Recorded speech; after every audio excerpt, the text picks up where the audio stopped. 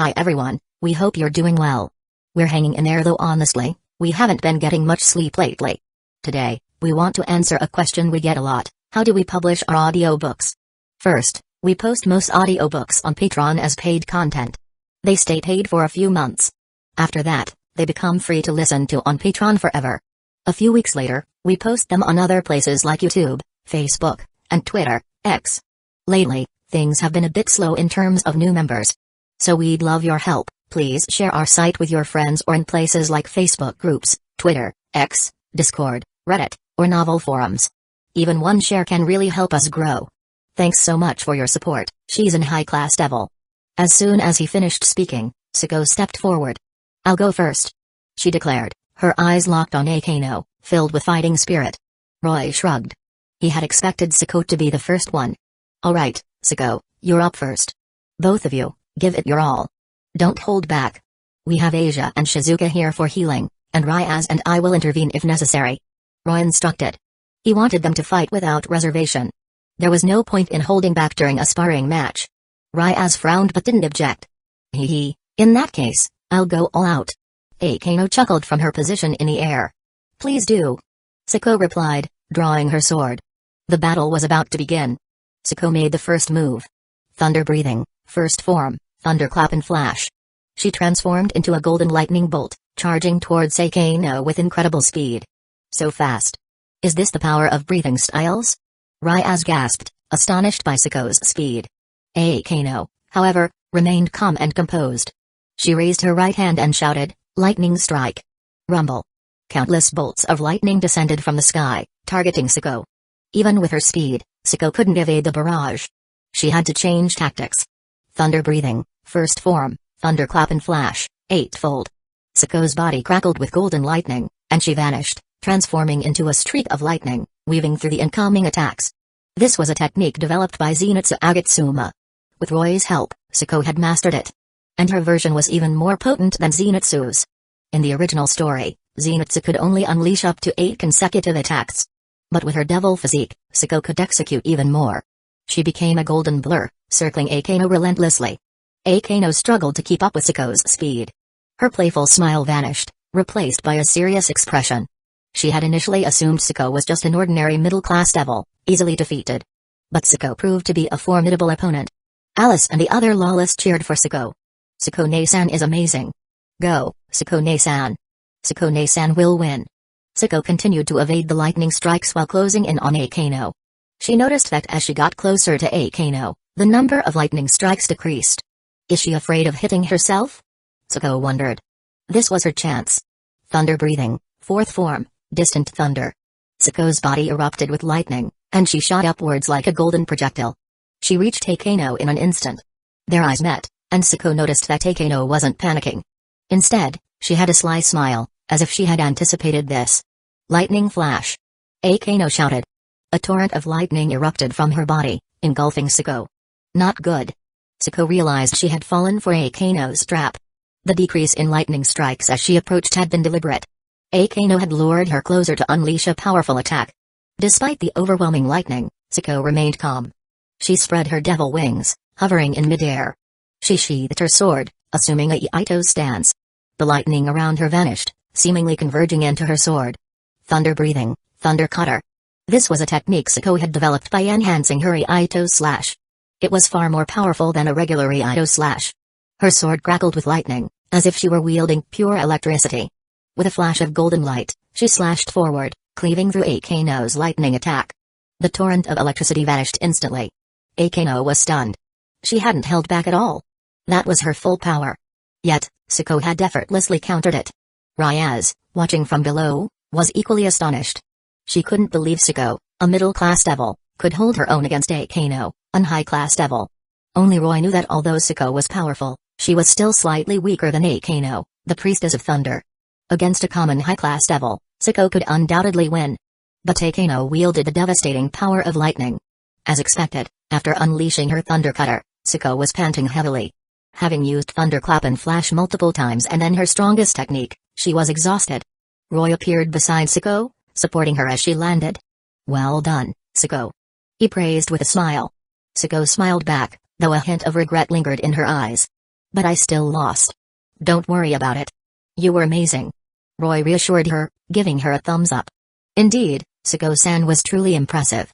If we were at the same level, I would have lost. Akeno admitted. If they had been equal in strength, Akeno might have been defeated in an instant. Sako looked at Akeno with renewed fighting spirit. The two women, both wielders of lightning, seemed to share a mutual respect. Alright, Akeno and Sako, take a break. Next. Roy turned to Konko. Konko-chan, would you like to spar? You can choose your opponent. Konko looked around and ultimately chose Nezuko. She noticed that Nezuko was the only one without a sword. As a rook, Konko primarily relied on her fists in combat, so she chose Nezuko, who didn't seem to use weapons. Roy and Ryaz exchanged amused glances. It seemed Konko had been playing games with Alice when Roy introduced Nezuko and Mitsuri, so she was unaware that Nezuko possessed the strength of an high-class devil. Alright, Nezuko versus Konko it is. Roy announced, then whispered to Nezuko, remember, no demonization. Okay. Nezuko nodded obediently. The two girls stepped into the arena and began their hand-to-hand combat. The sight of two petite girls exchanging powerful blows was somewhat surreal. In the end, Konko lost. Nezuko's strength was simply overwhelming, even without resorting to her demonization. Roy's servants are truly remarkable. But a rating game isn't won solely by the strength of one's peerage. Ryaz commented, a hint of envy in her voice. She couldn't help but admire Roy's powerful servants. Oh? Ryaz, are you implying that I, the master, am lacking in strength? Roy chuckled, recognizing the underlying message in her words. Perhaps we should test that. Ryaz grinned, accepting the challenge. They both entered the arena. Ryaz, attack me with all you've got. Roy said, gesturing for her to make the first move. Then I won't hold back. Ryaz unleashed her crimson demonic power, her hair swirling around her. Ha! She shouted, launching a crescent-shaped blast of black and red energy towards Roy. Ryaz's power of destruction was renowned for its ability to annihilate anything, a truly formidable power. However, Roy simply sidestepped the attack with ease. Too slow. He commented casually. Ryaz, provoked, unleashed a barrage of destruction magic. Ryaz, your attacks are a bit too straightforward, don't you think? Roy taunted. Indeed, both Ryaz and Akeno had somewhat limited attack patterns. Akeno's lightning attacks were direct and lacked variety. There were countless individuals who used lightning as a weapon, such as Enel from One Piece, who wielded the Goro Goro no Mi, the Rumble fruit. Enel had developed a wide array of powerful techniques, such as 30 million volt Hino, 30 million volt Elthor, 200 million volt Hamaru, max 200 million volt Vari, and Raigo. Compared to Enel's diverse and devastating lightning attacks, Akeno's techniques seemed rather lackluster. The same could be said for Ryaz. Ryaz, let me show you how to use your magic properly. Roy declared, no longer dodging. He reached out with his hand. Secret Art, Ice Mirror Reflection. He conjured a mirror of ice, and Ryaz's destruction magic was instantly reflected back at her. What? Ryaz exclaimed, surprised. She frantically dodged her own reflected attack. But that wasn't all. Secret Art, Ice Fang. Roy conjured several ice spikes that erupted from the ground around Ryaz, encasing her in ice. The girls were amazed by his display of power and technique. Amazing. Akeno gasped, her eyes wide with awe. His elegant moves and overwhelming power were far beyond her simple lightning attacks. But is a Ryaz senpai alright? Despite her astonishment, Akeno was still concerned about Ryaz. Haha, she's fine. Roy reassured her. He hadn't used his full power. Ryaz should be able to break free from this level of ice with ease. As if to prove his point. Crack. Crack. The massive ice sculpture began to crack, and Ryaz emerged, her body radiating black and red demonic energy. Aku. Ryaz shivered, her arms wrapped around herself. She was clearly freezing. Akeno glared at Roy and quickly wrapped a coat around Ryaz. Ryaz, are you alright? I'm fine. Ryaz replied, her voice trembling. Sorry, Ryaz. Roy apologized, realizing he had gone a bit overboard. He had developed many new techniques recently and couldn't resist showing them off. Roy-senpai, that was mean. Konko chided. It's okay. I was just too weak. Ryaz said, a hint of dejection in her voice. She was disappointed by her easy defeat but also impressed by Roy's strength and the elegance of his techniques. With the sparring session over, Ryaz suggested they go to the bathhouse. Roy was alone in the men's bath, as he was the only male student. The women's bath was nearby, and he could hear their cheerful chatter and laughter. Chapter 63, This Morning. If nobody cares to accept you and wants you in this world, Accept yourself and you will see that you don't need them and their selfish ideas. In the women's bath, Ryaz sat in the water, staring blankly at the surface, lost in thought. Ryaz, what's wrong? Akano asked, interrupting her contemplation. How strong do you think Roy is? Ryaz wondered aloud. I don't know how strong Roy-kun is, but I'm sure he can defeat Rizerphoenix. Akano reassured her with a smile. Ryaz's eyes lit up. Yes, you're right. Then Ryaz will become Roy-kun's fiancé. Akano teased. Ryaz blushed but didn't deny it. Meanwhile, Roy lay in the men's bath, bored, his eyes closed. Suddenly, the door opened. Roy looked up and saw Akano entering. Akano-senpai, what are you doing here? He asked, surprised. I thought Roy-kun might be lonely all by himself, so I came to join you. Akano replied, approaching him. Roy sighed. He wasn't some incompetent protagonist from a light novel. But this clearly wasn't the right time to devour Akano. He could only express his frustration with a sigh. But then, he thought, if I can't devour her, there are other things I can do. Back in the women's bath, Ryaz noticed Akano's absence. Konko, have you seen Akano? No, I haven't. Konko replied, engrossed in playing with Alice and the others. I saw Akano leave earlier. Suko informed them. Oh, she left? Ryaz nodded, but a sense of unease settled in her heart. The next day, Roy fulfilled his promise to teach Ryaz and the others breathing styles.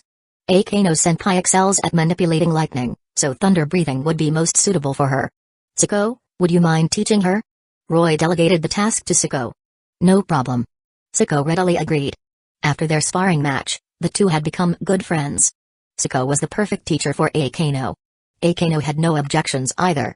Konko-chan is skilled in close combat, so stone breathing, which enhances strength and defense, would be ideal for her. Yes, thank you, Roy-senpai.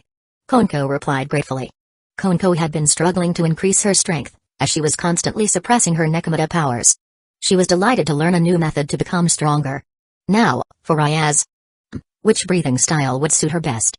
Roy pondered. Ryaz usually relied on her power of destruction in combat. Ryaz, why don't you choose for yourself? Roy decided to let her make the decision and explain the characteristics of each breathing style. After listening to his explanation, Ryaz asked, which breathing style do you use, Roy? Roy paused, then replied, I use water breathing. Ryaz smiled.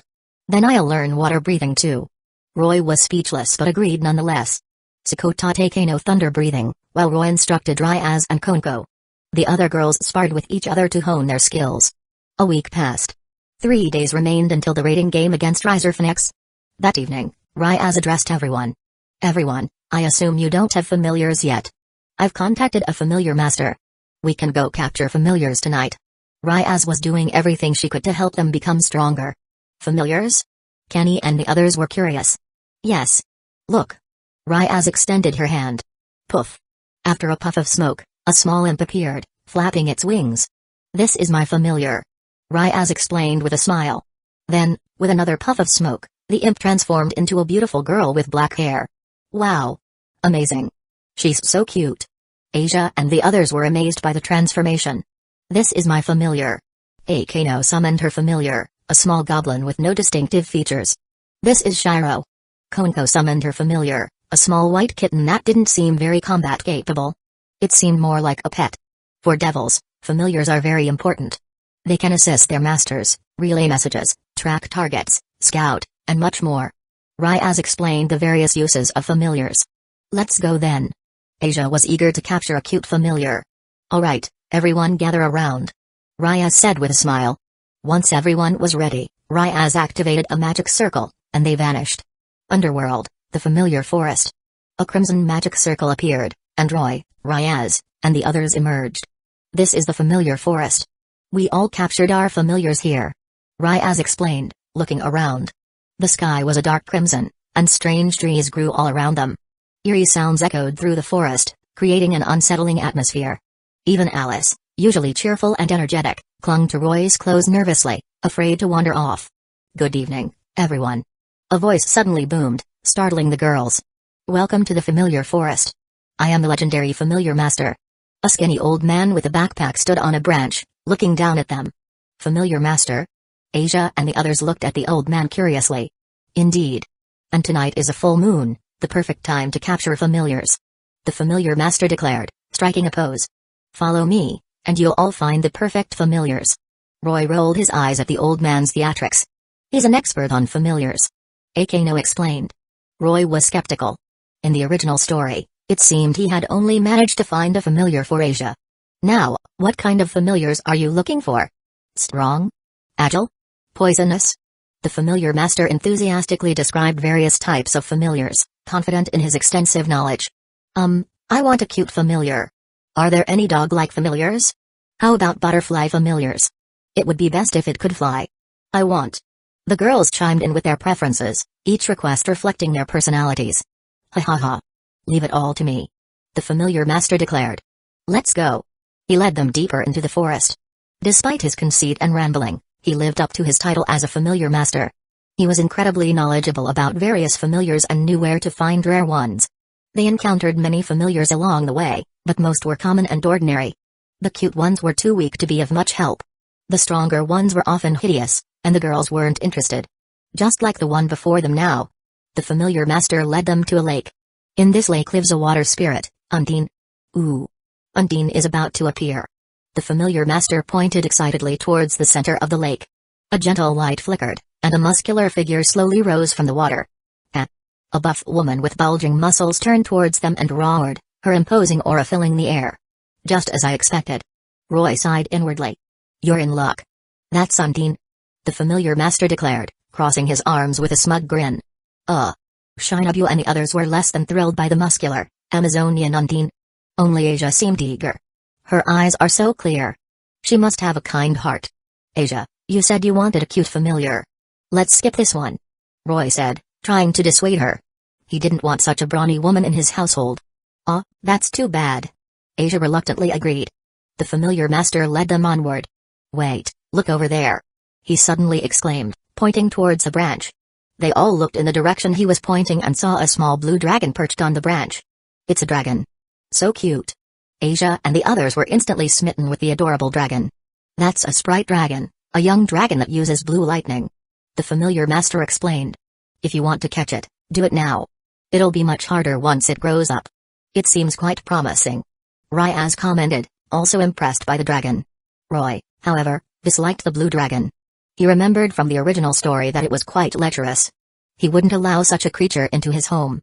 Just then, the dragon suddenly flew towards them. As it approached Roy, it unleashed a bolt of blue lightning. Roy smirked, effortlessly deflecting the attack and swatting the dragon away. The small dragon was no match for Roy's strength and was sent flying. Wait. The familiar master tried to stop it, but it was too late. Sprite dragons are usually only interested in pure maidens. He explained. That one must have taken a liking to this young lady. He pointed at Asia. And male dragons are very hostile towards other males, which is why it attacked this young man. The girls finally understood. The dragon had attacked Roy because it was attracted to Asia and saw Roy as a rival. But thanks to Roy's swat, it was gone, and they couldn't retrieve it now. They all looked at Roy with exasperation. Haha, don't worry, Asia. We might find an even cuter familiar later. Roy said, trying to comfort her. Okay. Asia replied, no longer dwelling on the lost dragon. They continued their search, but they couldn't find any suitable familiars. Let's call it a day. Ryaz decided. It was getting late, and they could continue their search tomorrow. They returned to the estate. The girls were disappointed that they hadn't captured any familiars. Roy thought for a moment, then opened his system interface. Although no new worlds had appeared, he noticed that he had gained another travel attempt. His eyes lit up. Among the previously available worlds was the world of Pokemon. This was perfect for their current situation. If there was one world teeming with potential familiars, it was the Pokemon world. There were countless Pokemon with incredible potential and diverse abilities. Most importantly, there were many adorable ones. Tomorrow, I'll take them to the Pokemon world to catch familiars, Roy decided. He turned to the girls with a mysterious smile. Get some rest, everyone. Tomorrow, I'll take you to a place where you can all find the familiars you desire. Really? Of course. Roy answered their questions without hesitation. But is there really such a place? Ryaz wondered. The familiar forest was widely considered the best place in the underworld to find familiars. Was there anywhere better? Haha, don't worry. There is. And Ryaz, you can catch one too. Roy assured her. We can too? Ryaz was surprised. Of course. Ryaz and the others already had familiars, but Pokemon didn't require contracts to be captured. The girls went to bed, filled with anticipation for the next day. The next morning, Roy greeted Ryaz. "Good morning, Roy." "Good morning, Ryaz." Chapter 64, Pokemon World. Strong Pokemon. Weak Pokemon. That is only the selfish perception of people. Truly skilled trainers should try to win with their favorites. "Is everyone ready?" Roy asked, looking at the girls gathered in the hall of the estate. Early that morning, Roy had instructed them to pack some essentials, as they would be camping outdoors in the Pokemon world to catch Pokemon. They could buy camping gear there, but some items had to be brought from their own world. "Ready?" The girls replied in unison. "Ryaz, you seem to be in good spirits today. Is it because of last night's visit?" Akano teased, alluding to Ryaz's nighttime rendezvous with Roy. "That's not true." Ryaz blushed. Akano giggled, enjoying Ryaz's flustered reaction. Era, how interesting. Perhaps I should pay Roy-kun a visit tonight as well." She mused with a playful smile. "Absolutely not," Ryaz declared, her hands on her hips. Akano laughed at her serious expression. "Alright, Ryaz, Akano, are you two ready?" Roy interjected, seeing their playful banter. "Yes, we're ready," they replied in unison, glancing at each other. "Then let's depart." Roy snapped his fingers with a grin. A white light enveloped them, and they vanished. Pokemon World. Roy and the girls materialized in a dense forest. "Where are we? This is completely different from the underworld. Is this the human world?" The girls looked around curiously. "Haha, this isn't the underworld or the human world. It's the world of Pokemon." Roy explained briefly. "Now, let's head to town to buy some supplies, then we'll go catch some Pokemon." The girls readily agreed. Ryaz and Akano, though puzzled by their surroundings, didn't voice their questions. They followed the path towards the nearest town. "Konko-chan, come look. There's a caterpillar," Alice exclaimed, pulling Konko towards a bush where she had found a Caterpie with the three little girls from the butterfly mansion. Konko looked at the Caterpie with disgust. How repulsive. The other girls also gathered around to observe the creature. "That's a big caterpillar. It's so ugly. It's quite plump. I wonder if it's edible." The girls chattered excitedly about the Caterpie. Roy's lips twitched. Someone actually wanted to eat the Caterpie. He saw that it was Shizuka who had made the comment. It seemed Shizuka had become quite passionate about cooking lately, wanting to turn everything into ingredients. Looking at the terrified Caterpie squirming under the girls' scrutiny, an idea struck Roy. "Shinobu-san, Kenny-san, would you two like to make it your familiar?" he asked with a mischievous grin. "Eek!" Shinobu and Kenny shrieked in unison. "No. Absolutely not!" they both exclaimed, shaking their heads vigorously. "Are you sure? Their evolved form is quite beautiful." Roy tempted them. The two girls shook their heads even more frantically. "Look over there." Roy pointed towards a flower patch behind a large tree. The girls followed his gaze. Several large butterflies danced among the flowers. They were Butterfree, the evolved form of Caterpie. Butterfree had a dark purple body and large white wings with black veins. Unlike real butterflies, they only had 4 legs, which were a pale turquoise color. They were beautiful and somewhat adorable. "Wow! Such beautiful butterflies. They're so cute. I want to catch one." The girls were captivated by the Butterfree's graceful appearance. Roy smiled, pleased with their reaction. "They're quite lovely, aren't they?" "Yes. I've decided to make one my familiar." "What do you think, Ne-san?" Shinobu asked Kenny, clearly smitten with the Butterfree. "I agree.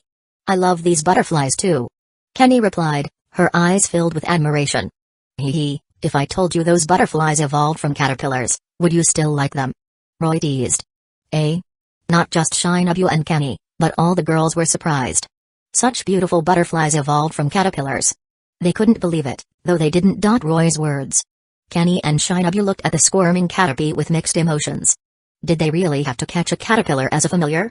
Haha, although it's better to raise a familiar from a young age, I suppose you can just catch the butterflies. Roy relented, seeing their conflicted expressions. Shinobu and Kenny sighed in relief. They had been worried that Roy would force them to take the Caterpie as their familiars. "But how do we capture them?" Shinobu asked eagerly. "It's simple. Just defeat them." "Defeat them? Those butterflies don't seem very strong. Don't underestimate them. Those are Butterfree, bug and flying type Pokemon," Roy explained. "They have useful support moves like Stun Spore, Sleep Powder, and Poison Powder. If trained well, they can even affect high-class devils." He briefly explained Butterfree's abilities. Although not particularly powerful, Butterfree were still valuable Pokemon. Ryaz, Akano, and Konko were surprised. Their familiars were purely functional and couldn't be used in combat. They hadn't expected such beautiful butterflies to be capable of affecting high-class devils. This piqued their interest in Pokemon. Shinobu and Kenny, after hearing Roy's explanation, were eager to try their hand at capturing Butterfree. They both attacked. The Butterfree weren't very high-leveled, and within moments, nearly 10 of them were defeated. Now, choose one each to become your familiar, Roy said with a smile. Shinobu and Kenny carefully selected the 2 Butterfree with the greatest potential and formed contracts with them. Since the Butterfree had been defeated by them, the contract formation was smooth and effortless. Royani-chan, I want a Butterfree too, Alice pleaded, tugging at Roy's clothes and pointing at the defeated Butterfree. The other girls also seemed interested. Even Ryaz and Akano were tempted. Such beautiful and capable familiars were rare in the underworld. Haha, don't worry, Alice. There are many other beautiful and powerful Pokemon here, Roy reassured her, patting her head. The girls abandoned the idea of capturing a Butterfree for now. They arrived at the town. It was Pallet Town. To Roy's surprise, this was the hometown of Ash Ketchum, the protagonist of the Pokemon anime. But he didn't dwell on it. He led the girls on a shopping spree, purchasing various supplies. He had obtained the money by selling some magic items. The cultural differences between the 2 worlds were vast, so even a simple magic item could fetch an exorbitant price here. After a day of shopping, they had acquired almost everything they needed. Most importantly, they bought Pokédexes. These devices contained information on almost every Pokemon, including their habitats. This would allow them to target specific Pokemon. Roy and his group left Pallet Town, planning to camp in the Viridian Forest that night and search for suitable Pokemon. They found a flat grassy area beside a small river. Roy decided to set up camp there. He sent Siko, Asia, and a few others to gather ingredients while he and Yuriko, Rika, and the others set up the tents. By the time they finished setting up camp, Siko and the others had returned. Roy noticed that Asia was carrying a Pikachu. Asia, where did you get that Pokemon? He asked curiously. I found it while picking fruits over there. It was injured. Asia explained, gently stroking the Pikachu. It's so cute. Asia-san, can I pet it? Alice asked, eager to touch the adorable creature. Asia handed the Pikachu to Alice. Asia-san, what's its name? Alice asked as she petted the Pikachu. Well, its name is Pikachu, Roy interjected, taking out his Pokédex and scanning the Pikachu. He then handed the Pokédex to Asia. The other girls gathered around to see. Pikachu was the most iconic Pokemon. Its adorable appearance was a favorite among girls. And it was quite powerful. In the original story, Ash had overcome many challenges with his Pikachu. The girls were smitten after reading Pikachu's information. Since Asia found it and healed it, she can have it as her familiar, Roy declared. The girls had no objections. Asia formed a contract with the Pikachu without hesitation. They were quite lucky. 3 of them had already found their ideal familiars on their first day. Just then, Shizuka, Akano, and the others returned from their foraging expedition. Huff. It's so heavy, Shizuka exclaimed, setting down a large bag and wiping the sweat from her brow. Shizuka, what did you bring back? It can't be that heavy, can it? Hee hee, I found some good stuff, Shizuka replied with a proud grin. Look. She opened the bag, revealing several eggs the size of wash basins. Wow. Shizuka, where did you find these eggs? Saya asked in surprise. Over there, hee hee. Wait, these eggs. Roy felt a sense of familiarity. He quickly took out his Pokédex and scanned one of the eggs. They're Chansey eggs. This meant there was a Chansey nearby. Roy was excited. Chansey? Shizuka tilted her head, confused. Yes, Chansey. It's a rare wild Pokemon, Roy explained. Chansey were incredibly rare. It was said that those who encountered them would be blessed with good fortune. Chansey laid several eggs a day. These eggs were not only nutritious but also incredibly delicious. Even those with no appetite couldn't resist them. Moreover, consuming these eggs could heal injuries. Many people sought to capture Chansey for their nutritious eggs, but they were rarely seen. He hadn't expected Shizuka to stumble upon one. Shizuka, quickly take me to where you found the eggs. Your familiar awaits, Roy said eagerly. Really? Shizuka's eyes lit up.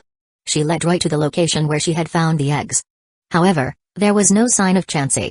It seemed Chansey hadn't returned yet, or perhaps it had left for some reason. Roy and Shizuka searched the surrounding area.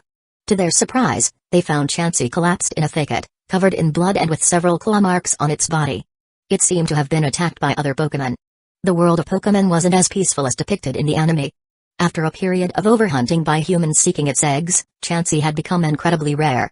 Moreover, other Pokemon also preyed on Chansey, which was another reason for their scarcity. Shizuka, quickly heal it.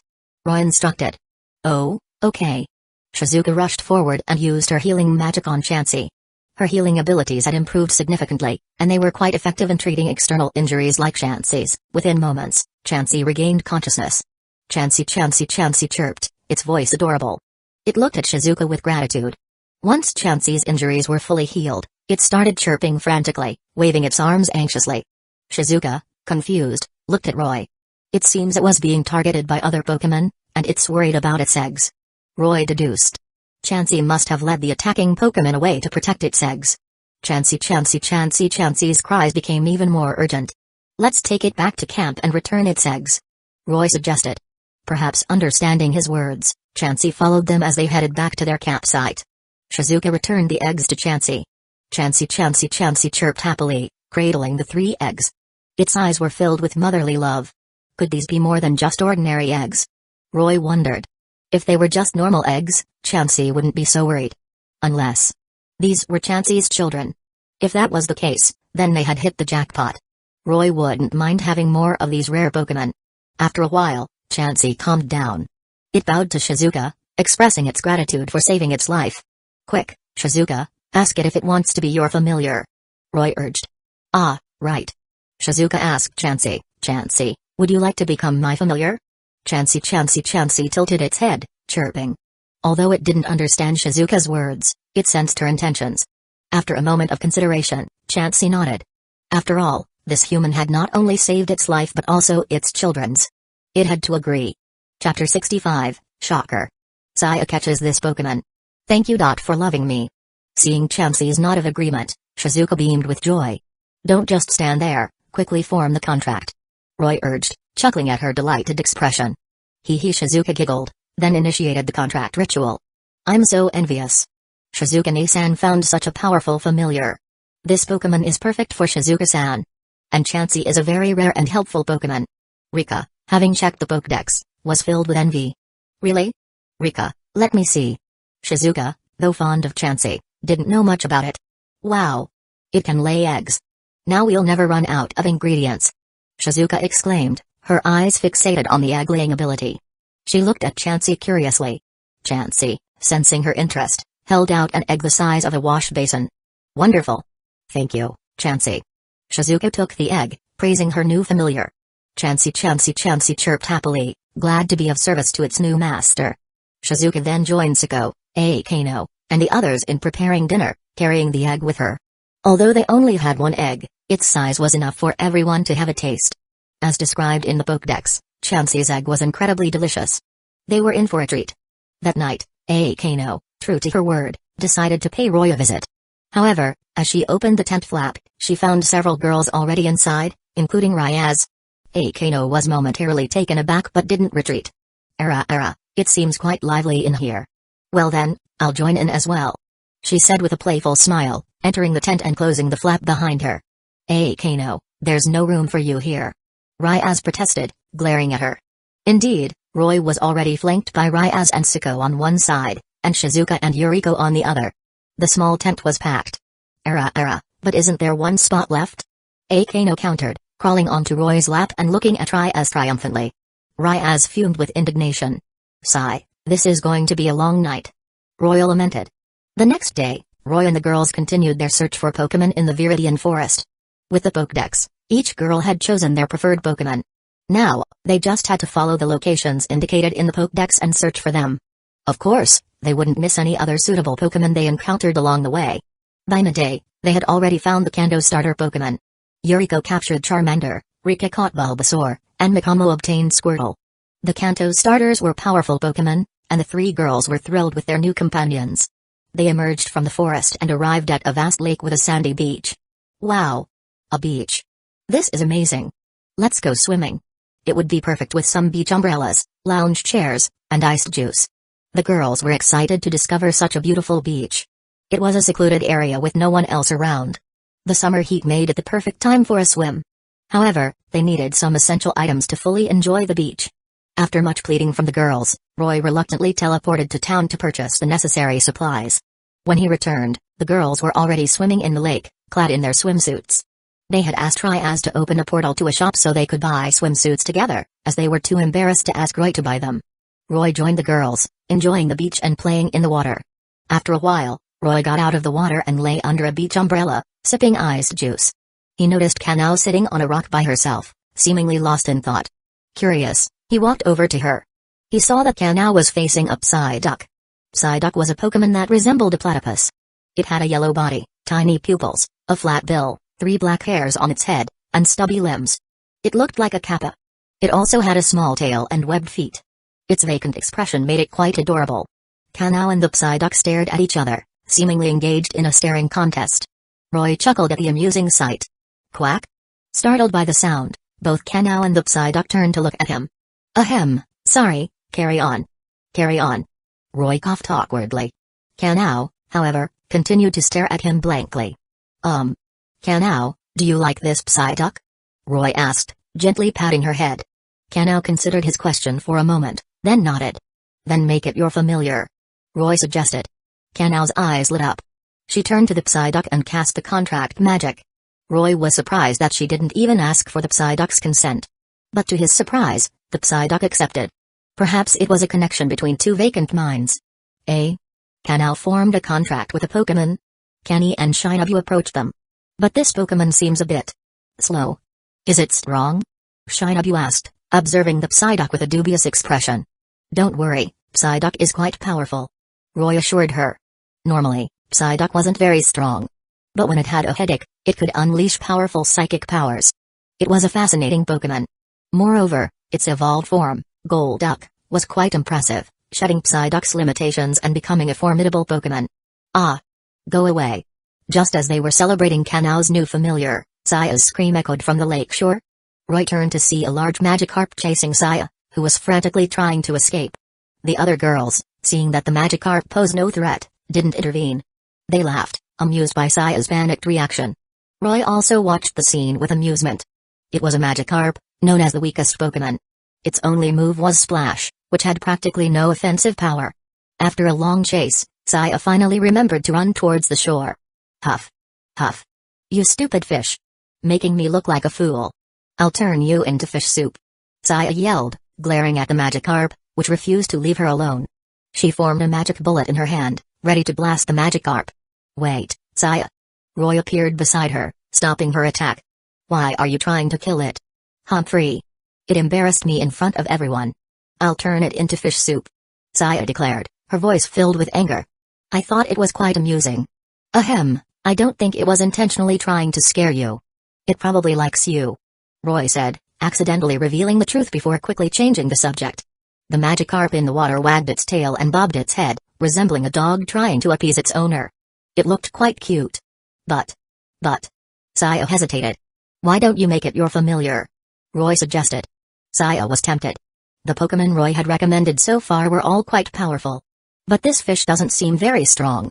She said, still hoping for a powerful familiar, as she wasn't skilled in combat herself. Well, Magikarp is indeed weak. You could even say it's extremely weak. Roy admitted. Saya's face darkened. So you introduce them to powerful Pokemon, and I get stuck with this weakling? She thought, feeling a bit aggrieved. Seeing her pout, Roy decided to stop teasing her. Magikarp is indeed very weak, with almost no offensive capabilities. But. He paused. But what? Saya asked eagerly. But when Magikarp evolves into Gyarados, it becomes incredibly powerful. Saya couldn't believe it. Really? Of course. Here, see for yourself. Roy handed her the Pokédex. Saya checked the Pokédex. It was true. When Magikarp evolved into Gyarados, it became incredibly powerful, capable of overwhelming most Pokemon. However, very few Magikarp successfully evolved into Gyarados. Magikarp were one of the most common Pokemon. But Gyarados were rarely seen, indicating the difficulty of evolution. Once evolved, however, Gyarados were incredibly strong. Their Hyper Beam could incinerate anything. In ancient times, there were records of this fierce Pokemon burning entire cities to ash. With city-destroying power, it was at least on par with an ultimate class devil. After reading the information, Saya was conflicted. She desired the power of Gyarados but also worried that her Magikarp might fail to evolve. Don't hesitate, Saya. I think this Magikarp has great potential. It should be able to evolve. Roy encouraged her. Alright. Saya decided, trusting his judgment. She used the contract magic and successfully made the Magikarp her familiar. The Magikarp, now a familiar, became even more lively, splashing around excitedly. Honestly. Come here. Saya called out to her new familiar. The Magikarp swiftly swam towards her. You better evolve into Gyarados, or else. Humphrey. Saya threatened playfully, petting the Magikarp. The Magikarp seemed to understand her words and calmed down. Then, its body began to glow white. What's this? Saya looked at the glowing Magikarp, then at Roy, confused. It's evolving. Roy explained. Really? That's great. Saya exclaimed with joy. But the Magikarp didn't seem to be evolving successfully. The light around it started to fade. Oh no, it's failing. What do we do? Saya asked anxiously. Roy's eyes lit up. Saya, try using your magic. Without hesitation, Saya channeled her magic into the Magikarp. A miraculous scene unfolded. The white light around the Magikarp intensified as Saya's magic flowed into it. The light elongated, and the Magikarp successfully evolved into Gyarados. Roar. The newly evolved Gyarados let out a triumphant roar. The other Pokémon in the vicinity trembled in fear. Saya beamed with joy, seeing her Magikarp evolve into such a majestic and powerful Gyarados. Koi, come here. She called out, having already chosen a name. Gyarados were known for their violent tempers. Once enraged, they wouldn't calm down until they had destroyed everything in their path. There were records of Gyarados rampaging for months on end. They were incredibly ferocious Pokémon. However, under Saya's command, this Gyarados obediently lowered its head, its demeanor gentle. Congratulations, Saya, on catching such a powerful Pokémon. Saya-ne-san, you're amazing. Koi looks so cool. I want to ride it. Shizuka and the others congratulated Saya on her new familiar. Saya's familiar was the strongest among them so far, and they were envious. Saya, here you go. Roy said, handing her a Pokeball. What's this? Saya and the others looked at the Pokeball curiously. This is a special type of Pokeball called a dive ball.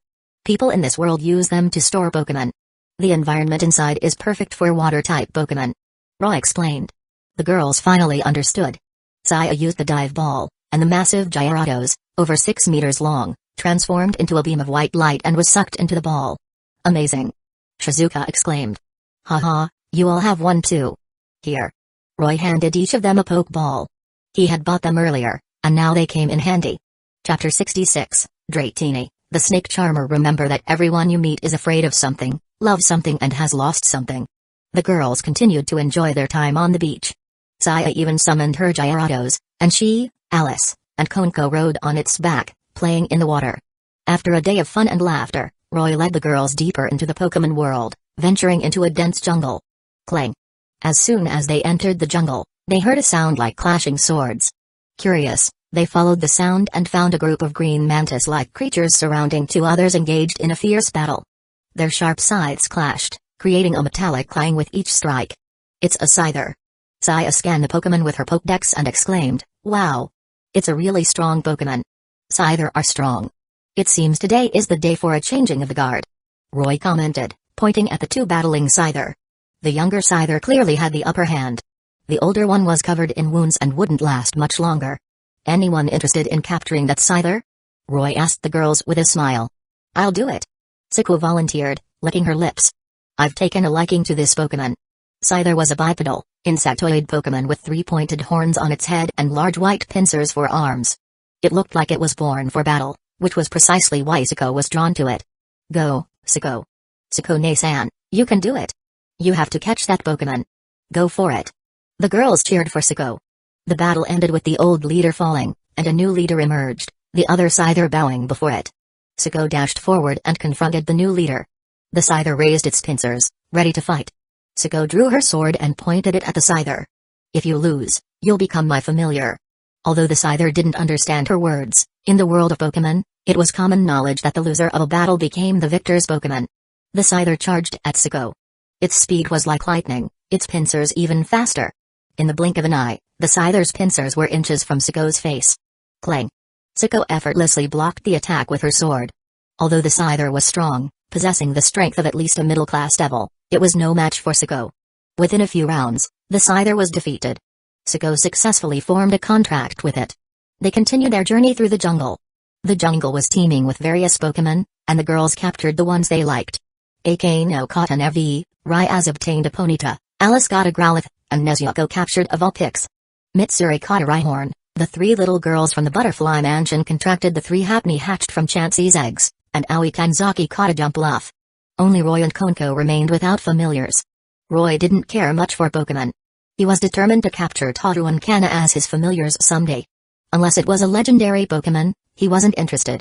Konko, naturally, preferred cat-like Pokemon, but they hadn't encountered any yet. The first cat-like Pokemon that came to Roy's mind was Meowth. Meowth were usually found in towns, so he led the girls back to civilization. In a restaurant, Roy and the girls enjoyed a delicious lunch, savoring the unique cuisine of the Pokemon world. Roy noticed Ryaz's hesitant expression. "Ryaz, what's wrong?" he asked. "Aren't you worried about the rating game against Riser?" Roy understood her concern. "Haha, don't worry, Ryaz. No matter how long we stay here, it'll only be an instant back in our world," he reassured her. Ryaz was surprised but ultimately believed him. She no longer worried about the rating game. Just then, Roy noticed Konko, Alice, and the other Lawless running out of the restaurant. Curious, he followed them and found Konko feeding some food to a dirty stray cat. The cat had pale yellow fur, with its tail tip and hind paws turning brown. A shiny oval coin was attached to its forehead. Despite its scruffy appearance, it exuded an air of determination. It was a Meowth, the Pokemon Roy had been looking for. It seemed Konko and Meowth were destined to meet. Of course, Roy was mistaken. Stray Meowth were quite common in cities, often resorting to stealing food, making them a nuisance to humans. "It seems Konko has found her partner," Ryaz commented, approaching them with a smile. "Can I make it my familiar?" Konko asked, looking at Roy and Ryaz.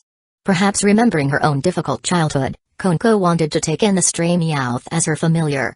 "Of course," Ryaz agreed with a smile. "Meowth is a good Pokemon," Roy added. With their approval, Konko took out a Pokeball and held it out to the Meowth. The Meowth looked at Konko with determined eyes, then willingly transformed into a beam of light and entered the Pokeball. Konko smiled, having successfully captured the Meowth. She bowed to Roy. "Thank you, Roy-senpai." "Haha, you're welcome, Konko-chan. You caught it yourself," Roy replied, patting her head. "Now that everyone has a familiar, it's time for us to return," Roy announced, leading the girls back to the restaurant. But Roy hasn't caught a familiar yet, has he?" Akano pointed out. "I don't need one," Roy said dismissively. "I'm going to be a Dragon Knight," he thought to himself. "Pokemon aren't that important, especially since I haven't encountered any legendary ones." "That's not fair, Roy-chan. You helped everyone else catch Pokemon, but you don't have one yourself," Shizuka protested, pouting. "Yes, how can you be the only one without a familiar? Let's continue our search," Ryaz urged. Yeah. The other girls chimed in. Unable to refuse their enthusiastic requests, Roy reluctantly agreed to continue their Pokemon hunt. This time, he decided to settle for any Pokemon that caught his eye. Legendary Pokemon were simply too rare. That evening, they set up camp by a river. The girls busied themselves with preparing dinner. Suddenly, a large net fell from the sky, trapping Chansey, who was collecting ingredients by the river. "Chansey? Chansey?" Chansey cried out in distress. Shizuka was startled. "Who's there?" Siko reacted quickly, realizing someone was trying to steal Chansey. "Since you asked, we shall generously inform you. To protect the world from devastation. To unite all peoples within our nation. To denounce the evils of truth and love. To extend our reach to the stars above." Hearing those familiar lines, Roy knew who had arrived without even looking. The other girls, however, cringed at the over-the-top, Chunabu-esque introduction. "Release my Chansey," Shizuka demanded, glaring at the trio. "That's not happening. Chansey is a rare Pokemon," James replied with a sly grin. "By the way," Jessie chimed in, pointing at the Pikachu in Asia's arms, "would you mind handing over that Pikachu?" "No." Asia hugged Pikachu tightly and shook her head. "Humphrey. If you refuse, we'll take it by force," Jessie sneered. Wheezing. "Ikens." They both released their Pokemon. "Quite arrogant, aren't they?" Roy muttered, watching Team Rocket. He hadn't expected the comedic relief trio from the anime to be so aggressive. "Let me handle them," Mitsuri declared, stepping forward. "No need. This is the world of Pokemon. We'll settle this with Pokemon," Roy said, stopping her. Saya's eyes lit up. She threw a Pokeball, shouting, "Go, Koi!" "What?" "It's a Gyarados." Jessie, James, and Meowth trembled in fear at the sight of the massive, intimidating Pokemon. Team Rocket was still weak at this point in time, nowhere near their later strength. Even their Akans and Weezing cowered, too afraid to attack. Gyarados had the Intimidate ability, and its power was on a completely different level. Koi, use Twister. Saya commanded. Roar. Gyarados unleashed a powerful Twister. Akans, Weezing, and Team Rocket were swept up into the sky and disappeared. Looks like Team Rocket's blasting off again. We'll be back. Meowth. Roy's eye twitched as he heard their familiar catchphrase. Wow. Saya-san is so cool. Alice and the other Lawless cheered, impressed by Saya's quick victory. Ahaha. Saya couldn't help but feel a sense of accomplishment. Despite being a genius, she had never battled with Pokémon before. In just a few days, she had already grasped the basics of Pokémon battles. But why do Pokémon need to be commanded? She wondered. Wouldn't it be better to train their independent combat abilities? It seems Saya has the potential to become a Pokémon master. Roy praised. Humphrey. Of course. Saya replied, puffing out her chest. Just then, Nezuko stepped on something soft. She looked down, confused. Roy noticed her reaction and walked over. It seems to be the shed skin of some kind of snake Pokémon. No, wait. Saya scanned it with her Pokédex and exclaimed, it's a Dratini's shed skin. This is great. What is it? Shinobu asked, confused. Dratini is a legendary Pokémon. Now Roy can have it as his familiar. Saya explained excitedly. The girls were thrilled to hear about legendary Pokémon. Roy was also intrigued. He knew about Dratini. Where can we find it? Akano asked curiously. Dratini is a serpentine Pokémon that lives in lakes and rivers. Saya pointed towards the nearby river. It must still be in this river. They all looked at the river. Due to Saya summoning Gyarados earlier, the river was eerily silent. The other Pokémon were too scared to show themselves, let alone the timid Dratini. Saya felt a bit embarrassed. Haha, don't worry, Saya. If we know Dratini is in this river, we can lure it out. Roy said confidently. Really? Of course. How? We'll leave that to Shizuka. Roy turned to Shizuka. Eh? Me? Shizuka pointed at herself. Yes. Chansey eggs are a favorite food of many Pokémon. We can use them to lure out the Dratini. Okay, no problem. Shizuka replied enthusiastically, then went to prepare the food with Chansey. Let's help too. The girls joined in, and soon, the campsite was filled with a delicious aroma. Many Pokémon, attracted by the smell, gathered nearby, drooling.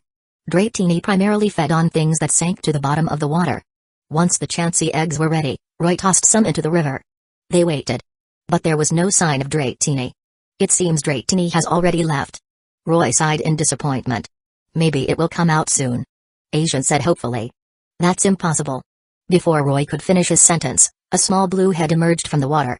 It had purple eyes, a white bump on its forehead, white fins on either side of its head, and a large, round, white nose. This adorable creature was Dratini. It's Dratini. Saya exclaimed, barely containing her excitement. She lowered her voice, afraid to scare it away. Roy didn't try to capture it immediately. Instead, he calmly placed some Chansey eggs on the river bank. Dratini's eyes lit up at the delicious smell, but its timid nature made it hesitate to approach the group of humans. Roy and the others pretended to ignore the Dratini and continued eating their dinner. After a while, the allure of the food overcame its fear, and Dratini slowly swam towards the shore. Seeing that no one was paying attention to it, Dratini cautiously took a bite of the eggs. It quickly finished the small portion.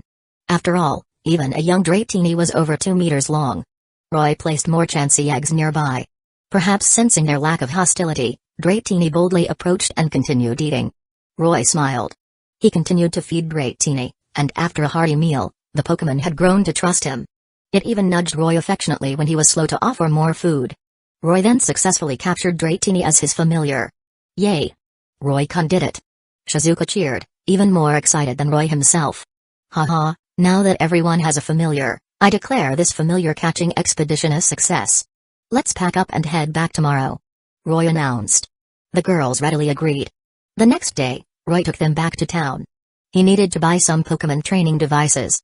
These devices could teach Pokémon various moves, increasing their strength. He also needed to purchase evolution stones, essential for evolving certain Pokémon. Once everything was ready, Roy and the girls returned to the world of high school DxD. Chapter 67, Roy's First Queen, From High Class to Mao. Friendship is not determined by how much time you spent together. High school DxD world, Rya's mansion, we're finally back. This trip was quite fruitful. Yes, everyone caught amazing familiars. Roy-sama is really incredible. The girls chattered excitedly as they returned to the mansion. They released their Pokémon, filling the mansion with even more energy and activity. After a while, they went to rest. After all, they had been camping outdoors for the past few days, and nothing beat the comfort of home. Roy and Ryaz were the only ones left in the spacious living room. "Ryaz, you must have many questions," Roy said softly, sipping the tea Kano had prepared. Their trip to the Pokémon world had revealed many unbelievable things. But Roy knew the girls wouldn't pry if he didn't offer an explanation. That was one of the things he appreciated about them. "Yes, I do have many questions," Ryaz admitted, setting down her teacup and sitting beside Roy. She wrapped her arms around his neck, her bright eyes gazing into his. "If you want to tell me, I'll listen." Seeing her understanding and supportive demeanor, Roy couldn't resist any longer. He leaned in and kissed her. Ryaz was momentarily surprised but quickly responded to his kiss. Suddenly, a burst of flames erupted in the room. A fiery magic circle appeared, emblazoned with a flame-like crest. Ryaz seemed to sense who was arriving. She gently pushed Roy away. Roy also knew who it was, Riser Phoenix. But he didn't care. He was focused on Ryaz. The magic circle flared, bathing the room in a crimson light. Flames surged from the circle, and a wave of heat washed over them. A figure emerged from the magic circle. "Yo, Ryaz, I've come to get you," the figure announced, then froze, his eyes widening at the sight of Roy and Ryaz locked in an embrace. His face instantly darkened, and his aura flared with rage. Roy finally released Ryaz, having savored her kiss.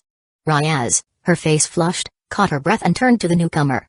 "Riser Phoenix, this is the Greenery territory," she warned. The newcomer, dressed in a red suit with his jacket casually unbuttoned, was indeed Riser Phoenix. "Ryaz, you're a high-class devil. How can you associate with this trash?" He scoffed, seemingly unfazed by what he had just witnessed. "It's none of your business who I associate with. And Roy is not trash," Ryaz retorted coldly. "Ryaz, don't forget, I'm your fiancé. I've come to take you back to the underworld with me," Riser declared, approaching her with a smug grin. He reached out to caress her cheek, completely ignoring Roy. "Calling me trash? I can't let that slide," Roy said, his voice low and dangerous. The room, previously filled with the heat from Riser's flames, suddenly turned icy cold.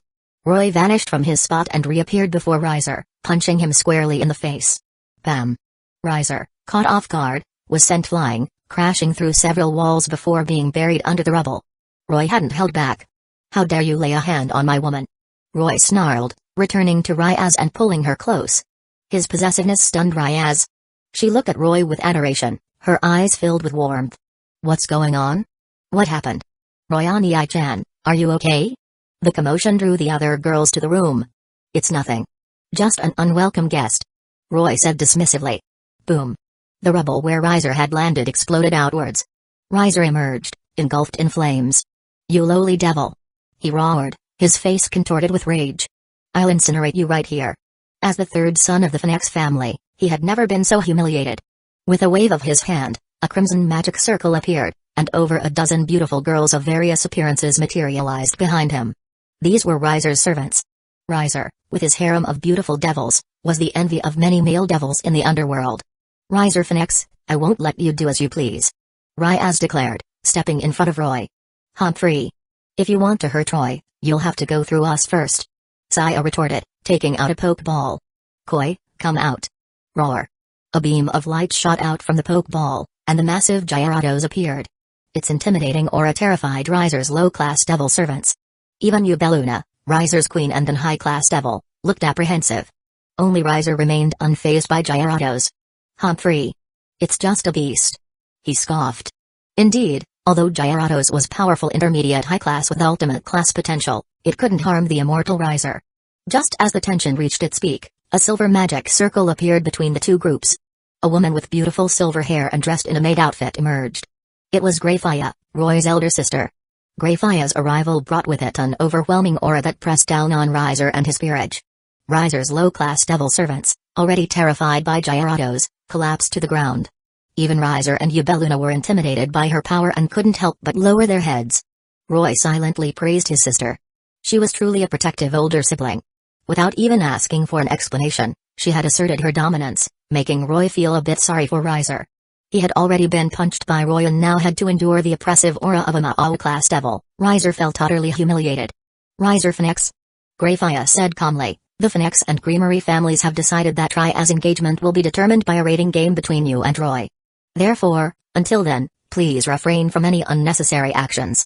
The silver-haired Annihilation Queen. Damn it. Riser cursed under his breath, recognizing Greyfire. He didn't act rashly anymore. After all, this was the woman who had challenged Seraphol Leviathan for the title of the strongest female devil. You challenge me to a rating game? Humphrey.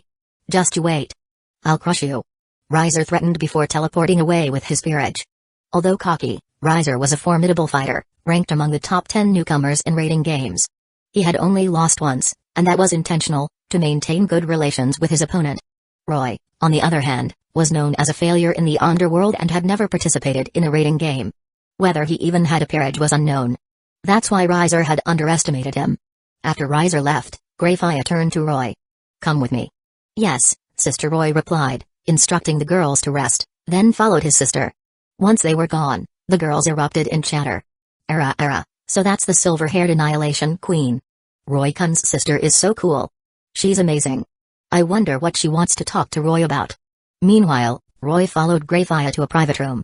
His sister was elegant and beautiful, though her maid outfit seemed a bit out of place. He wasn't sure when she had developed a fondness for maid outfits. Of course, Roy didn't mind. Roy, you don't have a queen in your peerage yet, do you? Greyfire asked. No, Roy admitted, surprised by her question.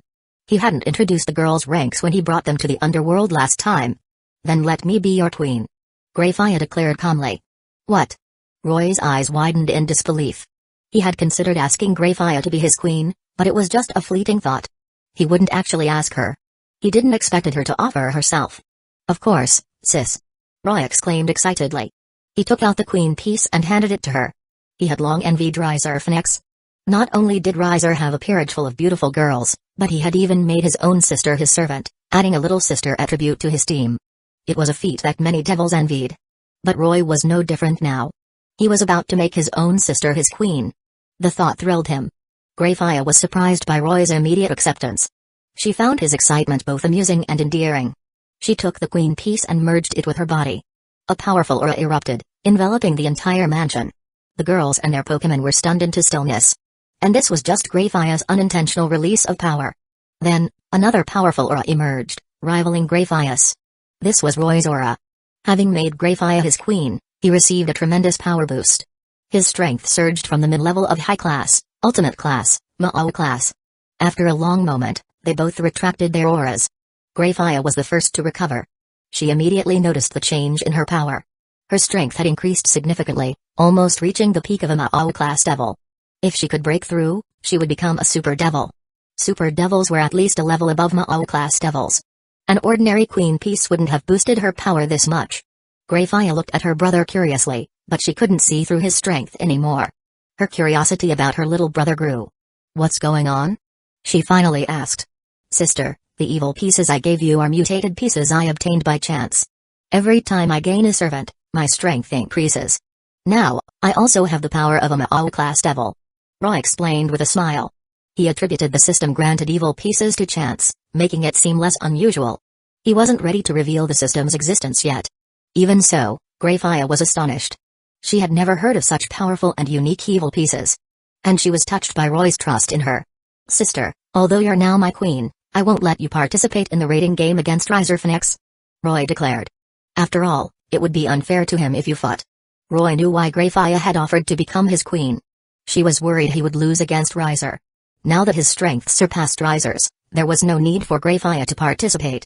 Even with his previous high-class devil strength, Roy was confident in his victory. Very well. Greyfire agreed. Now that Roy was a Mao-class devil, she had no reason to worry. No matter how powerful Riser's immortality was, he was still just an high-class devil. He couldn't defeat a Mao. Roy and Greyfire returned to the living room. The damaged walls had been repaired, a testament to the convenience of magic. Roy addressed the girls with a smile. I have an announcement to make. The girls looked at him expectantly. Sister has become my queen. The girls were stunned. They hadn't expected the aloof and serious Greyfire to become Roy's queen. That's great. Now we'll definitely win the rating game against Riser. Asia exclaimed, relieved. She had been worried about the upcoming match. Yes. Greyfire-sama is as strong as a Mao. She can easily defeat that Riser chicken. Alice chimed in. No, Sister won't be participating in the rating game. Roy corrected them. After all, it would be bullying to have her fight Riser. And even without Sister, I'm confident we can win. Yes, we've been training hard for this. We've all become much stronger. Suko added with a smile. Chapter 68, the rating game begins. If Kira gets caught, he is evil. If Kira rules the world, he is justice. When it came to dedication and effort, Suko was undoubtedly the most diligent among them. Her statement resonated with the others. Humphrey. I definitely want to participate in this rating game, Saya declared, confidently holding up her pokeball and looking at Roy. According to the rules of the rating game, only 1 queen, 2 bishops, 2 knights, 2 rooks, and 8 pawns could participate, along with Roy, the king. Roy had 5 potential bishops: Saya, Shizuka, Asia, Yuriko, and Alice. That's why Saya was the first to volunteer. Having obtained a powerful familiar as Gyarados, she naturally wanted to showcase her strength. Shizuka, Asia, and the others hadn't realized this limitation yet. Roy considered Saya's request for a moment, then nodded. All right, Saya, you can participate. Saya beamed with joy, determined to perform well in the rating game. Now that Saya has brought up the topic of participants, let's decide on the lineup, Roy said, looking at the girls. For the rooks, we'll have Nezuko and Mitsuri Kanraji. Leave it to us. Nezuko and Mitsuri declared confidently. They were the only ones in Roy's peerage with high-class devil strength. For the knights, I'll rely on Suko and Kanao. No problem. Suko replied with a smile. Kanao nodded in agreement. For the bishops, we have Saya, and... Roy looked at Asia, Alice, Shizuka, and Yuriko. Yuriko was still quite weak, as was her Charmander. The same applied to Alice. Shizuka's healing magic wasn't very proficient yet, and her Chansey wasn't suited for combat. Asia, with her sacred gear, Twilight Healing, was the most suitable for a support role. Moreover, her Pikachu was a decent fighter and could protect her. So, the bishops will be Saya and Asia. Yay! Asia was overjoyed to be chosen. Saya, you sly fox. Yuriko grumbled, pouting at her daughter. Saya must have known about the rating game's limitations beforehand, which was why she had volunteered so quickly. Humphrey. Saya, hearing her mother's complaint, crossed her arms and let out a haughty snort, unable to hide her smug grin. Finally, for the pawns. We'll have Rika, Kami, Shinobu, Mikamo, and Aoi Kanzaki. Although 8 pawns could participate, these were the only ones available in Roy's peerage. No problem. Leave it to us. Rika exclaimed excitedly. Her strength had increased significantly through training, and she was eager to prove herself. Roy-sama. What about us? The 3 little girls from the Butterfly Mansion approached Roy, their eyes wide with anticipation. Roy had overlooked them. They were technically pawns as well, but they were simply too young to participate in a rating game. He patted their heads gently. You can cheer for us. Okay. The 3 Lalas nodded obediently, their cuteness overwhelming. I envy you, Roy. You have so many exceptional servants. Ryaz commented, her voice laced with a hint of longing. Roy's servants were not only powerful and promising but also got along well with each other. In all these years, she only had Akano and Konko. Roy, in just a short time, had assembled such a formidable peerage. Ryaz couldn't help but feel envious. Haha, Ryaz. You'll find exceptional servants too. Roy reassured her with a chuckle. Seeing her dejection, he decided to help her recruit Zenovia and Arena Shidu, the holy sword users, when they encountered them. Well then, it's time for me to return to the underworld. Greyfire suddenly announced. Greyfire-sama, won't you stay a bit longer? Alice and the other Lawless pleaded. Greyfire smiled and patted their heads. The Greemery and Phoenix families initially wanted me to be the referee for this rating game, but I declined. Now that there's nothing to worry about here, I'll accept the referee position after all. She turned to Roy with a smile. Roy, I'm looking forward to your performance. I'll do my best. Roy replied confidently. Perhaps because Roy was growing stronger, Greyfire smiled more often now. Greyfire nodded in satisfaction and activated a magic circle, vanishing before their eyes. As soon as her magic circle disappeared, another one appeared in the living room. Who's that? Ryaz wondered, looking at the glowing circle. The light faded, revealing 2 figures. Suna. Ryaz and Roy were surprised to see Suna Saitri and Tsubaki Shinra. Sona Kayaku has come in person. Akano greeted them with a smile and went to prepare tea. Sona, what brings you here? Ryaz asked curiously. Of course, it's about your engagement, Ryaz. This matter has become quite the sensation in the underworld. Sona replied, glancing at Roy meaningfully. Roy felt a headache coming on. He had recently flirted with Sona, promising to make her his fiancée if he defeated her in a chess game. Now, in a short span of time, he was about to participate in another game, this time for Ryaz. Even Suna was surprised by this development. She was a bit jealous, of course. After all, she had been paying close attention to Roy, and they had that agreement. But Suna didn't mention it and instead chatted amicably with Ryaz. Roy sat quietly, feeling a bit awkward. After a while, Suna announced her departure. "Suna-senpai, let me see you out," Roy offered. He wanted to talk to Suna privately. Otherwise, she would have just teleported away. Suna nodded and turned to Tsubaki. "Tsubaki, you can go back first." "Yes, Keiku." Tsubaki replied and teleported away. Roy and Suna left the mansion. Under the moonlight, they strolled side by side. Roy hesitated, unsure how to broach the topic. "It seems you've forgotten our agreement," Suna said, breaking the silence. Roy quickly stepped in front of her. "Of course not," he denied. Suna looked at him calmly. "Then why are you participating in a raiding game against Riser Phoenix for Ryaz?" she asked. Roy sighed. "Well, I can't just stand by and watch Ryaz get engaged to that idiot, can I? What about our agreement?" "Don't worry, senpai. I'll defeat you and make you my fiancé," Roy assured her. Suna finally understood. Her little brother was quite greedy. He wanted both of them. "You're quite greedy." "I've changed my mind." "What?" Roy panicked, thinking she was retracting their agreement about the raiding game. Before he could speak, Suna continued. "I've changed my mind. Unless you can defeat my sister, I won't agree to become your fiancé." Roy stared at her in surprise. Wasn't that the same condition as before? To win Suna's hand, he had to overcome her sister, Ma'o Seraphal Leviathan. This was something he had already anticipated. After all, Seraphals' Siscon tendencies were well known throughout the underworld. "Fine, not even Ma'o can stop my resolve," Roy declared. "Perhaps I can get a 2-for-1 deal and defeat both sisters," he thought to himself. Suna was touched by his words. She was unaware of his current strength and still believed he was a middle-class devil. He was willing to challenge Ma'awa for her sake. A smile finally graced her lips. Under the romantic moonlight, Roy couldn't resist any longer. He pulled Suna close and kissed her. 2 days passed quickly. Roy and the girls relaxed and enjoyed their time together, taking a break from training. In the subspace modeled after Kwa Academy, Roy and his peerage appeared in the Occult Research Club. As soon as they materialized, Greyfire's voice echoed through the space. "Greetings, everyone. I am Greyfire Lucifuge, the referee for this raiding game between Roy Lucifuge and Riser Phoenix. This raiding game will be held in a subspace modeled after Kwa Academy in the human world, as per the agreement between both parties." In the underworld, the raiding game arena was packed with spectators.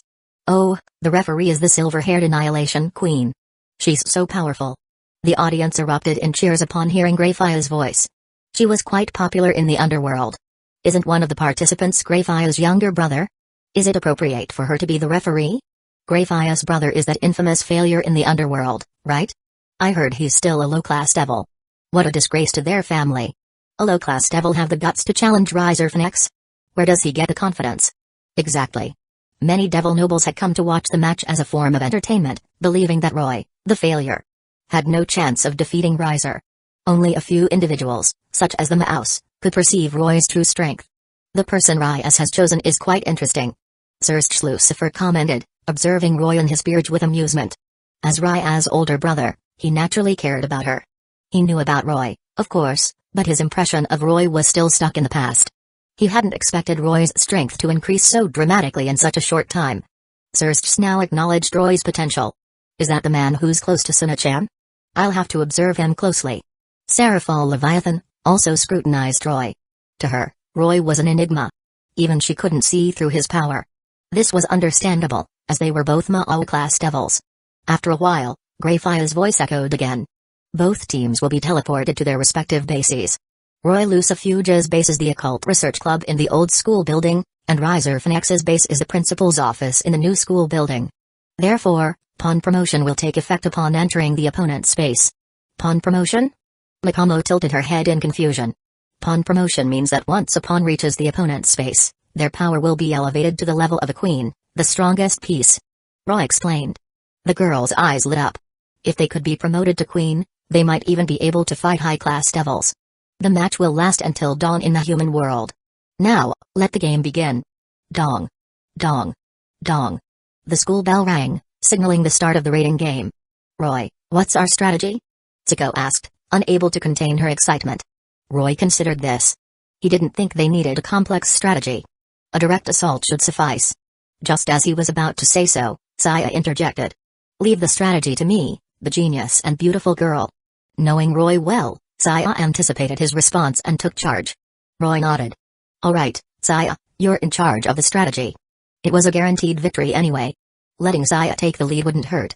The girls turned their attention to Saya. "Ahem, here's my strategy." Saya cleared her throat. "I've divided the battlefield into 3 lanes. This will make it easier to assign everyone their positions." She unfurled a map. 3 distinct lanes were marked on the map, resembling the lanes in League of Legends, clear and easy to understand. "First, Kani, Shinobu, and Rika will take the top lane. I'll take the mid lane with Aoi and Asia as support. Aoi's jump fluff has the ability to detect enemies with its radar. Kanao, Mikamo, and Siko, you take the bottom lane. Finally, Nezuko and Mitsuri will be the junglers. Your task is to support the other lanes as needed. I've gathered information on Riser Phoenix. The only real threat is his queen, Yubeluna. If she appears, Nezuko and Mitsuri will attack her together. That's my strategy." Chapter 69, The Game Begins. Time for a mid-lane push. A fight you can't win becomes an obsession. Clap, clap, clap. Roy applauded Saya's strategy. "Amazing, Saya.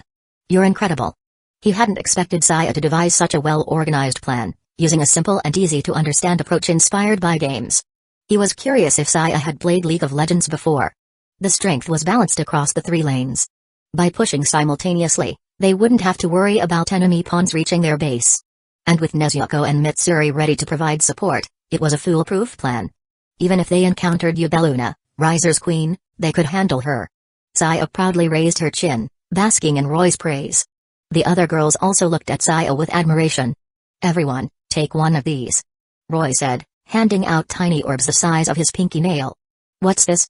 Mitsuri asked, curiously examining the orb. "It's a communication device. Just put it in your ear, and you can talk to each other over long distances," Saya explained, inserting one into her ear. It seemed Saya understood the purpose of the orbs. "That's right," Roy confirmed with a smile. The girls put on the communication devices. "Then let's not waste any time. We'll proceed with Saya's strategy," Roy declared. "Yes." The girls replied in unison. Roy and the girls set off. Roy wasn't planning to wait at their base. The enemy pawns wouldn't be able to break through their defenses and reach their base anyway. A swift and decisive push was his preferred approach. Sona, observing the match, frowned as she saw Roy's aggressive strategy. Such recklessness wasn't advisable, in her opinion. Ryaz, however, had no objections to their plan. She knew the extent of Roy's and the girls' strength. They split into 3 groups as they exited the old school building. Roy decided to join Saya's group. On paper, they were the weakest of the 3 teams. However, underestimating them would be a grave mistake. After all, Saya had Gyarados, a high-class level Pokémon, with ultimate class potential. The 3 teams advanced quickly. The first encounter occurred in the bottom lane. Incoming. 3 enemies spotted in the bottom lane. Aoi Kanzaki reported through the communication device. Her jump fluff had detected the enemies. Kani, Mikamo, and Siko, who were in the bottom lane, became alert. "Ha ha ha ha. They have the guts show themselves openly. They clearly underestimate us. Fools. You've fallen into our trap." 3 figures jumped out from their hiding spots. They were Riser's pawns, Shuriya, Myra, and Eel and Nell, the twin girls. As soon as they finished speaking, red magic circles appeared around Kani, Mikamo, and Siko, radiating destructive energy. "Ha ha ha ha, this is the Queen's explosion magic. You can all surrender now." The 3 girls taunted, watching Kani, Mikamo, and Siko trapped within the magic circles. The magic circles flared, and explosions erupted. Boom. Boom. Boom. Smoke and dust filled the area, obscuring everything from view. Outside the subspace, the spectators watched the match unfold on a large screen. "Oh no, they've fallen into Yubeluna's trap," Sona exclaimed, her brow furrowed. She knew how powerful Yubeluna was. "I doubt they'll be defeated by such an attack," Tsubaki Shinra commented, adjusting her glasses. Since Greyfire hadn't announced anyone's defeat, Tsubaki assumed they were still fine. Of course, Kani, Mikamo, and Siko wouldn't be defeated so easily. This was just a simple trap set by Yubeluna. It might have severely injured low-class devils, but Kani, Mikamo, and Siko were all middle-class devils. Although powerful, the explosion magic couldn't harm them. As the smoke cleared, the 3 girls stood unharmed. "What?" They're not even injured. How is that possible? Shreya, Myra, and the twins stared in disbelief. Too weak. Siko commented, disappointed by their lack of strength. She yearned for a challenging battle, not a fight against low-class devil weaklings. Siko moved with lightning speed. In the blink of an eye, she appeared before the three girls. A flash of her blade, and she sheathed her sword. So fast. How? Damn it. Before they could finish their surprised exclamations, the three girls collapsed, dissolving into particles of light. Having suffered severe injuries, they were ejected from the subspace. 3 of Riser Phoenix's pawns have been defeated. Greyfire's majestic voice announced. Yes. The plan worked. Saya cheered, clapping her hands. Sukune-san is amazing. Asia exclaimed happily. It was just 3 low-class devil pawns. Siko replied, feeling a bit disappointed. 4 enemies approaching in the top lane. They're about 100 meters ahead of you. Aoi reported, her jump off having detected more enemies. Finally, something interesting. Rika declared, drawing her light gun and sword, her eyes gleaming with battle lust. The 3 girls in the top lane, Rika, Kami, and Shinobu, rushed towards the enemy without any attempt at concealment. Inside the school's spacious gymnasium, a voice echoed. Don't bother hiding. I know you're here, servants of the Lucifuge. Rika and the others had just entered the gymnasium when they encountered the enemy. The one who had spoken was a girl dressed like Chun-Li, named Xulin, a rook. Behind her stood a blue-haired girl in red clothes, wielding a wooden staff. This was Myra, a pawn who had instantly defeated Sai Hayautu in their first encounter in the original story. The remaining 2 were twin Lawless, Il and Nell, also pawns. Rika instantly recognized them, thanks to the information Akeno had provided. Of course, in the underworld, the members of Riser Phoenix's peerage weren't exactly a secret. Humphrey. We don't need to hide from the likes of you. Rika scoffed. So it's 3 pawns. Xulin said, placing her hands on her hips and introducing herself with a haughty air. I am Xulin, a rook. I'm Myra, a pawn. I'm Il, a pawn. And I'm Nell, also a pawn. Oh? Introductions? Rika raised an eyebrow, then chuckled. Well then, I'm Rika, a pawn. Shinobu Kacho, a pawn. Kami Kacho, a pawn.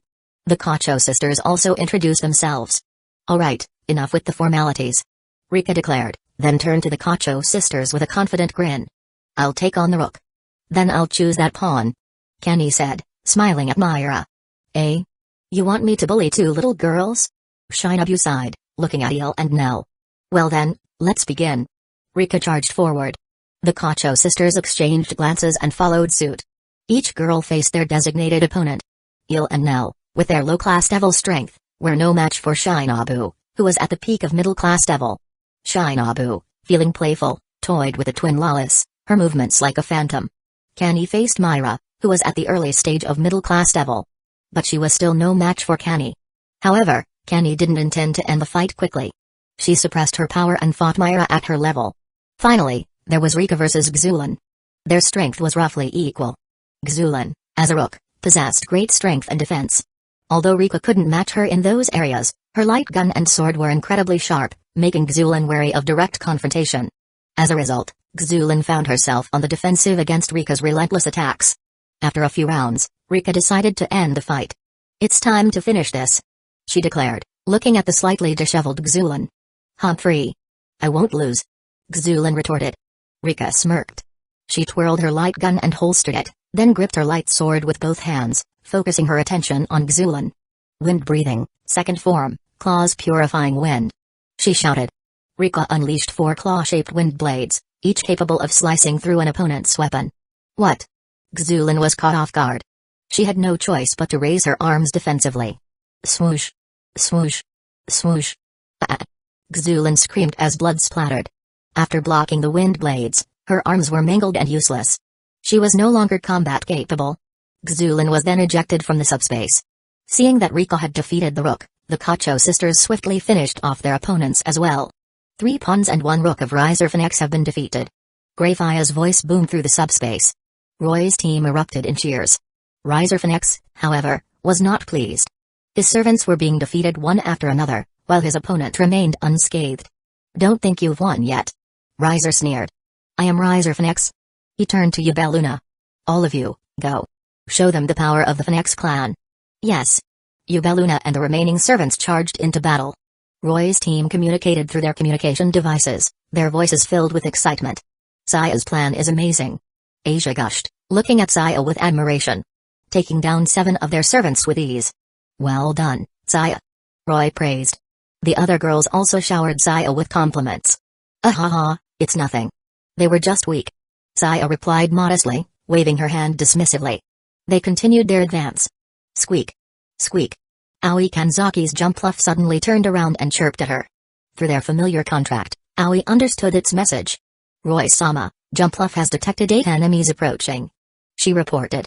Oh, 8? It seems Riser has sent all his remaining servants. Roy commented. Riser had 15 servants in total. 7 were already defeated, and now the rest were coming for them. It seemed Riser intended to eliminate Roy's group first. After all, they had 2 support members and Roy, the supposed failure. The only one worth noting was Sion's familiar. But Riser had sent Ubeluna, indicating they had a way to deal with the Gyarados. Just as they were discussing this, Riser's servants appeared before them. I am Carlaman, Knight of Riser Phoenix. Let's have an honorable duel. A woman wielding a longsword stepped forward. She was Riser's knight. Aoi Kanzaki met her challenge. I am Aoi Kanzaki, pawn of Roy-sama. I accept your challenge. Aoi was a demon slayer who had passed the final selection. However, due to her timid nature, she had remained at the Butterfly Mansion as a medic. But after becoming a devil, she had gained the strength of a middle-class devil, and her timidity had lessened. She didn't back down from Carlaman, who was also a middle-class devil. Well said, pawn of the Lucifuge. Carlaman exclaimed, impressed by Aoi's courage. She charged forward with a battle cry. Aoi met her charge. Clang. Clang. Clang. Bang. Bang. Bang. The 2 swords swam and clashed, their blades ringing against each other. Carlaman, honestly, all she thinks about is swords, swords, swords. She was so reluctant to be a sacrificial pawn. How foolish. A girl with a Lolita dress and springy blonde pigtails stepped forward, muttering complaints. It was Ravel Phoenix, Riser's younger sister. She glanced at Roy and scoffed. He is quite handsome, but unfortunately, he's a failure. Raya-sama has terrible taste in men. Saya and Asia glared at Ravel. Pretty face, but a venomous tongue? Saya retorted. So, you're saying those 7 we defeated were just bait? Ha ha ha, you're not as stupid as you look. Yes, those 7 were bait to divide your forces. Now that we've lured you out, we'll finish you off, and victory will be ours. Ravel declared smugly. It seemed she was the one who had devised this plan. Roy and his group hadn't bothered concealing their movements. So, the 7 servants they had defeated were indeed bait. However, Roy wasn't fooled. In fact, he found it amusing. When Aoi had informed them that all 8 remaining enemies were heading their way, Rika and the others in the top lane, Tsuko and the others in the bottom lane, and Nezuko and Mitsuri, the junglers, had already started converging on their location. Kua Academy wasn't that large. They could reach them within a minute. Nezuko and Mitsuri would be even faster. Once they formed an encirclement, Riser's servants wouldn't be able to escape. Saya, I'll leave this to you. Roy said, pulling Asia aside. No problem. Saya replied eagerly. This was exactly what she wanted to do. She looked at Ravel and the others.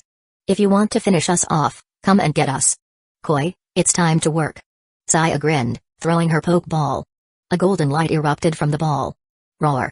The massive Gyarados appeared. Its intimidating aura filled the area, causing several of Riser's servants to tremble in fear. Even Ravel, who hadn't seen Gyarados before, turned pale.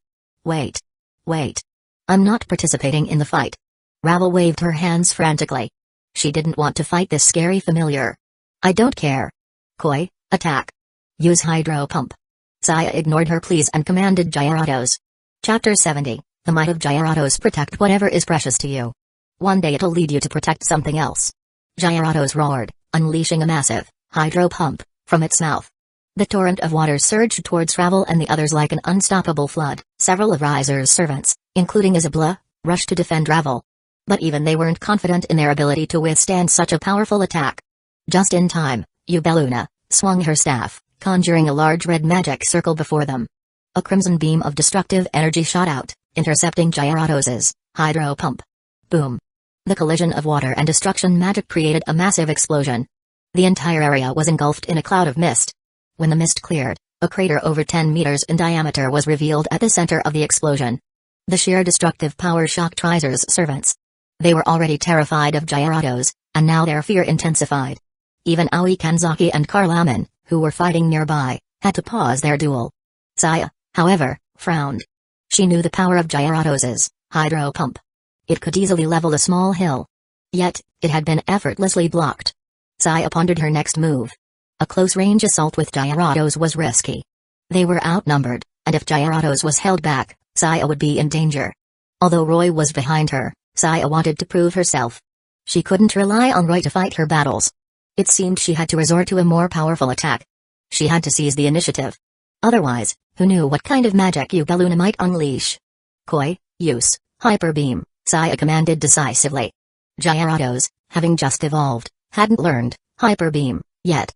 But they had brought the learning machines from the Pokemon world. Gyarados had learned Hyper Beam in advance. With a roar, Gyarados charged a powerful energy sphere in its mouth. The sphere grew larger and larger, then erupted outwards. A devastating beam of energy shot towards the enemy. Ravel and the others felt a sense of impending doom. If they were hit directly by such a powerful attack, they might die before the subspace could even eject them. Ubeluna reacted quickly, unleashing her full power. A massive magic circle appeared, and a crimson beam of destruction magic collided with Gyarados' Hyper Beam. Explosion magic versus Hyper Beam. Both were incredibly destructive forces. Like a clash of energy beams in Dragon Ball, the two attacks collided in midair. Then, Hyper Beam overpowered the explosion magic and continued towards Ubeluna and the others. Boom! Another earth-shattering explosion erupted. Except for Carlaman, all of Riser's remaining servants were caught in the blast. When the smoke cleared, another large crater, even larger than the previous one, was revealed. Ubeluna and Ravel lay at the bottom of the crater, their clothes tattered and their bodies covered in wounds. The other girls were nowhere to be seen. They had been ejected. 1 rook, 1 knight, 1 bishop, and 2 pawns of Riser Phoenix have been defeated. Greyfire's voice announced. Gyarados' Hyper Beam had taken out 5 of Riser's servants. It was a testament to the power of that move.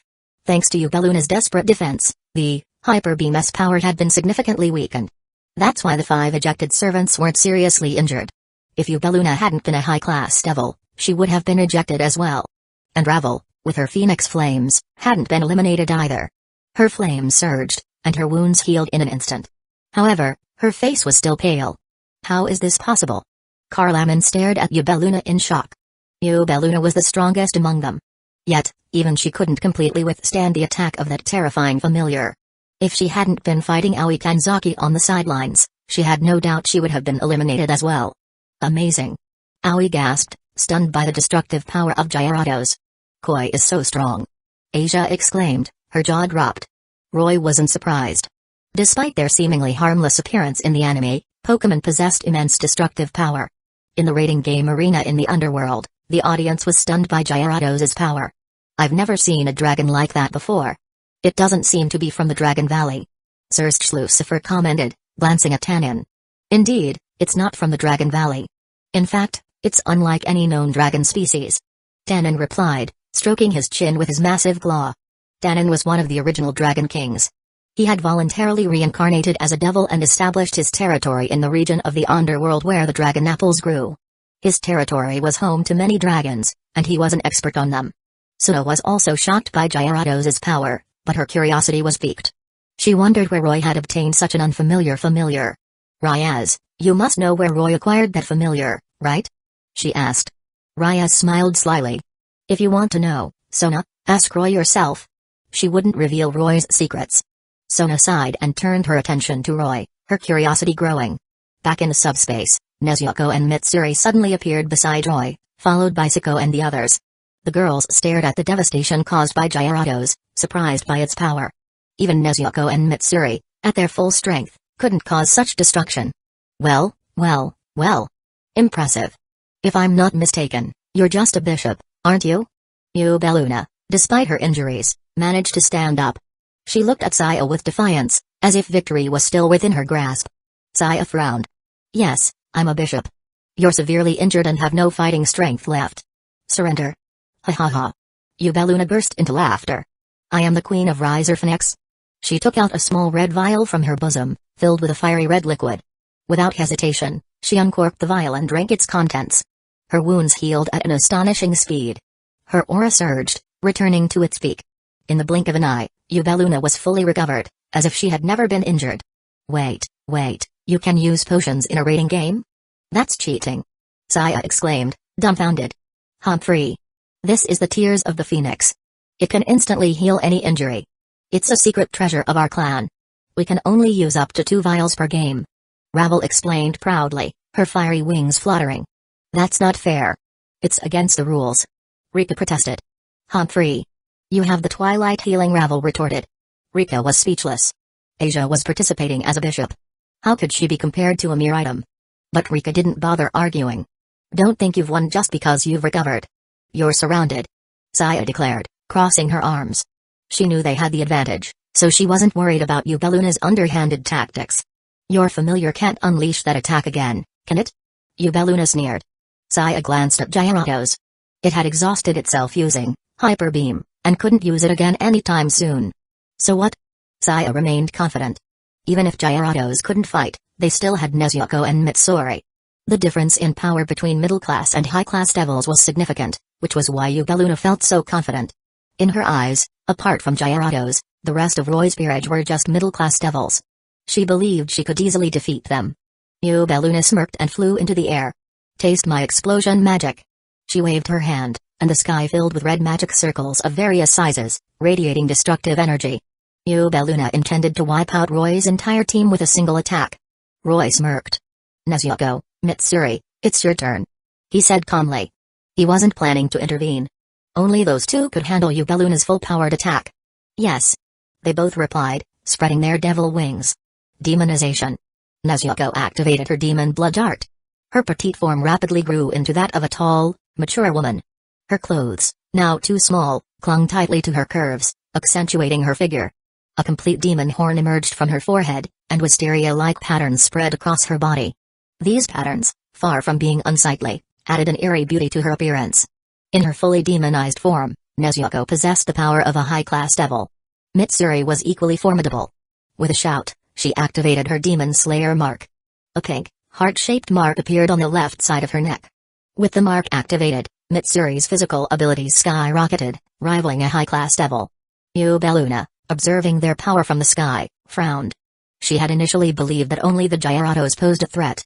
Now, 2 more high-class devil-level combatants had appeared. This complicated things. Her original plan was to eliminate the Gyarados first, then use the Tears of the Phoenix to recover and defeat the rest. But Royspirage was far stronger than she had anticipated. She was in a difficult situation now, but she had to press on. As Nezuko and Mitsuri charged towards her, Ubeluna waved her hand. The magic circles unleashed a barrage of explosive fireballs. Boom. Boom. Boom. The sky turned crimson, filled with smoke and explosions. But according to the smoke without damage rule, such attacks wouldn't harm them. Swoosh. Swoosh. Nezuko and Mitsuri emerged from the smoke. Their clothes were slightly disheveled, but they were unharmed. Nezuko's regeneration was incredible. Even if she was injured, she could recover instantly. Moreover, as a rook, her natural defenses were formidable. And Mitsuri's physical resilience was already superhuman, further enhanced by the rook piece she had merged with. Her defense was monstrous. They reached Ubeluna in an instant. Blood demon art, exploding blood. Love breathing, 5th form, wavering love, wild claw. Nezuko and Mitsuri attacked simultaneously. Nezuko's fist, engulfed in crimson flames, struck Ubeluna. Mitsuri unleashed a flurry of slashes with her sword. Ubeluna barely managed to conjure a defensive magic circle. But it was useless. The magic circle shattered instantly. Nezuko's fist connected, and her blood demon art flames engulfed Ubeluna. Mitsuri's slashes landed, inflicting several deep wounds.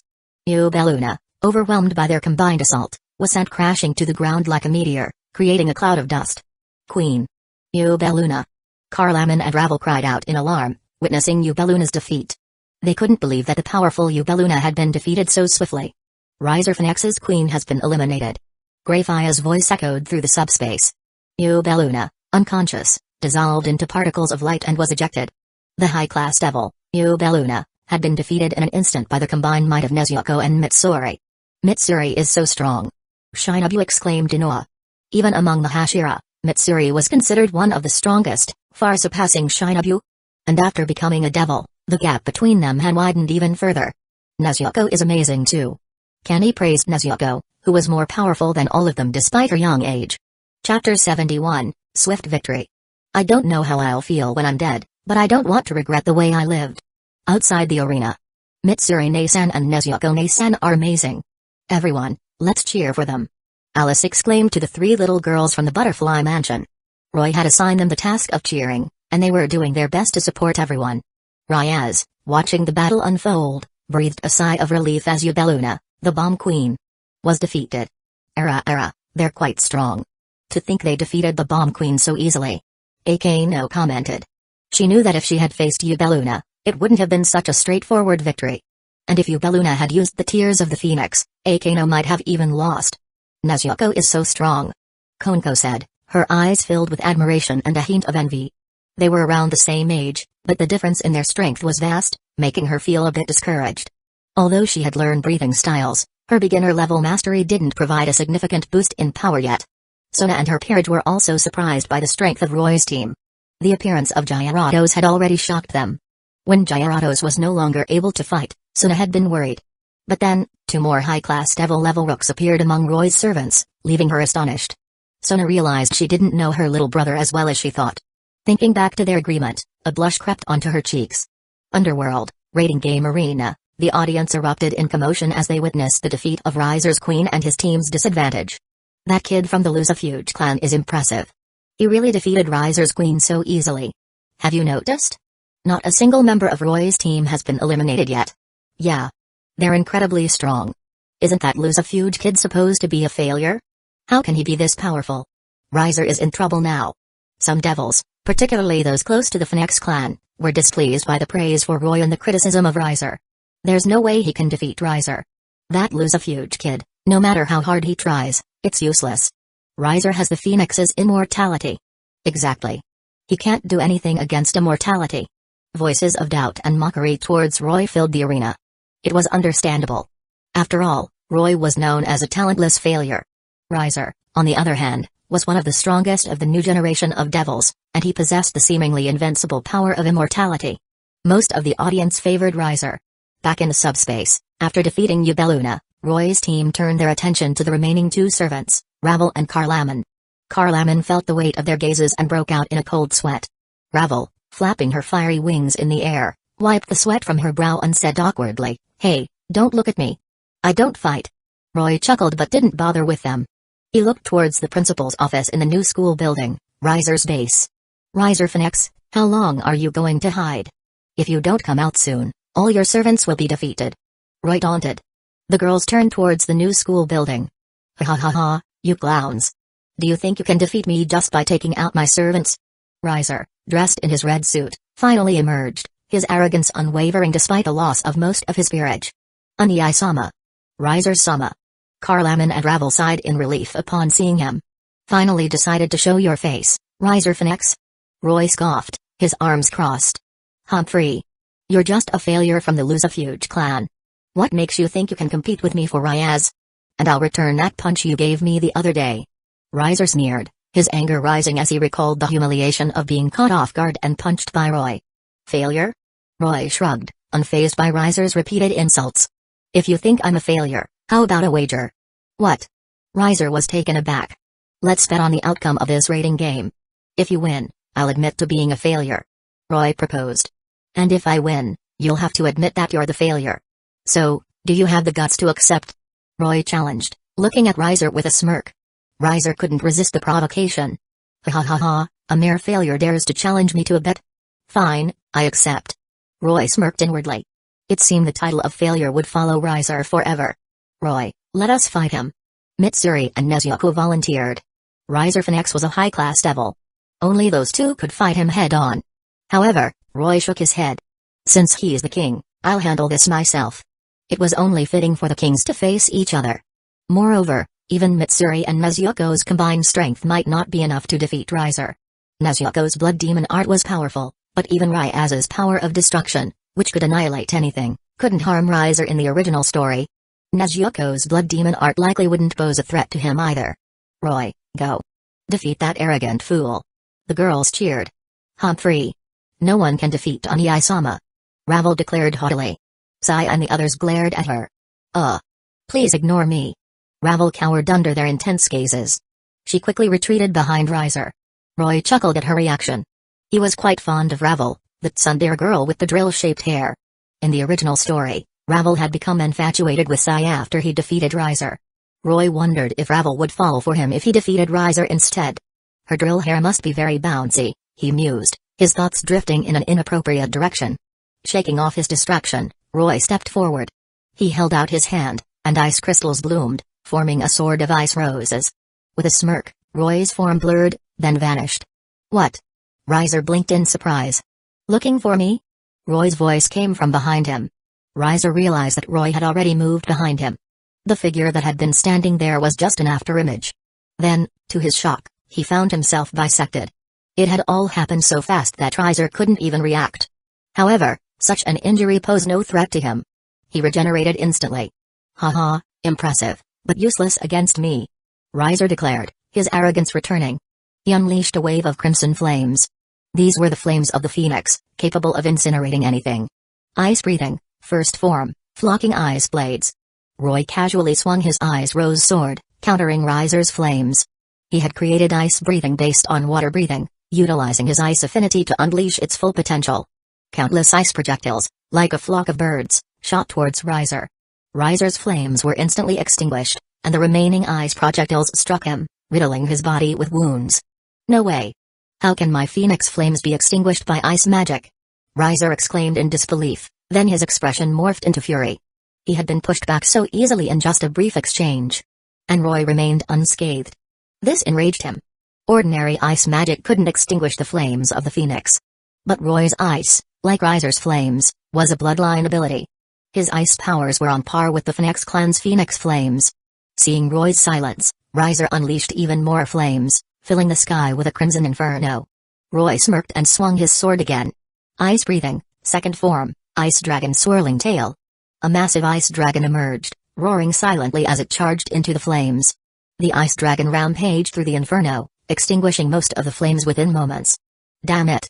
What magic is this? Riser couldn't believe his eyes as his flames were extinguished. The ice dragon, having cleared the flames, crashed into him. Boom! Riser had no time to dodge. The ground cracked, and dust billowed. When the dust settled, a massive crater was revealed where Riser had been standing. The spectators in the arena were in an uproar. After a while, Riser emerged from the crater, his arrogance replaced by fury. But then, he burst into laughter. Ha ha ha ha, Roy Lucifuge, I acknowledge your strength. But you can't defeat me. Riser seemed to have realized something, and his confidence returned. His plan was to exhaust Roy with his immortality. Although Roy had more servants, Riser could still use the tears of the phoenix once more. He wasn't afraid of a battle of attrition. Having figured this out, Riser stopped attacking and simply looked at Roy with a smug grin. Roy saw through his plan and scoffed. Riser, do you really think I have no way to deal with you? Riser remained arrogant. Show me what you've got. He didn't believe Roy possessed any power that could truly threaten him. Roy chuckled. You're in for a surprise. He slowly raised his hand towards Riser and uttered a few words. Secret Heart, Ice 9 Dragons. The temperature plummeted, as if winter had suddenly arrived, causing Riser to shiver. He recalled the feeling of being struck by the ice dragon earlier. The intense cold had slowed his blood flow and suppressed his phoenix flames, hindering his regeneration. 9 massive chunks of ice materialized in the sky, then transformed into 9 ice dragons. The dragons were incredibly lifelike, a magnificent sight. Riser felt a sense of dread wash over him as he looked at the ice dragons. The dragons roared silently and converged on him. There was no explosion, no billowing dust. The 9 ice dragons collided, merging into a towering ice mountain, encasing Riser within. His expression of fear was frozen in time. It's so beautiful. Asia gasped, admiring the ice mountain with its 9 encircling dragons. Roy's technique was like a work of art, powerful, majestic, and breathtakingly beautiful. The girls were mesmerized. Is he defeated? Saya asked, looking at the frozen Riser. Of course. Roy replied confidently. Although he hadn't used his full power, this technique was beyond Riser's ability to break free. I don't believe it. Oniai-sama has the flames of the phoenix. How can he be frozen? Ravel retorted, refusing to accept it. She knew the power of the phoenix flames. There was no way they could be suppressed so easily. She firmly believed that Riser would break free soon. But Riser remained frozen, his expression unchanged. What's going on? The girls were confused. If Riser had lost, he should have been ejected immediately. Riser Phoenix has lost his fighting ability. The winner of this rating game is Roy Lucifuge. Greyfire's voice declared. A beam of red energy struck the ice mountain, melting it instantly. Riser, still frozen, dissolved into particles of light and was ejected from the subspace. Greyfire's voice reached Roy's ears, explaining what had happened. It turned out that the teleportation hadn't failed. Riser had been unable to be ejected while encased in ice. Roy chuckled. The one who had melted his Ice 9 dragons was likely someone from the Phoenix clan. To melt his ice so easily, they must have possessed Mao-class power. Roy shook his head, dismissing those thoughts. Chapter 72, The Engagement Party. Simplicity is the easiest path to true beauty. With Greyfire's declaration of the match's end, Ravel glanced at Roy with a complex expression, then she and Carlaman were teleported away. Roy and his spirit were also transported back to the arena. The rating game between Roy and Riser had concluded. The audience was in an uproar. They couldn't believe that Riser Phoenix had been so thoroughly defeated. He had been completely dominated throughout the match. By the end, he hadn't managed to defeat a single member of Roy's peerage. Even his vaunted immortality had been useless. This unexpected outcome sparked a flurry of discussion among the devils. I can't believe Riser was defeated so easily. Roy is incredibly strong. I heard someone called him a failure before. What an idiot. Haha, I don't know if Roy was a failure before, but Riser will definitely be known as one now. Riser was too conceited. The devils hadn't forgotten the wager between Roy and Riser. Whoever lost had to admit to being a failure. Although the rating game was over, the repercussions were far from over. News of Roy's victory spread throughout the underworld like wildfire. Saira Org Bale, the leader of the young generation, was once a failure who couldn't use magic. However, through relentless training, he gained immense strength and speed, becoming known as the Lion King. Upon hearing about Roy's victory, Saira Org became interested in him. As a fellow failure who had defied expectations, he expressed his desire to challenge Roy to a rating game. This news caused another wave of commotion in the underworld. Another individual who took a keen interest in Roy was Diodora Struth, a young devil with black hair and perpetually half-closed eyes. He was a blood relative of the current Beelzebub and had a twisted obsession with nuns, taking pleasure in torturing them. In the original story, he had set his sights on Asia Argento, who was a nun at the time. He had feigned a serious injury to lure Asia into healing him, then, after being exiled from the church, he had attempted to take advantage of her. However, Roy had intervened and thwarted his plans. Now, seeing Asia again, Diodora's sinister thoughts resurfaced. Meanwhile, after returning from the subspace, Roy invited Ryaz and Sona back to his castle for a celebration. The girls chattered excitedly, their voices filled with joy over their victory in the rating game. Shizuka, Siko, and Kenny went to prepare dinner. Roy, Ryaz, Sona, and the others gathered in the living room. Roy also informed Greyfire, inviting her to join the celebration. In the living room, Ryaz and Akano whispered to each other, occasionally glancing at Roy. Ryaz's cheeks were flushed, a beautiful sight. Sona, however, seemed preoccupied, quietly sipping her tea. Roy noticed that Asia seemed a bit down. Asia, what's wrong? He asked. Shouldn't you be happy about winning the rating game? But I didn't do anything to help, Asia replied, her eyes welling up with tears. Roy was amused by her concern. He gently patted her head. Silly, how could you not have helped? You're the team's healer. Asia blushed at the term healer. Then, she said with worry, but I didn't even use twilight healing. That's even better. It means no one was injured. Roy explained. Asia's eyes widened in realization. Do you understand now? Yes. Although Asia had grown up in the church and hadn't received formal education, she quickly grasped the simple logic. The celebration began that evening. Everyone was in high spirits, enjoying the food and drinks. Even Roy, who usually didn't drink, had a few glasses. Slightly tipsy, he retired to his room to rest. Just as he lay down, two figures slipped into his bed and snuggled up to him. Roy, still drowsy, instinctively wrapped his arms around them. A faint, sweet fragrance tickled his nose, bringing him closer to wakefulness. It was Shinobu and Kenny. Roy was familiar with the unique scent of each girl and wouldn't mistake them for anyone else. He was surprised, though. Why were the Kacho sisters here? Shouldn't it be Siko or one of the others? Roy didn't know that Kenny had taken the initiative and dragged Shinobu along. Back in the Demon Slayer world, Shinobu had promised Roy that if he saved her sister, she would let him devour her. Roy had indeed saved Kenny, but he didn't want to take advantage of her vulnerability. He also didn't like forcing anyone, so he hadn't made any moves. However, Kenny was worried. She knew how much her sister liked Roy. But neither of them addressed the issue, so Kenny, as the elder sister, decided to take matters into her own hands.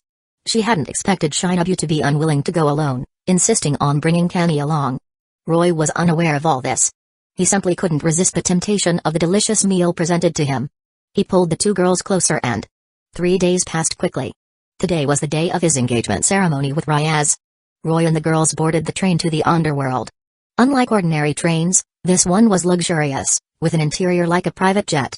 It was also incredibly fast. They soon arrived at the castle where the ceremony would be held. The castle was packed with guests. Greyfire pulled Roy along, introducing him to various devils and guiding him through the tedious formalities and etiquette. Roy finally breathed a sigh of relief when the engagement ceremony ended and the banquet began. He led Ryaz, now officially his fiancée, to a quiet corner. Looking at the blushing Ryaz, Roy smiled. After all the twists and turns, Ryaz was finally his. However, the other girls weren't as thrilled. Especially Asia, who was pouting like a hamster with its cheeks stuffed with food, glaring at Ryaz. Roy chuckled at her jealousy. Just then, a tall, imposing figure approached them. "Yo, Sayira Org." Roy greeted him with a wave. He had met Sayira Org, thanks to Greyfire's introductions. "Yo, Roy." Sayira Org replied. "Roy, I'd like to formally challenge you to a rating game." Sayira Org's declaration drew the attention of those around them. "A rating game? Why?" Roy was confused. "Don't misunderstand. I'm simply interested in fighting you." Sayira Org explained. Roy understood. Sayira Org was a battle maniac.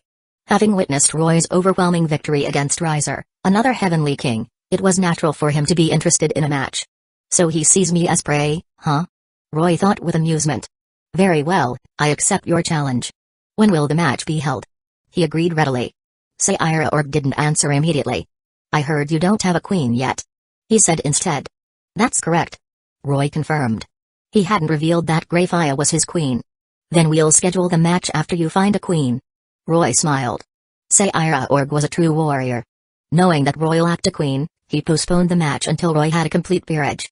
"No problem," Roy agreed. Their conversation sparked another wave of discussion among the devils.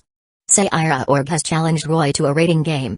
"I wonder who's stronger, Sayira Org or Roy. I can't wait for their match. I think Sayira Org will win. After all, he's the strongest of the young generation."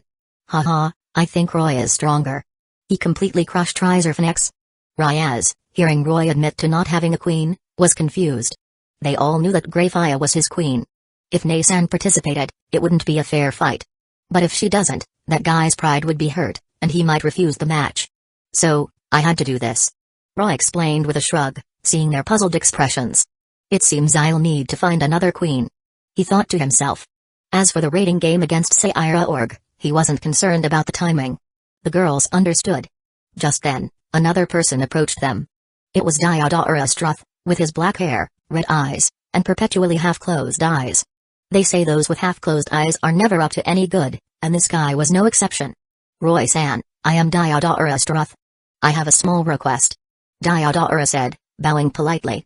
"Oh? If it's an unwelcome request, then don't bother. It's better for everyone that way," Roy replied casually, not even bothering to get up. He didn't look at Diodora directly and continued sipping his tea. Roy hadn't forgotten how this guy had tried to harm Asia. Now, he was here again, clearly up to no good. Diodora was enraged by Roy's dismissive attitude but maintained his composure. "I'll be frank. I'd like to exchange bishops with you," he proposed with a smile. Asia, Shizuka, and the other bishops glared at him, as did the rest of the girls. They considered each other family. How could they be used as bargaining chips? However, the final decision rested with Roy, so they all looked at him expectantly. "No way. Get lost," Roy said, waving him away dismissively. Diodora's expression remained unchanged despite the insult. "I understand," he said with a smile, as if he had genuinely given up. But instead of leaving, he approached Asia and reached for her hand. Slash. A flash of cold light, and Diodora's hand was severed before he could even touch Asia. Blood splattered, and Diodora finally reacted. "Ah!" he screamed in agony. The commotion drew the attention of the surrounding devils. "Master!" Several girls with vacant expressions, dressed in maid outfits, rushed to Diodora's side. These were the nuns and saints Diodora had abducted and tortured. They were all mentally broken. "Roy Lucifuge, why you?" Diodora clutched his severed hand, glaring at Roy in disbelief. He hadn't expected Roy to suddenly attack him. Roy shrugged nonchalantly. "I told you to get lost, but you didn't listen. And you even tried to lay your hands on my Asia. You're playing with fire." His attitude enraged Diodora. But he didn't retaliate. Those present at the engagement party were all allies of the Greenery and Lucifuge clans.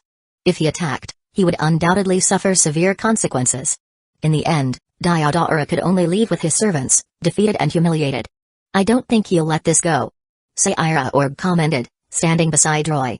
"Neither will I," Roy replied, his eyes narrowing with killing intent as he watched Diodora depart.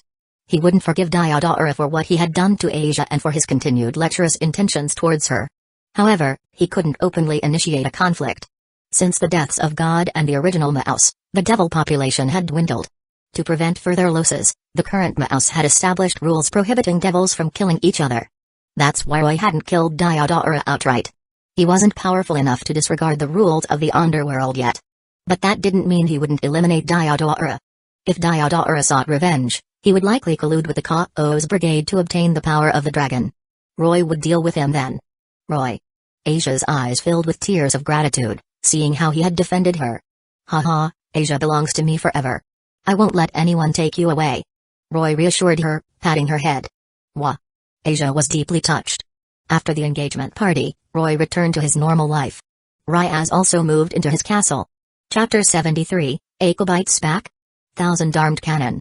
"Oh? You're approaching me? Instead of running away, you're coming right to me?" Every day, Roy would teleport to the Occult Research Club with Ryaz and the others before heading to their respective classrooms. "Buku, you're finally back. Yay, Buku is here. We were so worried you'd abandon us." As soon as Roy entered the classroom, Eika, Murayama, and Kate surrounded him, their voices filled with dramatic relief. He had been absent for quite a while, preparing for the raiding game against Riser. Ryaz had handled the arrangements for their absence, and Roy hadn't had a chance to inform his classmates, causing them to worry. "Ahaha, sorry about that. I had some matters to attend to, so I had to take a long leave. I apologize for making you worry," Roy said, touched by their concern. "Buku, you're so mean. Making us worry like that." Murayama and Kate clung to his arms, pouting. "You have to make it up to us," Eika declared, adjusting her glasses. Yes, compensation." The other two chimed in. Faced with their adorable pleas, Roy couldn't refuse. "What kind of compensation would you like?" he asked. "Go on a date with us. This weekend." Roy realized he had been set up. They had already planned everything. But he couldn't say no to such a request. Asia and Saya glared at the three girls, but they remained silent. The other classmates looked on with envy. Only those three could act so casually with their beloved prince. The teacher arrived, and they returned to their seats for class. During the lesson, Eika nudged Roy with her elbow. "What's up?" Roy whispered, turning to her. Eika leaned closer, her face slightly flushed, her warm breath tickling his ear. "Buku, I recently learned a new technique. Would you like to try it?" "Oh?" Roy wondered if she had mastered the breathing style. It had been almost a month. He had promised them a surprise if they could learn water breathing within a month. The surprise, of course, was to make them his servants. "Sure, let's try it," Roy agreed readily. Eika's blush deepened. She glanced at the teacher, then, taking advantage of a moment of distraction, lowered her head and rested it on Roy's lap. "Eh? What are you doing?" Roy whispered, confused. "Didn't Buku want to try my new technique?" Eika continued with her actions. "Did you read another ecchi manga?" Roy asked, recognizing her intentions. Eika mumbled in response. "Just happened to see it, huh? Ow. Hey, be careful. Don't bite too hard." Roy glanced at the teacher, impressed by Eika's boldness. "She's really going for it during class, huh?" he thought with amusement. Time flew by, and soon it was the end of the school day. "By the way, I heard some people talking about many students taking leave or leaving early. What's that about?" Roy asked Eika, noticing the empty seats in their classroom. "It's true. But after examinations, they were diagnosed with anemia," Eika explained, adjusting her glasses. "However, there's one thing in common among those girls, they all have large breasts. It's quite strange." "Oh, I see." This situation reminded Roy of an incident in the original story. A stray alchemist from the underworld, specializing in monster research, had escaped. This alchemist had created a monster that could absorb life force and magic from women. After absorbing enough magic, it would bear fruits that caused breast enlargement. Murayama and Kate had fallen victim to it in the original story. Roy glanced at the two girls, relieved to see they were fine. It seemed they hadn't been affected yet. Perhaps the incident had just begun. But this matter had to be resolved quickly. "Don't worry about this," I won't be going to the Kendo Club today. You all focus on your training. Roy said, leaving the classroom with Asia and Saya. Aka, Murayama, and Kates looked at Roy in surprise. He usually went to the Kendo Club every day. Why was he making an exception today? And this incident with the students seemed quite strange. The three girls were curious and wanted to investigate. They decided to search for clues and uncover the truth. Meanwhile, Roy met up with Ryaz at the Occult Research Club, and they teleported back to his castle. Roy informed the girls about the students' absences and his suspicion of a monster being involved. Since Kwa Academy was under Ryaz's jurisdiction, Roy didn't want to overstep his boundaries. He had to show Ryaz respect. Just as Ryaz was about to investigate, a message arrived from the Greenery clan in the underworld. A stray alchemist specializing in monster research had escaped. Combining this information with Roy's observation, Ryaz realized that the alchemist was likely responsible for the incidents at school. Kano, Konko, we have work to do. Ryaz declared, activating a teleportation magic circle. Yes, Buku. Kano and Konko replied, stepping into the circle. I'll come along. I have nothing better to do anyway. Roy said, joining them. But my magic circle. Ryaz began. Leave it to me. Roy interrupted, knowing what she was about to say. Ryaz's magic circle could only transport herself and her servants. But Roy's magic circle could transport others as well. With a wave of his hand, a nice blue magic circle enveloped Ryaz's crimson one. In the next instant, they vanished. They found the alchemist conducting experiments in an abandoned factory. Greetings, stray alchemist. The higher-ups have ordered your arrest. I advise you to surrender. Ryaz declared, her voice calm yet commanding. Ryaz is so charismatic. Roy commented, impressed. Ryaz is stealing the spotlight. Kano teased. I surrender. Facing the Greenery Princess and the Lucifuge heir, I stand no chance. The alchemist declared, raising his hands in submission. Ryaz turned to Kano. Kano, apprehend him and send him to the underworld for trial. Understood. Kano stepped forward, conjuring ropes of lightning to bind the alchemist. Was it over just like that? Not quite. The bound alchemist suddenly burst into laughter, his expression smug. It's too late. I've already accomplished what I set out to do. He declared before being teleported away. It seems this isn't over yet. The creature causing trouble at school must be a monster created by this alchemist. Ryaz deduced. It's simple. We just need to find and eliminate this monster. Roy said with a snap of his fingers. He activated a magic circle and teleported away with Ryaz, Kano, and Konko. Earlier, upon learning about the incident at school, Roy had instructed Aoi Kanzaki to search for the monster with her jump bluff. Aoi, with the protection of Nezuko and Mitsuri, had successfully located the monster.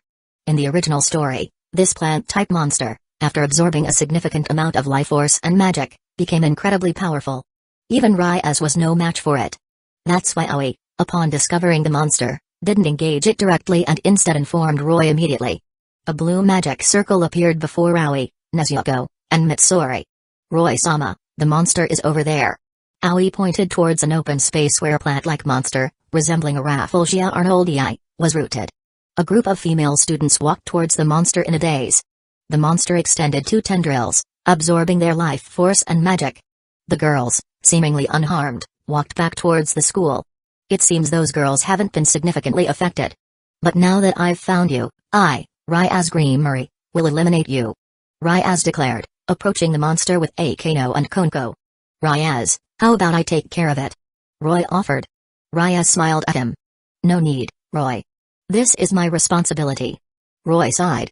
She's quite stubborn, but I like that, he thought. Well then, I'll just have to step in later. Let's go. Ryaz charged forward, unleashing her power of destruction.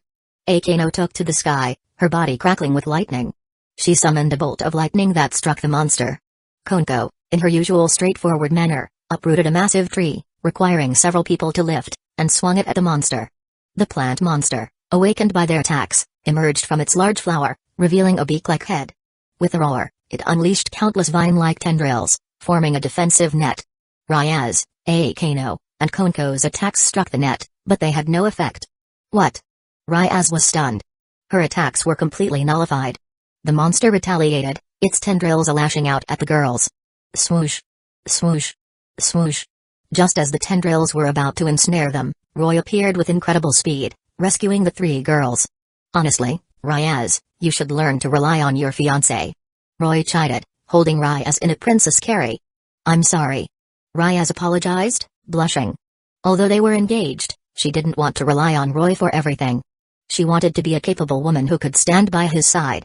Seeing her sincere apology, Roy smiled. "I'll handle this now." "Okay."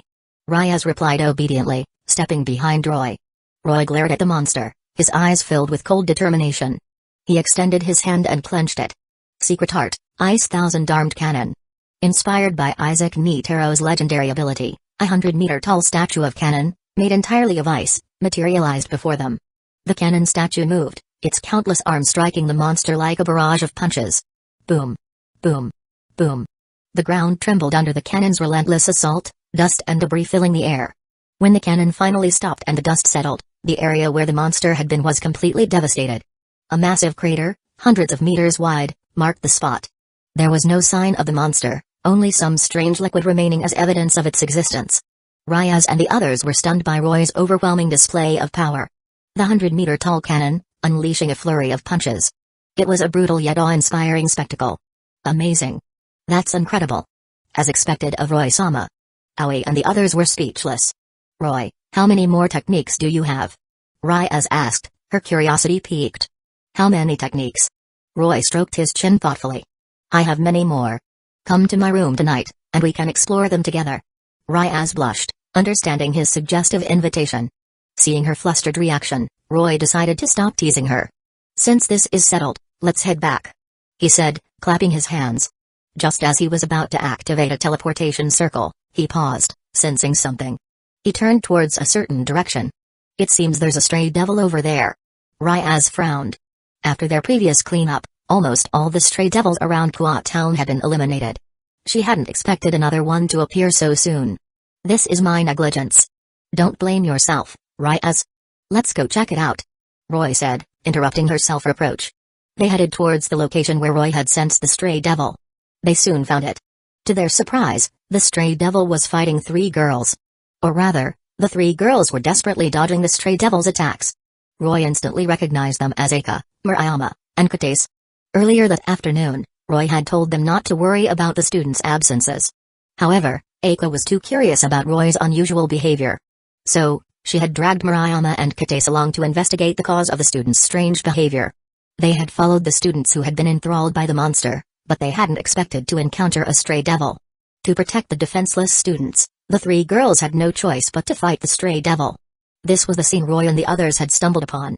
If not for the month of breathing styles training, the 3 girls would have been devoured by now.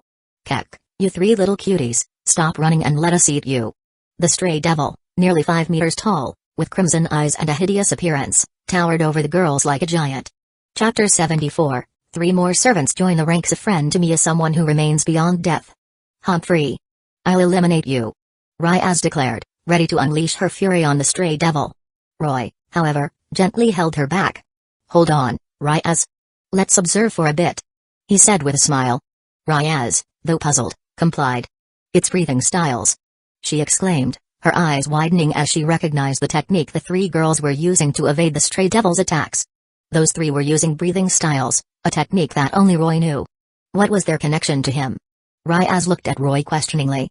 "I saw some potential in them, so I taught them breathing styles," Roy explained casually. "But they haven't mastered it yet. Facing that stray devil is dangerous," Mitsuri commented, observing the 3 girls. Without proper mastery of breathing styles, they were no match for the stray devil. "I believe in them," Roy said, his gaze filled with confidence as he watched the 3 girls. They were on the verge of mastering the technique. Once they did, they should be able to defeat the stray devil if they worked together. This battle was precisely what they needed. "Eika, what do we do? We're going to die at this rate," Murayama cried out, dodging the stray devil's attacks. "Yeah, let's run," Kates added, panting heavily. "No. If we run, those girls will be eaten," Eika declared resolutely. Earlier, when they encountered the stray devil, one of its attacks had accidentally struck a girl who had been enthralled by the monster. The girl was now unconscious. If they abandoned her, she would die. "But we'll all die here if we don't think of something." Murayama's words gave Eika pause. Their lives versus the life of that one girl. The choice seemed obvious. But Eika couldn't bring herself to abandon the girl. Was there truly no other way? In this moment of crisis, Eika felt a sense of calm descend upon her. Her breathing became steady and rhythmic. Breathing? Aka suddenly recalled the time Roy taught them breathing styles. Back then, Roy had effortlessly sliced through a wooden post with a single swing of his sword. Remembering that scene, Aka's eyes lit up. She took a deep breath, visibly inhaling a large amount of air. Power surged through her body. She had activated water breathing. With a determined smile, Aka charged towards the stray devil. Aka! Murayama and Kates gasped. Aka effortlessly dodged the stray devil's fist and struck its arm with her wooden sword. Thwack! Blood splattered. Aka had actually injured the stray devil with just a wooden sword. Murayama and Kates were stunned. However, Aka frowned as she looked at the shallow wound on the stray devil's arm. Such a minor injury wouldn't affect the stray devil at all. She dodged another attack and retreated. Use breathing styles. It's the only way we can defeat it, she urged Murayama and Kates. Breathing styles? The two girls weren't stupid. Recalling Roy's demonstration and witnessing Aka's attack, they understood. Their breathing changed, and they unconsciously activated water breathing. Their fatigue vanished, replaced by a surge of energy. Aka smiled, seeing that they had also grasped the technique. Just then, a flow of information appeared in her mind. Her eyes widened, and she shouted, "Let's go." Yes. Murayama and Kates replied in unison. The three girls charged towards the stray devil. Murayama and Kates drew its attention, while Aka leaped into the air, positioning herself above the stray devil's neck. Water breathing, first form, water surface slash. She shouted. Aka's wooden sword, enhanced by water breathing, sliced through the stray devil's neck like a wave crashing against the shore. Thwack! Blood gushed out as the stray devil's head was severed. Thud! Its massive body collapsed to the ground. The three girls, exhausted but victorious, collapsed to the ground, gasping for breath. We finally killed it. Huff. Huff. How can such scary creature exist in this world? By the way, Aka, what was that move you used? Murayama asked curiously. It just appeared in my mind. I don't know. Aka replied, shaking her head. Just then. Clap, clap, clap. Well done. A voice praised them. Buku? The three girls exclaimed in unison. Roy smiled at their surprised reactions. He brought the three girls and the unconscious student back to his castle. In the living room, Roy explained the situation to Aka, Murayama, and Kates. They finally learned what that creature was, a stray devil. They couldn't believe such things existed in this world. And their beloved Buku was a devil noble. They didn't know what that meant exactly, but it sounded impressive. Remember the surprise I promised if you mastered breathing styles within a month? Roy asked with a smile. The surprise? What is it? I'm so excited. The three girls looked at him with anticipation. This is your surprise. Roy revealed 3 pawn pieces. Pieces? The girls looked at the pieces with confusion. These are evil pieces. If you merge with them, you'll become my devil servants. Roy explained. Become devils. Become Buku's servants. The girls grasped the key points. Does that mean we can be with Buku forever? Aka asked, adjusting her glasses. You could say that. Then I accept. Aka took one of the pieces without hesitation. She had always admired Roy, perhaps even to an obsessive degree. Otherwise, she wouldn't have been so bold as to bite him during class. Now, presented with this opportunity, she wouldn't refuse. Murayama and Kates, seeing Aka's immediate acceptance, also reached out and took a piece each. Roy smiled. He then proceeded with the reincarnation ritual. Soon, the 3 girls were successfully transformed into devils. Congratulations, Roy. You've gained 3 more exceptional servants. Raya said, her voice laced with both admiration and envy. Why couldn't she find such exceptional servants? Ryaz looked at Aka, Murayama, and Kates, feeling a pang of jealousy. Roy chuckled, seeing her reaction. Ryaz, your standards are too high. Normal humans have great potential too, you know. Exactly. I've been telling you that for a long time, but you never listen. Akano chimed in with a smile. Akano.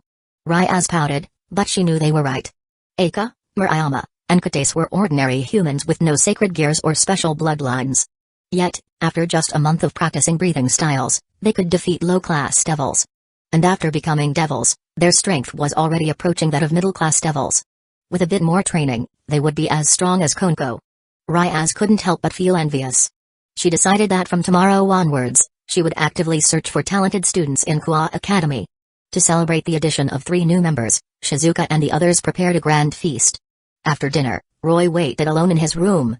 Every night, Sako and the others would take turns visiting him. Roy didn't interfere with their arrangement and was actually quite curious who it would be tonight. Click, the door opened. A graceful figure entered the dark room. Ryaz? Don't speak. Ryaz whispered, covering his mouth with her hand. Earlier, while they were eliminating the monster, Roy had jokingly suggested that Ryaz come to his room tonight to explore his techniques. He hadn't expected her to actually show up. Roy didn't hold back, showcasing his various techniques. They spent the entire night together, their passionate embrace lasting until dawn. Their peaceful daily life resumed. One day, however, Ryaz brought home a new girl. This is Kamabe, the captain of the tennis club. Ryaz introduced her with a smile. She's from the Abe clan, a family of magicians. She's now my bishop. After Roy's advice, Ryaz had lowered her standards when searching for servants. She had discovered Kamabe, but Kim had initially been reluctant to become a devil. Ryaz had put in a lot of effort to persuade her. Nice to meet you all. Kim greeted everyone with a bow. She was a beautiful girl with long, wavy blonde hair and a stunning figure. Roy recognized her. She hadn't appeared in the anime, but she was in the manga. When she was forced into an arranged marriage by her father, she had sought help from Ryaz. However, Kim was supposed to have a low opinion of the devils at Kwa Academy. Roy wondered how Ryaz had managed to convince her to become her servant. Kim didn't seem to dislike devils as much as she was supposed to. After the introductions, Ryaz turned to Akano and Konko. We just received a mission to eliminate a stray devil. This is a good opportunity for everyone to get to know each other. Let's get ready to depart. I have some free time. I'll come along. Roy offered. Ryaz nodded in agreement. Buku, we want to go too. Aka, Murayama, and Kates raised their hands eagerly. They usually trained at Roy's castle after school but returned home at night. Nezuko, Saya, and the others also looked at him expectantly. All right, everyone can come. Roy relented, except for Shizuka and Sako, who were busy preparing dinner. Come back soon. Shizuka called out from the kitchen, waving a spoon. Don't worry, we'll be back before dinner. Roy assured her. He activated a teleportation circle, and they vanished. This is the place, right? Roy looked at the abandoned warehouse. Yes, the stray devil is inside. Ryaz confirmed. I can sense its presence. Konko added. Since the higher-ups issued an extermination order, this stray devil must be dangerous. Be careful, everyone. Ryaz warned. Roy shrugged, unconcerned. He glanced at the girls behind him and felt a bit sorry for the stray devil. It probably didn't expect to be ganged up on by so many people. They opened the warehouse door and entered. Ah! A frail girl with blue hair was cowering behind a pipe, gasping for breath. Someone's injured. Aka exclaimed, mistaking the girl for a human. She was about to approach her when Roy stopped her. Don't be fooled. That's the stray devil. He warned. Eh? That cute girl? Aka, Murayama, and Kates were dumbfounded. They couldn't believe such an adorable girl could be a stray devil. Roar. Suddenly, the girl's appearance changed, transforming into a monstrous spider-like creature. It lunged at them with roar. Aka, Murayama, and Kates were startled. Konko, Akano, engage. Come, you observe for now. It's your first time dealing with a stray devil. Ryaz commanded. You can join in as well. Roy said to the other girls, waving his hand. After the incident with the alchemist's monster, Ryaz no longer refused his help. Watch my Growlithe. Alice giggled, releasing her Pokemon. Woof woof. Growlithe barked excitedly. Growlithe, use Ember. Alice commanded, pointing at the stray devil. Woof. Growlithe obeyed, unleashing a small burst of flames. However, it didn't harm the stray devil. This was understandable. The stray devil was at the peak of middle-class devil level. Growlithe was still too young, but that didn't dampen Alice's enthusiasm. With Konko and Akano holding the front line, there was no danger to her. Seeing Alice having so much fun, Mikamo, Nezuko, and Asia also released their Pokemon. Go, Squirtle. Go, Vulpix. Go, Pikachu. Squirtle, use Water Gun. Squirtle. Vulpix, use Fire Spin. Pikachu, use Thunderbolt.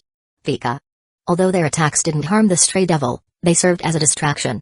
Chapter 75, The Church Girl Duo. If you can't do something, then don't. Focus on what you can do. What kind of familiars are those? Kamabe asked curiously, observing Alice and the others' Pokemon. Despite being from a family of magicians, she had never seen such creatures before. This is Growlithe. Isn't he cool? Alice boasted. He's certainly impressive. Kim agreed. Just then, Akano finally decided to intervene. Resound through the heaven, divine lightning. She declared, unleashing a bolt of golden lightning that struck the stray devil, leaving it charred and smoking. Era, it seems that's the end of that. Akano said with a hint of disappointment. She hadn't expected the stray devil to be so easily defeated. Now that the mission is complete, let's head back, Ryaz announced. Roy nodded in agreement. It was time to return. Shizuka and the others would be waiting. Suddenly, they heard footsteps approaching. Two figures appeared at the warehouse entrance. We smelled a foul stench from afar. So it's devils. One of the figures declared. What a mess you devils have made. The other added with a sneer. The two girls, one with short blue hair and the other with brown pigtails, wore white church robes. Roy instantly recognized them as the church duo, Zenovia and Irina Shido. He hadn't expected to encounter them here. You two must be members of the church.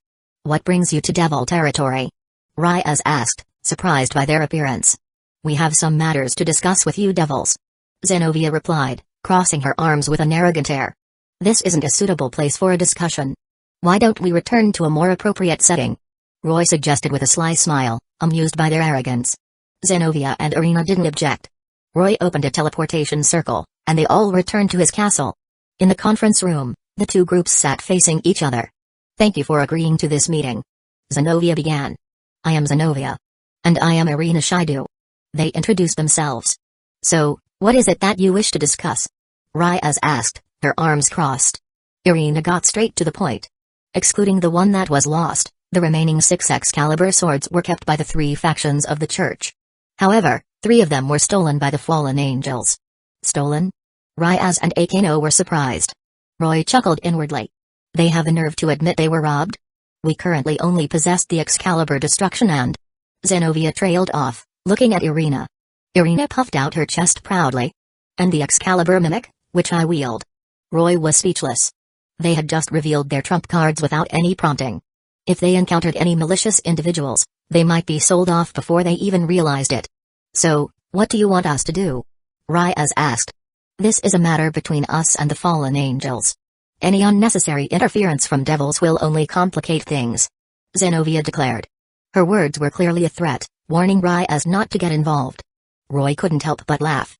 These two newbies, with their middle-class devil strength, were threatening Ryaz on her own territory. Could it get any more ridiculous? What are you laughing at? Irina glared at Roy. I just remembered something amusing. Roy replied, stifling his laughter. What's so amusing? Irina seemed intrigued. Yesterday, I saw a calf trying to fight a lion. Ha ha ha ha. Isn't that hilarious? A calf? A lion? What do you mean? Saya, Siko, and the others, however, understood Roy's meaning and chuckled. Idiot, Zenovia and Irina huffed, turning away. Are you suggesting that we would collude with the fallen angels to steal the Excalibur swords? Ryaz asked, her voice still calm, but her eyes flashed with anger. For devils, the Excalibur swords are forbidden objects. It's not impossible for you to join forces with the fallen angels. Zenovia replied with a shrug. Ryaz could no longer contain her anger. Her aura flared. But the two clueless girls remained oblivious. If that were the case, I would eliminate you all, even if you are the Satan's sister. Zenovia declared confidently. Roy burst into laughter, unable to hold it back any longer. Zenovia's words were very stupid. Anyone else would have retaliated against such a threat, even if they didn't kill them outright. They were making enemies and seemed proud of it. Zenovia and Irina glared at him. You're laughing at us, aren't you? You've been laughing at us this whole time. Irina exclaimed, slamming her hands on the table. Ha ha ha ha, you're just realizing that now. You two are really clueless. Roy mocked. You came to my territory, make threats, and claim you'll eliminate us? Who gave you this confidence? Those 2 Excalibur swords? You're hilarious. Zenovia and Irina were enraged. They reached for their swords, ready to attack. You must be the one who defeated Rizerphanex recently. Don't underestimate us. I'll show you the power of the Excalibur. Irina declared. Oh? I'd love to teach you some manners, Roy replied with a smirk. He snapped his fingers. Siko. Yes. Siko stepped forward with a smile and approached Zenovia and Irina. Please, follow me to the training room. Humphrey. Fine. Irina huffed, and the 2 girls followed Siko. They weren't afraid of the Satan's sister, so they certainly weren't afraid of Roy. They arrived at the spacious training room within the castle. Siko, Kanao, you'll be their opponents. Roy instructed. Zenovia and Irina were only middle class, but with the Excalibur swords, they could even fight those at the peak of that level. However, Siko and Kanao weren't normal middle-class devils. They were more than enough to handle the 2 girls. Let's begin. Zenobia and Irina dramatically threw off their church robes. The church wouldn't be happy about this. Please allow me to enjoy myself, as long as we don't kill each other. With those words, they unleashed the power of their Excalibur swords. I'll make sure you enjoy yourself. Siko replied with a sly smile, her fighting spirit burning. Kanao simply observed them silently. The battle began. Siko faced Zenobia, while Kanao faced Irina. Clang. Clang. Clang. Clash. Clash. Clash. The battle was fierce from the start. Zenobia wielded the Excalibur Destruction. Her every strike was powerful and destructive. However, she was at a disadvantage against Siko's incredible speed. Siko effortlessly evaded every attack. Meanwhile, Kanao's fight against Irina was one-sided. Kanao didn't play around like Siko. She fought with her full strength, aiming for a swift victory. This was what Shinobu had taught her during her Demon Slayer training. Flower breathing, fourth form, Crimson Hanagoromo. Kanao unleashed a two-step slash, arcing upwards. So fast.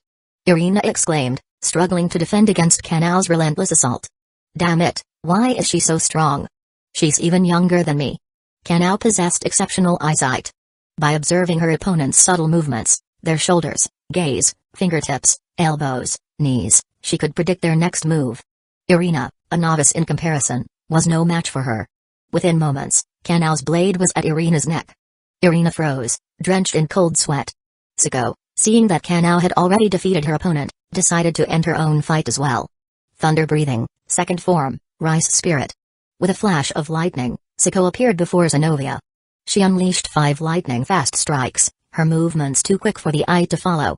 What? Zenobia gasped, shocked by Siko's sudden appearance. Clang. Clang. Clang. Clang. Clang. 5 resounding clashes echoed through the training room as Zenobia was sent flying, her Excalibur Destruction flung from her grasp. You lose. Siko declared, her sword pointed at the fallen Zenobia, her face flushed with exertion. Her 5 strikes had only hit the Excalibur Destruction. Otherwise, Zenobia would have been killed. We lost. Zenobia admitted, defeated. She and Irina had been conceited. However, we must carry out our mission to destroy the Excalibur swords, no matter what. Zenobia declared, her resolve unwavering. They prepared to leave. Before departing, Zenobia glanced at Asia, seemingly wanting to say something. But she remained silent. Wait, who is this fallen angel who stole the Excalibur swords? Ryaz asked, wanting to know their enemy's identity. It's the fallen angel Kadri, Kokobe Eel. Irina replied. You too, trying to face a fallen angel Kadri? Roy scoffed. Are you suicidal?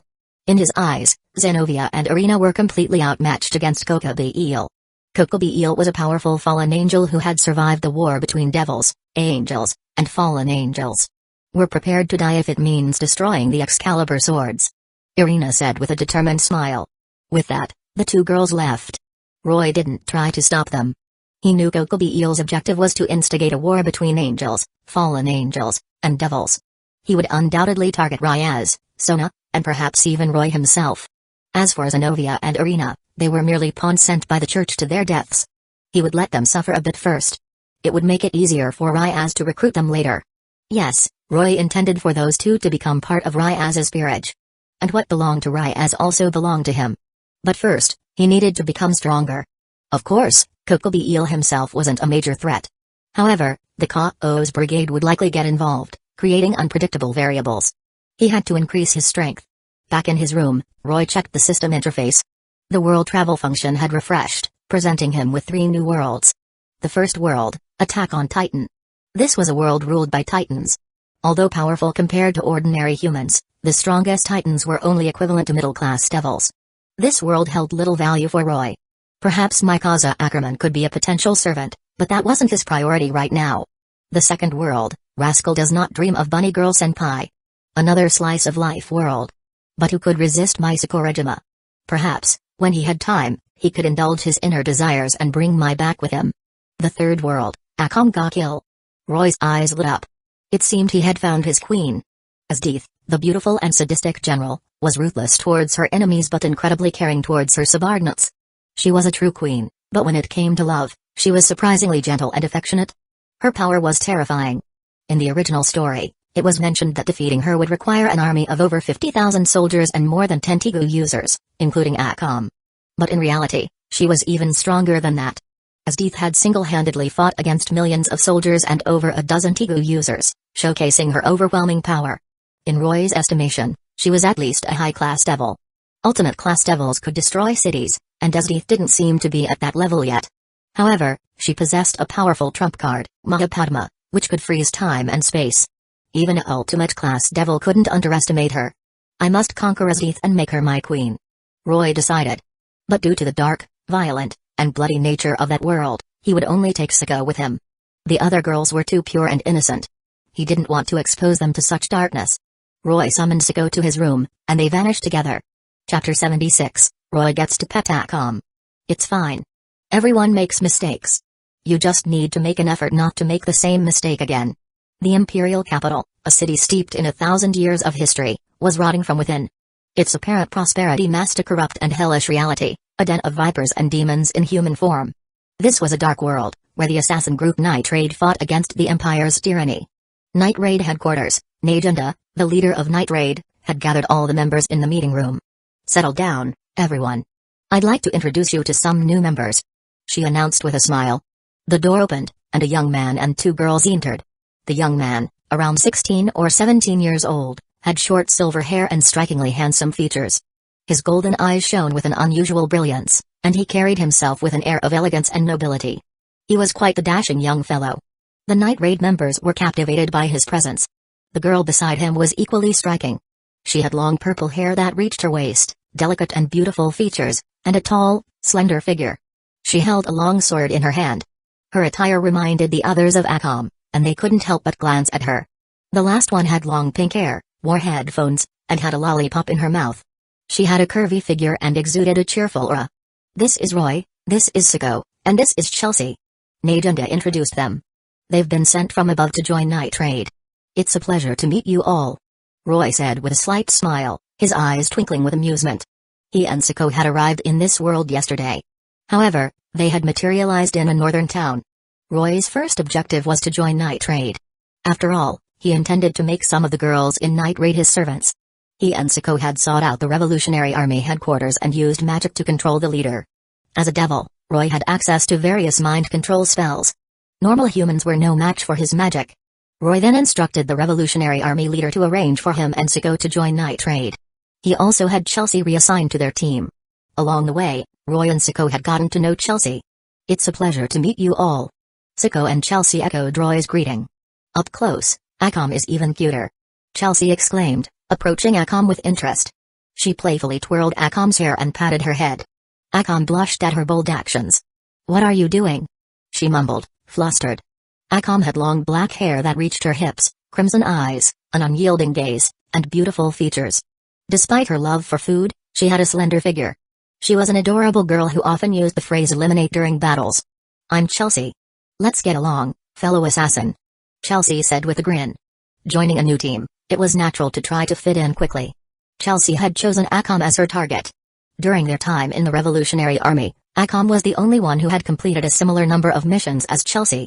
She had some understanding of Akam's personality. Here, this is for you. Chelsea offered Akam a lollipop with a playful smile. Akam's eyes lit up at the sight of the lollipop. She snatched it eagerly. Welcome to Night Raid. Mine and Leon chuckled, amused by how easily Akam had been won over. Ha ha ha, since we're comrades now, I can't be stingy either, Roy said with a laugh. He held out his hand, and a blue magic circle appeared in midair. He reached into the magic circle and pulled out a platter of roasted chicken. The Night Raid members were stunned by this magical display. This was storage magic, a technique Roy had recently learned. It was similar to a spatial ring, allowing him to store items. Roy had stored quite a few goodies inside. Akam, this is for you, Roy said, offering her the roasted chicken. The golden, crispy chicken emitted an enticing aroma. Akam couldn't resist. She snatched the chicken, her speed leaving an afterimage. Welcome to Night Raid, Roy, she exclaimed, clearly prioritizing the meat over Chelsea's lollipop. Akam was a true carnivore. Damn it. They've completely figured out Akam's weakness. Lubbock grumbled. Lubbock was a young man with green hair who wielded the Tigu crosstail. Haha, don't worry, I have something for you all too, Roy reassured them, pulling out more gifts from the magic circle. Mine, this is for you. He handed her a beautifully packaged bottle of milk. Mine was a tsundere girl with pink pigtails who wielded the Tigu pumpkin. What's this? Mine asked curiously, intrigued by the exquisite packaging. It's delicious milk.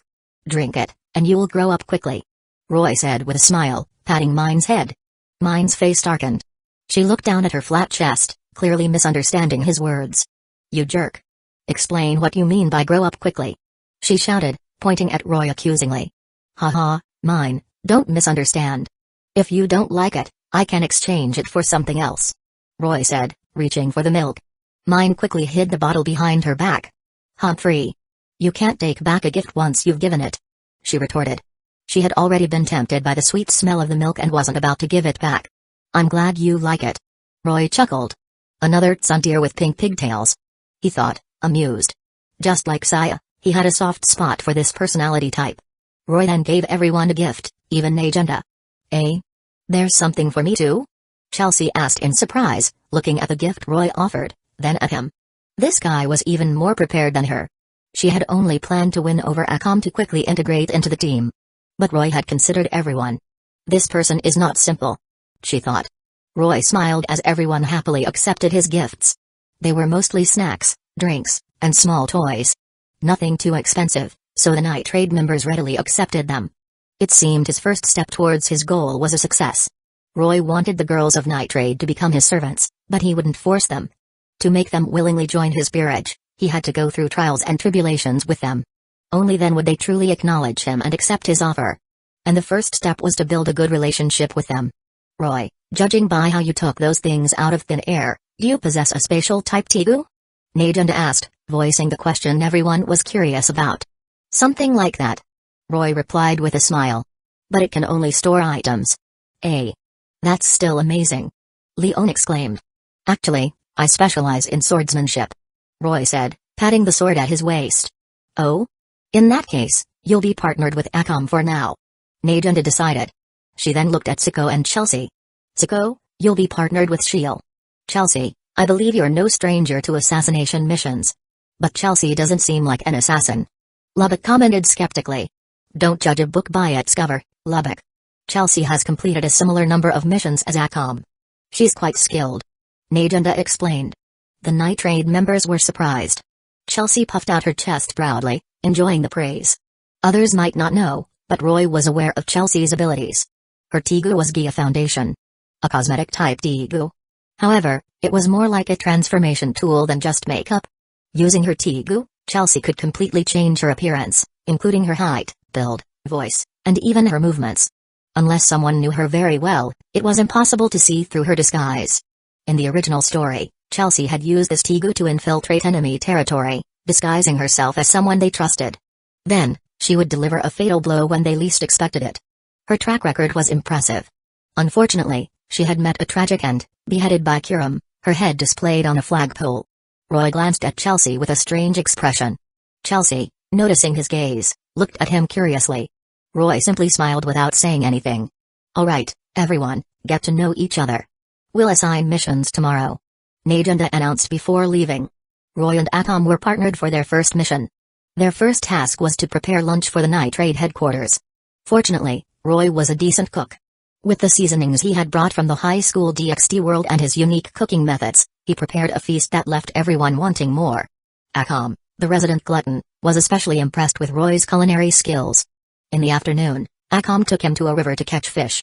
Standing by a waterfall, Akam started to undress without a word. Wait, Akam, are you going to catch fish? Roy asked, stopping her. Yes. Akam replied with a nod. Then leave the fishing to me. Roy puffed out his chest, ready to show off his skills. He extended his hand towards the river. A blue magic hand emerged from his palm and plunged into the water. When he withdrew his hand, it was filled with dozens of tuna. Roy then stored the fish in his storage magic. Akam was stunned by this effortless fishing method. Amazing! She exclaimed, her eyes filled with admiration. Ha ha, it's nothing. Roy replied with a wave of his hand. Now, it's time for meat. Akam declared, leading Roy into the forest. They had caught fish. Now, it was time to hunt for meat. Dangerous beasts often roamed this forest. Soon, they encountered a giant boar, 5 to 6 meters tall. Judging by its size, it was at least a Class 2 danger beast. It stood before them like a small hill. Be careful. I'm going in. Akam warned Roy before charging towards the boar. She couldn't use her Tegu, Morass aim. For hunting, as it was cursed with a deadly poison. Akam drew a short sword and leaped onto the boar's back, slashing at its neck.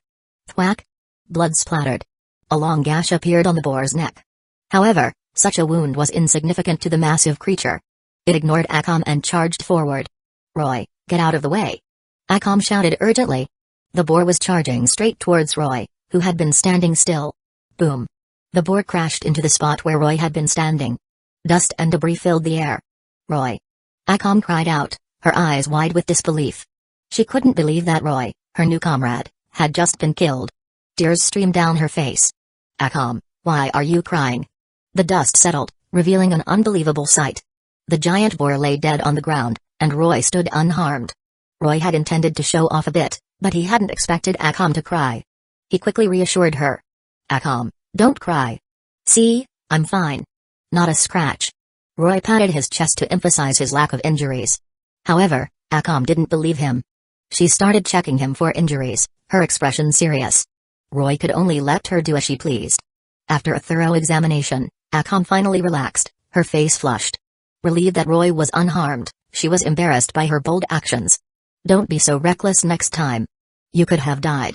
She scolded. Roy listened obediently. There's nothing in this world that can kill me, he thought with amusement. He then took out a plate of Peking duck from his storage magic. Akam's eyes lit up at the sight of the delicious dish, her scolding forgotten. Roy chuckled and handed her the Peking duck. Akam accepted it without hesitation and started eating. This tactic is quite effective, Roy thought. He took the opportunity to pat Akam's head while she was distracted by the food. Akam didn't seem to mind his touch and continued eating. Roy grew bolder, petting Akam like a cat. Her long, smooth hair felt nice to the touch. Once Akam finished eating, Roy stored the boar's carcass in his storage magic. They returned to the night raid headquarters. When Roy retrieved the boar, Leon, Mine, Shiel, and the others gathered around. Wow, Akam, well done. You hunted such a huge danger beast today. Mine praised, patting Akam's shoulder. No, I didn't kill it. Akam replied, shaking her head. Eh? If not you, then who? Mine asked in surprise. Roy killed it. Akam said, pointing at him. What? The night raid members were stunned. No one doubted Akam's words. Haha, it seems our new member is quite strong. Leon exclaimed with a hearty laugh. She approached Roy and slung an arm around his neck. Well done. Leon-san will protect you from now on. Roy couldn't resist the enthusiastic hug from the big sisterly Leon. Leon had beautiful blonde hair and golden eyes. She was a cheerful and busty woman. Her tigu was Lionel, which transformed her into a blonde, beast-eared, and even buster warrior. Chapter 77, Big Sister Leon. People exist to save themselves. You will understand that at the moment of your death. The next day, Roy continued to work alongside Akam, their partnership proving to be quite effective. As night fell, Najunda summoned them both. There's been a report of a sadistic noble family in the imperial capital. She began, her voice serious. They lure in travelers with false promises of hospitality, then subject them to horrific torture for their own amusement. Leon has investigated and confirmed the report. Your mission is to eliminate this family. Roy felt a sense of familiarity. Luring travelers and torturing them. Wasn't this the mission Night Raid undertook in the beginning of the story? However, there was a slight difference. This time, it was just the two of them. But then again, the targets were just ordinary humans. It didn't require the entire Night Raid team to handle them. Understood, boss. Akam acknowledged the mission. Roy, this is your first mission, so Akam, please look after him. Najunda instructed. Yes, boss. Akam nodded, glancing at Roy. With the mission accepted, they set off under the cover of night. The moon hung high in the sky as Roy and Akam arrived at the mansion of the sadistic noble family. The mansion was brightly lit, with figures moving about and guards patrolling the grounds. Let the mission commence. Be careful.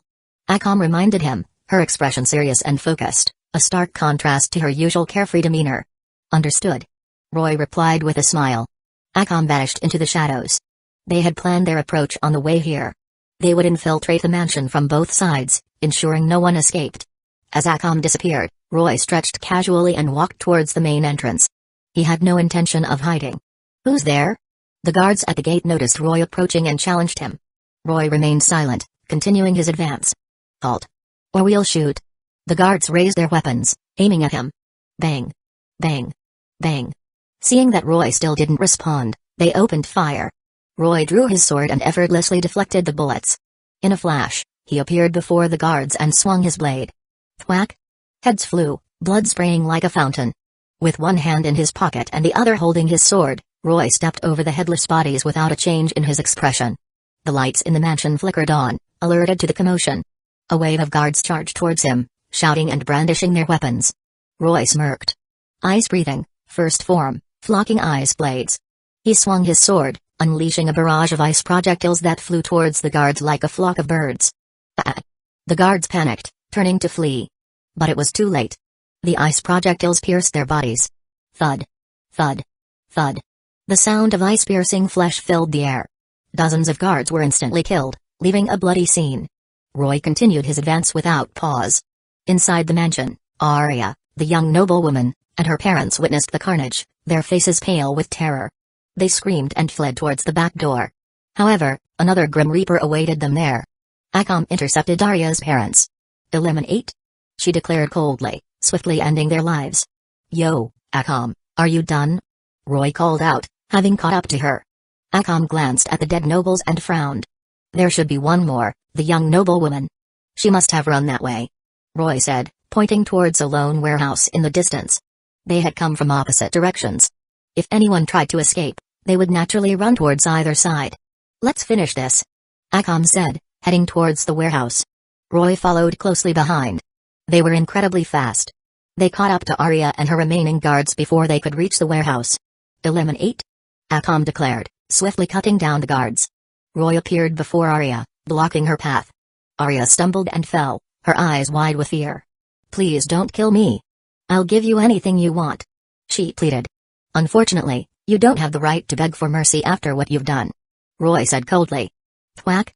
Blood splattered as Arya's head rolled on the ground. Roy had executed her without hesitation. Well done. You didn't hesitate even when facing such a cute girl, Akam commented with a rare smile. If Roy didn't know her better, he would have thought she was mocking him. She wasn't cute at all. Just a devil in human form, Roy retorted. Indeed. Akam agreed with a nod. This warehouse must be where they tortured their victims, Roy said, observing the building. It looked similar to the one in the original story. He approached the warehouse and sliced open the door with his sword. They entered. The scene inside was like a gruesome depiction of hell. People were bound, suspended, and subjected to horrific torture. The stench of blood and decay filled the air, making Roy nauseous. He knew this world was dark and cruel, but he had underestimated its depravity. Akam, however, remained unfazed by the horrific scene. Her eyes were calm, but a hint of killing intent flickered within them. Roy didn't want to stay here a moment longer. But as he turned to leave, a voice called out from a cage deep within the warehouse. Let us out. The rattling of chains echoed through the room. Roy turned back and saw a young man and woman bound by chains inside the cage. There are still survivors? Roy hadn't expected anyone to be alive in this hellish place. He approached the cage, effortlessly cutting through the bars and the chains that bound the two captives. Come out, he said, then turned to leave. He couldn't stand to be in this place any longer. You must have been tricked by that noblewoman, Akam said to the two survivors. They looked weak but hadn't been tortured yet. It seemed they had just been captured. Yes, the young man replied, his voice filled with fear. We thought they were kind enough to offer us shelter, but after dinner, we lost consciousness and woke up here. The horrors within the warehouse filled him with terror. If they hadn't been rescued, their fate would have been unimaginable. You mean her? Roy pointed at Arya's corpse. The young man's eyes widened in horror. Yes, that's her. They lure travelers with false promises, then torture them to death for their own amusement, Akam explained. That's the true nature of this family. You're lucky to be alive. Roy recognized the two survivors. They were Iyasu and Sayo, Tatsumi's friends from the original story. He hadn't expected to encounter them here. It seemed they had just been captured and hadn't been subjected to any torture yet. They were indeed fortunate. Take this money and return to your village. The imperial capital isn't a place for you, Roy said, tossing them a bag of coins. He then turned to leave. Mission accomplished. Let's go, he said to Akam, and they vanished. Thank you for saving us, Iyasu called out, watching them disappear. He picked up the bag of coins and helped Sayo to her feet. He decided that once they found Tatsumi, they would leave the imperial capital, this monstrous city that devoured people. Back at Night Trade headquarters, Najunda praised them for completing their mission. Well done on your first mission, newbie, Leon exclaimed, slinging an arm around Roy's neck and giving him a thumbs up. Roy, momentarily blinded by her cleavage, could only endure the warm embrace. Roy, you'll be partnered with Leon next. Najunda announced with a smile. Haha. I'll take good care of you, kid. Leon declared, beaming. Only Akam seemed disappointed by this arrangement. Leon, report on your mission. Najunda instructed, folding her arms. Yes. Leon's playful demeanor vanished as she turned to business. She released Roy and presented 2 portraits. Our targets are Ogre from the Imperial Guard and the oil merchant, Gamal. According to the client, Ogre has accepted numerous bribes from Gamal. Whenever Gamal commits a crime, Ogre finds scapegoats for him. Many innocent people have been imprisoned because of them. Have you confirmed the information? Najunda asked, lighting a cigarette. I've seen and heard it with my own eyes and ears.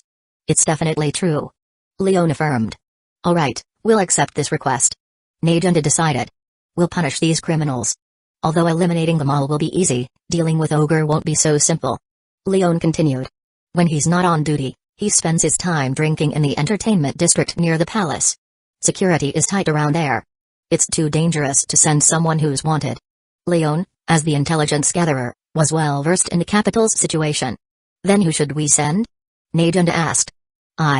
Leon raised her hand. I'm not wanted. I don't think I'm wanted either. Roy said with a smile. How about I take care of Ogre? Should we wait for mine and the others to return? Akam suggested with concern. But we don't know when they'll be back. Leon countered. Najunda extinguished her cigarette and looked at Roy. Can you handle it? Roy smirked confidently. I have complete confidence. Overconfidence can be fatal. Akam warned. Don't worry, Akam. There's no one in this world who can kill me. Roy reassured her, patting her head. Then it's decided. Roy will eliminate Ogre, and Akam and Leon will deal with Gamal. No problem. Yes. They accepted their missions without hesitation and set off immediately. In the entertainment district outside the Imperial Palace, Leon carefully explained the layout and the locations where Ogre could be found. Got it? She asked, patting Roy's shoulder.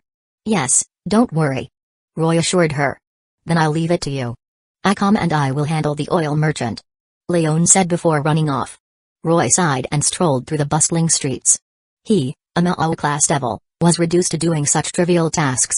But Akam's affection for him seemed to be growing, and Leon also treated him differently. He was confident he could win over Shiel, who was about to meet her demise in the original story. Roy spent some time exploring the entertainment district until he finally found Ogre in a tavern, drinking with some companions. It wasn't a good time to strike. Although Roy could easily overpower them all, he wanted to maintain a low profile. After all, he was supposed to be an assassin. Roy decided to wait for a better opportunity. He entered the tavern, found a seat, and ordered some food and drinks. Meanwhile, Akam and Leon had infiltrated the oil merchant's mansion. Gamal was swiftly eliminated. That was easy. I wonder how Roy is doing. Leon said, stretching. Let's go check on him. Akam suggested. You're worried about that kid? Alright, let's go then. Leon teased, amused by Akam's concern. They headed towards the entertainment district. Since Akam was wanted, they couldn't get too close.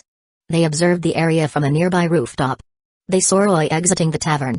Roy's out. I wonder if he succeeded. Leon said, focusing her attention. Roy walked down the street casually. Just then, a group of Imperial Guards approached him. Oh no, it's the Imperial Guard. Was Roy discovered? Leon frowned, worried. No. Akam said calmly. As if to confirm her words, the guards simply walked past Roy, not recognizing him. Chapter 78, Teaching Mind How to Use a Gun. Games purify our souls and leave room for our new development that challenges the mind. They are the products of humans' wisdom. Just then, Ogre, the captain of the Imperial Police, emerged from the tavern Roy had just exited. Good evening, Captain. Greetings, sir. Captain Ogre. The Imperial Police greeted their captain. Carry on with your patrol. Ogre instructed. Yes, sir. After a brief exchange, the guards continued their patrol, while Ogre walked towards Roy. Roy subtly adjusted his direction, walking towards Ogre as well. In the bustling street, amidst the flow of people, they passed each other. Roy, his back to Ogre, smirked and continued walking. Among the patrolling guards, Sarah Ubiquitous, who was at the rear, saw a flash of light. She instinctively turned her head and saw her mentor, Ogre, suddenly freeze. Then, he collapsed to the ground, his head rolling off his shoulders. Sensei. Sarah Ubiquitous trembled, her eyes wide with disbelief. The other guards, alerted by her reaction, also witnessed the gruesome scene. Captain Ogre has been assassinated. Seal off the area. Find the culprit. Don't let the assassin escape. I'll kill whoever murdered Sensei. Panic and chaos erupted in the entertainment district. Roy, however, had already left the area and was walking through a quiet alley. Hey, Roy. Well done. Not only did you take out Ogre, but you even fooled the Imperial Police. Leon praised, appearing beside him with Akam. That was a clean strike. Akam added, offering a rare compliment. Indeed, as Roy passed by Ogre, he had drawn and swung his sword in a swift, unseen motion. The attack was so fast that no one noticed until Ogre collapsed a few steps later. It was a perfect assassination. If Akam and Leon hadn't been observing closely, even they wouldn't have noticed. Haha, it was nothing. Roy said modestly.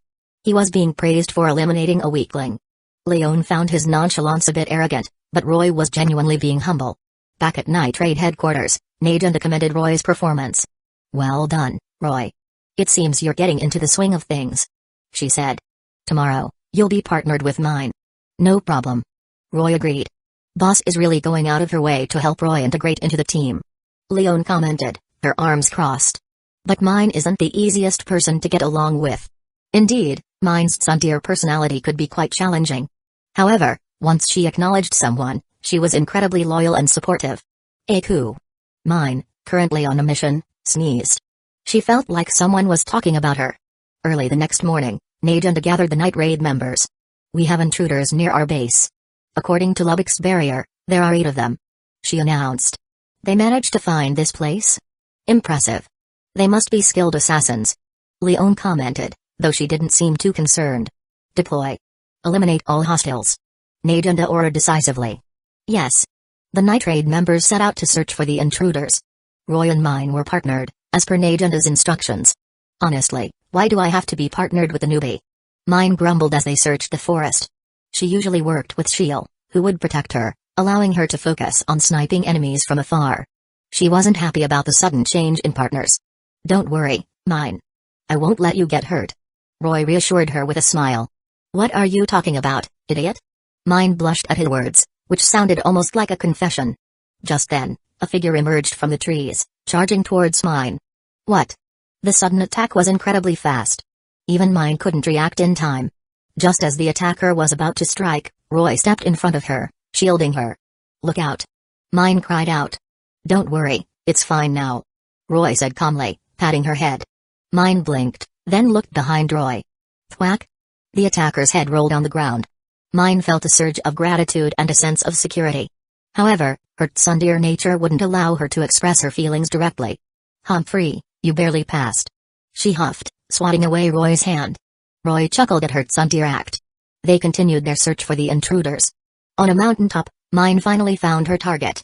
Humphrey, after that close call, I can unleash even greater power. This distance is perfect for sniping. She declared, spotting an enemy through the scope of her Tegu pumpkin. She pulled the trigger. A golden beam of energy shot out. Boom. The target was instantly vaporized. Mine's Tegu pumpkin resembled a massive sniper rifle with incredible destructive power. Its power increased in proportion to the danger she faced. In the original story, Bud, the Grand General of the Empire, who was as strong as teeth, had been killed by Mine's pumpkin. It was a terrifying weapon. Target eliminated. Mine declared, satisfied. Suddenly, another enemy emerged from a nearby tree, slashing at Roy. This time, the target wasn't mine. Just as the enemy's blade was about to strike Roy, a gun appeared at its head. Sayonara. Bang. Roy twirled the light gun in his hand, blowing away the smoke from the barrel. Eh? Is your Tegu also a gun? Mine asked, dumbfounded. When the enemy had appeared, she had expected Roy to draw his sword. But he had used a gun instead. Judging by the energy bullet it fired, Mine assumed it was a Tegu. It's just a toy. If you like it, I'll give it to you. Roy offered casually. Eh? Really? Mine couldn't believe he would give her such a valuable weapon so easily. Of course. Here. Roy handed her the light gun. Mine accepted it without hesitation. She examined the gun, her eyes sparkling with delight. Her pumpkin was powerful, but it was also cumbersome to use, especially in close combat. This light gun would be perfect for close quarters situations. Here, Mine, let me teach you how to use it. Roy offered, demonstrating the gun's functions. Although Mine didn't have magic power, the light gun could also use ordinary bullets. And it could also use mental energy as ammunition, which was how Pumpkin operated. However, Pumpkin was troublesome to use. It was a modular weapon that required assembly, and she always had to carry a large case with her. If ambushed, she wouldn't have time to assemble it. The light gun was much more convenient. It was small, lightweight, and powerful. After Roy taught her how to use it, Mine loved the light gun even more. Thank you. I might even agree to do something for you if it's not too outrageous. Mine said with its sundear blush, accepting the gift. If you could call me by my name, I'd be very happy. Roy replied with a smile. Mine had been calling him newbie and hadn't used his name yet, indicating she hadn't fully accepted him as a comrade. That's easy. Roy. Mine said without hesitation. As she uttered his name, the atmosphere shifted subtly. Their eyes met. Mine blushed, her cheeks burning. The mission is complete. Let's head back. She blurted out, unable to handle the sudden intimacy. She slung Pumpkin over her shoulder and practically fled. Roy chuckled, amused by her flustered reaction. The next day, Roy continued his partnership with Mine. Today's mission, assigned by DxD, was to investigate the situation in the Imperial capital. Early in the morning, Roy knocked on Mine's door. Mine, are you awake? We have a mission to attend to. Wait a moment. I'll be right there. Mine's flustered voice came from inside the room. After a while, she finally emerged. She glared at Roy and let out a haughty Humphrey. She had been changing clothes when she heard Roy's voice, startling her and causing a moment of panic. Roy shrugged, amused by her predictable reaction. They headed to the dining room for breakfast. Sicko and Atom were partnered today. Sicko's cooking, as always, was impeccable, earning praise from everyone. After breakfast, Roy and Mine set off for the Imperial capital. I'm a bit full. Mine said, patting her stomach contentedly. Now, let's begin our investigation of the capital. She declared with enthusiasm. Roy knew that her investigation mainly involved shopping. But she wouldn't neglect her duty to observe the situation in the capital. Hurry up and keep up. Mine called out. Coming. Roy chuckled, catching up to her. They walked side by side, looking like a young couple. Some of the comments from passers-by made Mine blush. They strolled through the streets like they were on a date, enjoying ice cream, shopping for clothes, and playing games. Mine's smile didn't fade throughout the morning, while Roy became the designated bag carrier. Fortunately, he had storage magic. Otherwise, he wouldn't be able to carry everything. Perhaps only during these moments could Mine, a killer who walked in darkness, truly be herself. Roy felt a pang of sympathy for these girls. Gulp. Mine took a large sip of iced juice, a satisfied sigh escaping her lips. We bought so many clothes today. As expected, pink is the best color for spring. She exclaimed, her eyes sparkling. So, did you enjoy our date today? Roy asked, also taking a sip of his juice. Of course I did. Mine replied without hesitation. Then, as if realizing what she had just said, she blushed furiously. Idiot. What date? We were investigating the capital. She shouted, jumping to her feet. Okay, I know. It wasn't a date. It was an investigation. Roy soothed her, chuckling at her outburst. Mine sat back down, took another sip of her juice, and fanned her face with her hand, trying to cool down her burning cheeks.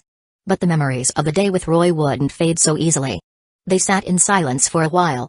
When they finished their drinks, Mine stood up. All right, mission accomplished. Let's head back. Okay.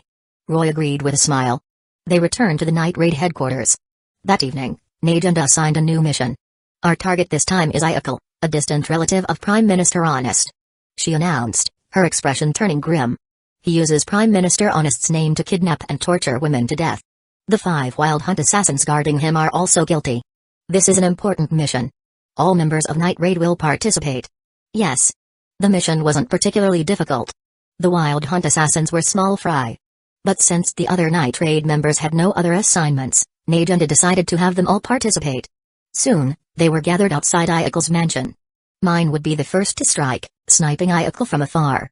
Once Ayakal was eliminated, the Wild Hunt assassins would undoubtedly come after them. The others would then intercept and eliminate the assassins. It was a simple plan.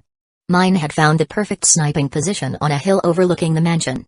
Roy stood beside her, acting as her bodyguard. Good luck, Mine. Humphrey. I'm a genius sniper. The moment he steps out of that mansion, he's dead. Mine took a deep breath and raised her tegu, Pumpkin. She peered through the scope, her focus unwavering. Her concentration was absolute, as if nothing could distract her from her target. Chapter 79, A Day in the Life of Night Raid. I will handle whatever it is you need. It's a big sister job to care for her brother. They were positioned at least 5 kilometers away from Ayakul's mansion. Ordinary sniper rifles couldn't reach that distance. Even if they could, accuracy would be a major issue. This was a challenging sniping mission. The night raid members waited in silence. There he is. Mine spotted Ayakul through the scope of her Tegu pumpkin. She pulled the trigger without hesitation. Bang! The gunshot echoed through the night. Ayakul, inside the mansion, was instantly killed with a headshot. Excellent shot. Roy praised. Humphrey. Of course. Mine replied, puffing out her chest with a proud smirk. But the Wild Hunt assassins must have heard the gunshot. We should hide. Roy suggested. Mine nodded in agreement. They concealed themselves in a nearby tree. As expected, one of the Wild Hunt assassins soon arrived. Damn it, they escaped. How am I supposed to explain this? The assassin cursed, seeing no one around. No need to explain anything. Bang. A voice rang out from behind the assassin, and a bullet pierced his back. However, the assassin reacted with incredible agility, dodging the bullet. Even Mine was surprised. But she didn't stop. She fired again and again. Bang. Bang. Bang. The assassin, however, dodged every shot with impressive reflexes. Just as he was about to close in on Mine, another gunshot rang out. A bullet forced the assassin back. Roy had fired the shot. He held a blacklight gun, smoke curling from its barrel. Mine stared at Roy in surprise. She looked at his blacklight gun, then at her own white one. The matching colors reminded her of couple items, and she blushed. Don't just stand there. Take him down. Roy urged. Mine snapped out of her daze. They both opened fire on the assassin, turning him into a target practice dummy. Roy wasn't serious, of course. He was just playing a shooting game with Mine. The assassin, unable to approach them under their relentless barrage, jumped and dodged frantically. Soon, he was riddled with bullets. Target eliminated. Mission accomplished. Mine declared, twirling her light gun and holstering it, imitating Roy's earlier actions. Let's head back then. Roy said with a smile. They regrouped with Akam and the others and returned to the night raid headquarters. Life as an assassin wasn't all about missions. For the next few days, they all took a break. Early one morning, Roy saw Bullet, shirtless and drenched in sweat, training in the courtyard. Yo, Roy. Want to join me for a workout? Bullet greeted him with a cheerful grin. No, thanks. I have something to do. Roy declined awkwardly. Bullet was known for his tendencies, and Roy wasn't interested in getting too close to him. Roy, it's time to prepare breakfast. Akam said, approaching him. Oh, okay. Let's go then. Roy replied with a smile. Although Akam was partnered with Siko, she often sought out Roy to cook together. This wasn't because Roy was a better cook than Siko. It was because she craved the delicious food he stored in his spatial magic. Siko, come join us for breakfast preparations. Roy invited, seeing her approach. Sure. Siko agreed with a smile. Soon, a delicious breakfast was ready. Are Mine and Shiel still asleep? Roy asked, noticing their empty seats. It's not unusual. Akam replied casually. As assassins, they often fought at night, so it was normal for them to sleep in. But they hadn't had any missions yesterday, had they? I'll go wake them up. You guys start eating. Roy offered, getting up to rouse the two sleepyheads. He knocked on Shiel's door. Hey, Shiel, wake up. Breakfast is ready. A faint groan was the only response. Roy, with his enhanced hearing as a devil, could barely make out the sound. He opened the door. Shiel, clad in a loose-fitting nightgown, lay fast asleep, her curvaceous figure outlined beneath the thin fabric. Shiel, wake up. Roy said, gently shaking her shoulder. Is that Roy? Shiel mumbled, her eyes fluttering open. However, she seemed disoriented, her gaze directed at the wall. Roy sighed inwardly. Nearsighted and bareheaded. What a combination, he thought with amusement. My glasses. Where are my glasses? Shiel sat up, fumbling around blindly. Here. Roy picked up her glasses from the nightstand and handed them to her. Thank you. Shiel said gratefully, putting on her glasses, oblivious to the fact that her nightgown had shifted, revealing more than she intended. Roy helped her adjust her clothes. Shiel, get up. Breakfast is ready. I'll go wake up Mine now. Okay. Shiel replied with a dazed nod. Roy then went to Mine's room and knocked. Mine, wake up. It's time for breakfast. Knock, knock, knock. Let me sleep a bit longer. Zzz. Mine's muffled voice came from inside. Roy sighed and opened the door. Seeing Mine sprawled across the bed, he couldn't resist teasing her. He gently pulled her cheeks. Mine, wake up. Ow!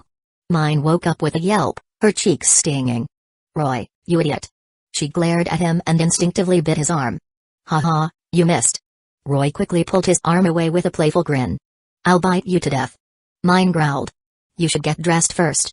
I'll be waiting in the dining room, Roy said, glancing at Mine's exposed figure, then quickly left the room. Mine looked down and realized her nightgown had ridden up, exposing her. Her face flushed crimson, and she let out a scream. She wanted to blast Roy with pumpkin. But he had already escaped. After a while, Sheil and Mine finally arrived at the dining room, fully dressed. Mine glared at Roy, but there was nothing she could do. I want milk, she declared, slamming her hand on the table. She couldn't fight him, so she demanded milk as compensation. Roy was surprised by her request but readily agreed. He had plenty of milk. Here you go. He placed a small bottle of milk on the table before her. Humphrey. Mine turned away, taking the milk and drinking it. Everyone stared at Roy expectantly. This is for Akam, Roy said, realizing he had inadvertently triggered a chain reaction. He quickly gave everyone a bottle of milk. Roy is being awfully nice to Mine. Does he have a thing for her? Chelsea teased, taking a sip of her milk. What are you talking about? Mine retorted, her face flushed. It's true. Chelsea shrugged. Humphrey. If anything, he's nicer to Akam. Mine countered. Everyone thought about it and realized she was right. Roy always gave Akam whatever food she requested. Akam, who had been enjoying her breakfast, paused, her cheeks reddening slightly. She quickly resumed eating. Ahem, it's only natural to be nice to everyone, Roy explained awkwardly. He then swiftly snatched the lollipop from Chelsea's mouth. Too much candy will rot your teeth, he said, popping the lollipop into his mouth and biting it. Eh? Chelsea was stunned, then blushed. Haha, well done, Roy. Are you planning to build a harem? Leon laughed, slapping Roy's shoulder. Roy's lips twitched. Leon, although that is my plan, you don't have to announce it to everyone, he thought, exasperated. Don't worry, Leon. I won't forget about you either, Roy said, gritting his teeth playfully. Eh? Even Leon, with her bold personality, was taken aback. But then, her smile vanished. If we can all survive until the end, perhaps I'll agree, she said quietly. Her words brought a somber silence over the room. They were assassins, living a dangerous life. They could die at any moment. Romance seemed like a distant dream. Roy sighed. Leon, you really know how to kill the mood. He stood up and clapped his hands. Don't worry, everyone. As long as I'm here, no one will die. I promise. His confidence seemed to reassure them. Bullet also stood up. Well said. No one will die. Humphrey. Such arrogance. But I won't die so easily either, Mine declared with a tsundere huff. The atmosphere lightened up again. Ouch. Roy, you hit me quite hard, Leon complained, rubbing her shoulder. Humphrey. Serves you right for ruining the mood, Mine said with a smug grin. After breakfast, they gathered in the courtyard. Siko had challenged Akam to a spar, and Akam had accepted. They were both skilled swordswomen with similar fighting styles. Everyone knew how strong Akam was, but they were curious about Siko's true strength. They were all interested in this match, even Agenda. Akam, please. Likewise. Siko initiated the duel. Thunder breathing, first form, thunderclap and flash, eightfold. Siko went all out from the start. She could sense Akam's strength. Akam was a high class. However, since this was a spar, they were using wooden swords. Without her Tigu, Akam's strength was significantly reduced. Siko, on the other hand, had no weapon restrictions. But she was only at the peak of middle-class devil. Their strength was roughly equal in this situation. Siko's form blurred with lightning, and she appeared before Akam in an instant. Clash. Clash. Clash. Their movements were incredibly fast. The intense and evenly matched battle thrilled the Night Raid members. Go, Akam. Go, Siko-san. Siko-san is so strong. Yeah, Akam has always been our ace, but Siko-san is just as powerful. But Akam is at a disadvantage without her Tigu. Is that lightning Siko-san's Tigu? The Night Raid members discussed the match excitedly. Both girls were exceptionally talented. Although Akam couldn't use her Tigu, her years of experience in life or death battles gave her an edge. However, Siko had the advantage of speed and the versatility of thunder breathing. Tigu users, on the other hand, relied heavily on their Tigu for their special abilities. Akam struggled to keep up with Siko's diverse techniques. Thunder breathing, first form, thunderclap and flash, Godspeed. This technique drastically increased Siko's speed and attack power. A flash of lightning, and Siko appeared behind Akam. Akom's wooden sword was cleanly sliced in two. I lost. Akom admitted, turning to face Suko.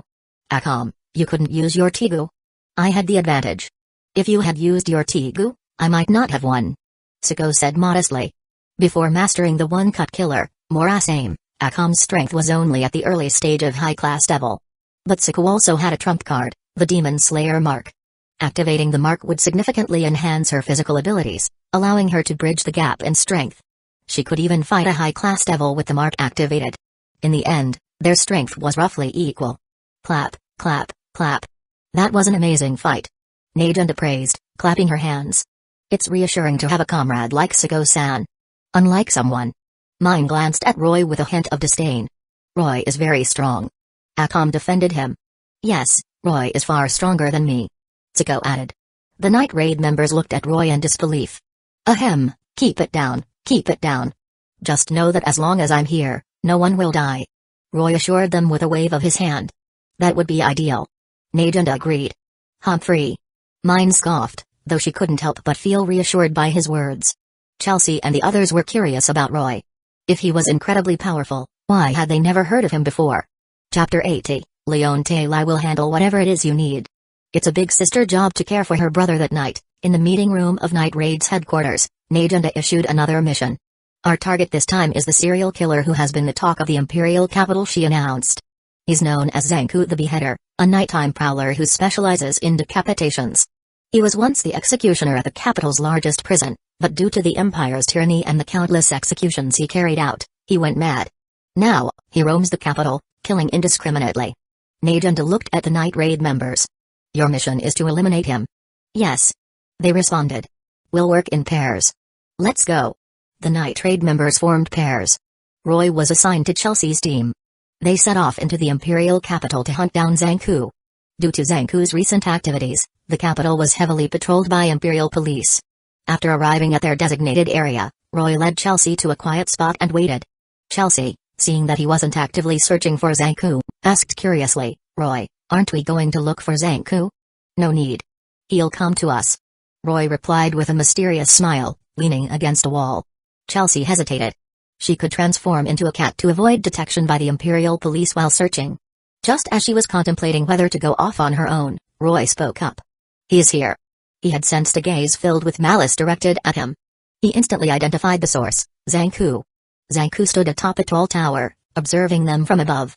None of the Night Raid members escaped his notice. Huh? Where? Chelsea looked around but couldn't find Zanku. Over there. Roy pointed towards Zanku's location. Chelsea followed his gaze and gasped. It was indeed Zanku. Wait here. I'll take care of him. Roy said before vanishing in a flash. Hey, wait. Chelsea tried to stop him, but he was already gone. She quickly followed. Even assassins have appeared. This city is truly dangerous. Kek, whose head shall I take first? Zanku mused, looking down at the Night Raid members from his perch atop the tower. I think you can start with your own. A voice said from behind him. Who's there? Zanku spun around. A young man stood there calmly. Zanku instantly recognized him as one of the assassins he had observed earlier. So it's a Night Raid assassin. Ha ha ha ha. Zanku laughed, not taking Roy seriously. Are those your last words? Roy shook his head. He wasn't one for idle chatter. He drew his sword and struck without hesitation. Thwack! Blood splattered as Zanku's head flew off his shoulders. Why? Couldn't I see? Zanku muttered in confusion before dying. Roy understood his question. Zanku's ego was spectator, which granted him 5 different vision abilities: insight, farsight, clear sight, foresight, and illusion sight. These abilities allowed him to perceive emotions, see distant objects, see through obstructions, glimpse the future, and cast illusions. Zanku had activated foresight, but he couldn't see anything, hence his confusion. In the original story, Zanku, with his Tigu, could hold his own against Akom for several rounds. He was no weakling. But without his Tigu's abilities, he was instantly killed by Roy. After all, Roy was a Mao class. The difference in their strength was too vast for spectator to foresee his future. Roy, where's Zanku? The other Night Raid members arrived. There. Roy said casually, pointing at the headless corpse on the ground. The Night Raid members were dumbfounded. Zanku had been killed so quickly? That's definitely Zanku. Chelsea confirmed, pointing at the severed head. That thing on his forehead must be his Tigu. Lubbock retrieved the tegu from the head. Well then, the mission is complete. Let's head back. That was easy. Leon exclaimed, stretching. Indeed. Let's return. Chelsea agreed. The night trade members headed back to their base. The next morning, Roy woke up to find someone sleeping beside his bed. Hey, Sheil, why are you sleeping here? Sheil sat up groggily, rubbing her eyes. Because starting today, you're my partner.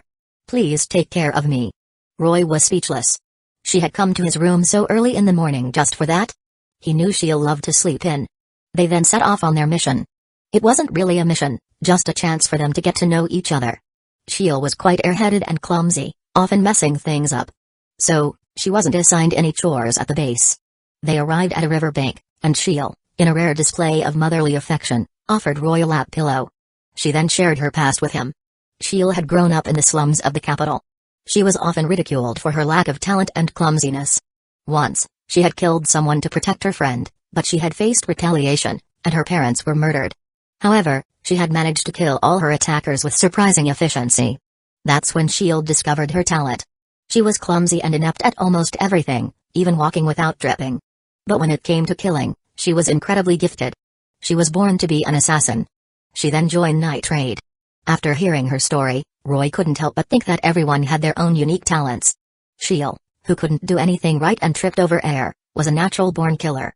Roy then shared his own story, though he embellished some details and omitted others. They spent a pleasant day together. The next day, Roy and Leon went to the slums. Their mission was to investigate the area. There were rumors of a group manufacturing and distributing a drug similar to a hallucinogen. They lured women from the slums with money, then controlled them with a drug, forcing them into prostitution. Roy and Leon's task was to eliminate this group. After a day of investigation, they finally located the group's hideout. That night, they prepared to take action. All right, it's time to work and pay off my debt, Leon said, cracking her knuckles. Having grown up in the slums, she often helped the people there. This had led to her accumulating quite a debt to night trade. She was essentially working to pay it off. By the way, Roy, you haven't seen my tegu yet, have you? Leon asked, approaching him with a mysterious grin. I haven't. Roy confirmed. Then feast your eyes. Activate, Beast King transformation, Lionel. Leon's short blonde hair grew longer, reaching her waist. Two beast ears sprouted from her head, a tail emerged from behind her, and her hands transformed into claws. She had become a beautiful beast-eared girl. In this form, Leon's strength and senses were greatly enhanced. Haha, how is it? Isn't it amazing? She asked excitedly. I get so pumped up whenever I transform. Yes, it's very impressive. But this tail. Roy chuckled, reaching out to touch her tail. Hey. What are you doing? Leon snatched her tail away, her face flushed crimson. Her tail was a sensitive spot. Ahem, I was just curious. Let's focus on the mission, Roy said awkwardly, quickly changing the subject. Leon glared at him, then sighed and followed him. They climbed onto a rooftop, and Leon removed a tile, peering down into the building below. The room was filled with purple smoke. Dozens of women were smoking, their expressions vacant, lost in a drug-induced haze. This was the hallucinogenic drug created by the group. It was highly addictive and incredibly harmful. The door opened, and two men entered. One was tall with an eye patch, the other short and stout. Good, good. Keep earning money, and I'll give you more of the drug, the tall man said with a greedy smile. Yes. The women replied in unison, their minds clouded by the drug. These women were forced into prostitution, their bodies exploited until they died. Boss, look at her. The short man pointed at a woman lying on the ground. She's useless now. Dispose of her, the tall man said dismissively. Bring in more women from the slums. Those women will do anything for money. Yes, boss. The two men left. Scum, Roy muttered coldly. I recognize some of those women from the slums, Leon said, her voice low and dangerous. This is infuriating. Let's finish them off quickly. Leon was enraged by the sight. Roy and Leon followed the two men to a meeting room. They were discussing how to expand their drug operation. Crash. The door burst open, and Roy and Leon entered. Scum, your reign of terror ends today, Leon declared. Intruders. Kill them. The men reacted quickly, summoning their guards. However, they were mere humans, no match for Roy and Leon. Roy and Leon showed no mercy. Within moments, everyone in the room was dead. Huff. Cleaning up trash is so satisfying, Leon said with a grin. Since it's still early, how about we check on mine? Roy suggested with a smile. Eh? Leon looked at him, then teased, still denying your interest in mine? Why else would you be so concerned about her? Leon-san, I never said I wasn't interested in her. In fact, I'm most interested in you. Roy replied with a playful grin. Humphrey. You little flirt. Leon scoffed, crossing her arms. Let's go. If they didn't hurry, Sheil might be torn in half. Reconstructing a body weakens one's power. Roy thought to himself. They rushed towards Mine and Sheil's location. Mine and Sheil had completed their mission and were returning to base. However, they were intercepted by Sarah Ubiquitous of the Imperial Police. Seeking revenge for her teacher, Ogre, she had been searching for them throughout the capital. Roy had been shocked by Sarah's character when he watched the anime. She appeared to be a sweet and innocent girl, but she harbored a twisted sense of justice. To defeat evil, she had undergone horrific body modifications. Her entire body was riddled with scars, a testament to the pain she had endured. But Sarah, driven by her twisted ideals, had persevered and gained immense power. She also possessed a biological-typed ego, Hecatonkairs, which she named Koro. Its trump card, Berserker, could drastically increase its power. The two sides clashed. Mine faced Koro, while Sheil fought Sarah. Initially, they had the advantage, with 2 against 1. However, after Sheil severed Sarah's arms, Sarah activated Koro's Berserker mode. The situation reversed instantly. Mine was caught off guard and held captive by Koro, about to be crushed. Sheil came to her rescue, severing Koro's arm and freeing Mine. But then, the tide turned again. Sarah shot Sheil in the heart. Koro lunged at Sheil, its massive jaws wide open. Sheil. Mine screamed, watching in despair as Sheil was about to be devoured. Suddenly, a massive ice pillar shot from afar, impaling Koro. 2 figures appeared. It was Roy and Leon. Sheil. Leon's eyes burned with rage as she glared at Sarah. Die. Enraged, Leon charged at Sarah with incredible speed and punched her with full force. Sarah's body was torn apart, her death instant and brutal. Leon, still fueled by fury, turned towards the approaching Imperial Police and attacked them. Roy rushed to Sheil's side, gently lifting her and carrying her to Mine. Mine, her body riddled with fractures and her arm broken, struggled to get up. Roy gently pushed her back down. Mine, I'm glad I could be of use in the end. Sheil said with a weak smile, her life fading. Sheil. Sheil. Mine sobbed uncontrollably.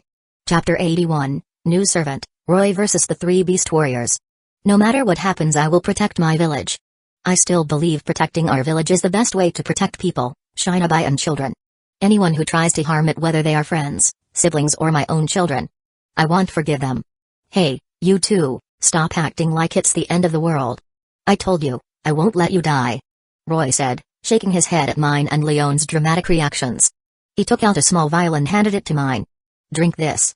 The vial contained a single drop of the Phoenix Tears. As long as someone wasn't completely dead, no matter how severe their injuries, this miraculous liquid could instantly heal them. Roy then turned to Sheil, who was cradled in his arms. Sheil, would you like to become my servant? He asked gently. He admired Sheil's unwavering spirit. Even after being bisected by Koro in the original story, she had managed to activate her Tegu's trump card to help Mine escape danger. Sheil, barely clinging to life, whispered, yes. Roy nodded, satisfied.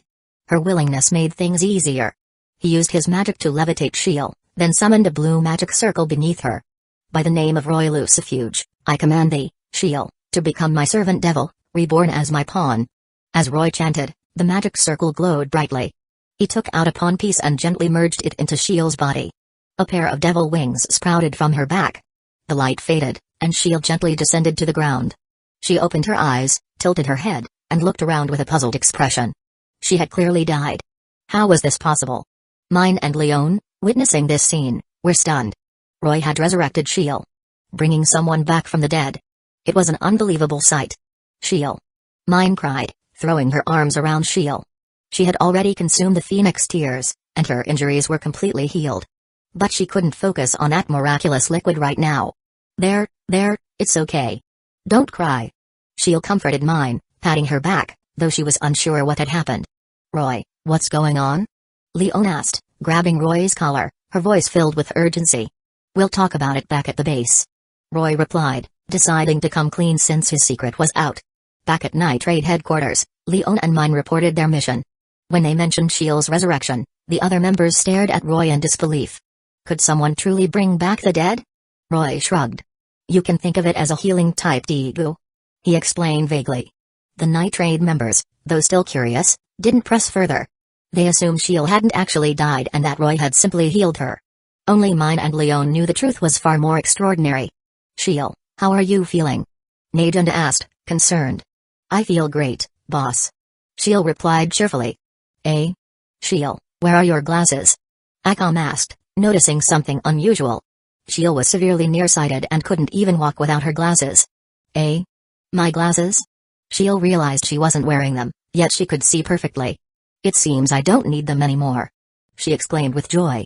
It appears his Tegu even cured Sheil's nearsightedness. Najunda mused. The night raid members were astonished. Not only had Sheil's injuries been healed, but her vision had been restored as well. It was unbelievable. The next morning, Roy was awakened by a knock on his door. Who is it? Roy, wake up. It was Mine. She opened the door impatiently. Eh? Sheil? Why are you here? Mine looked at Sheil, who was sleeping beside Roy's bed, in surprise. Sheil sat up groggily.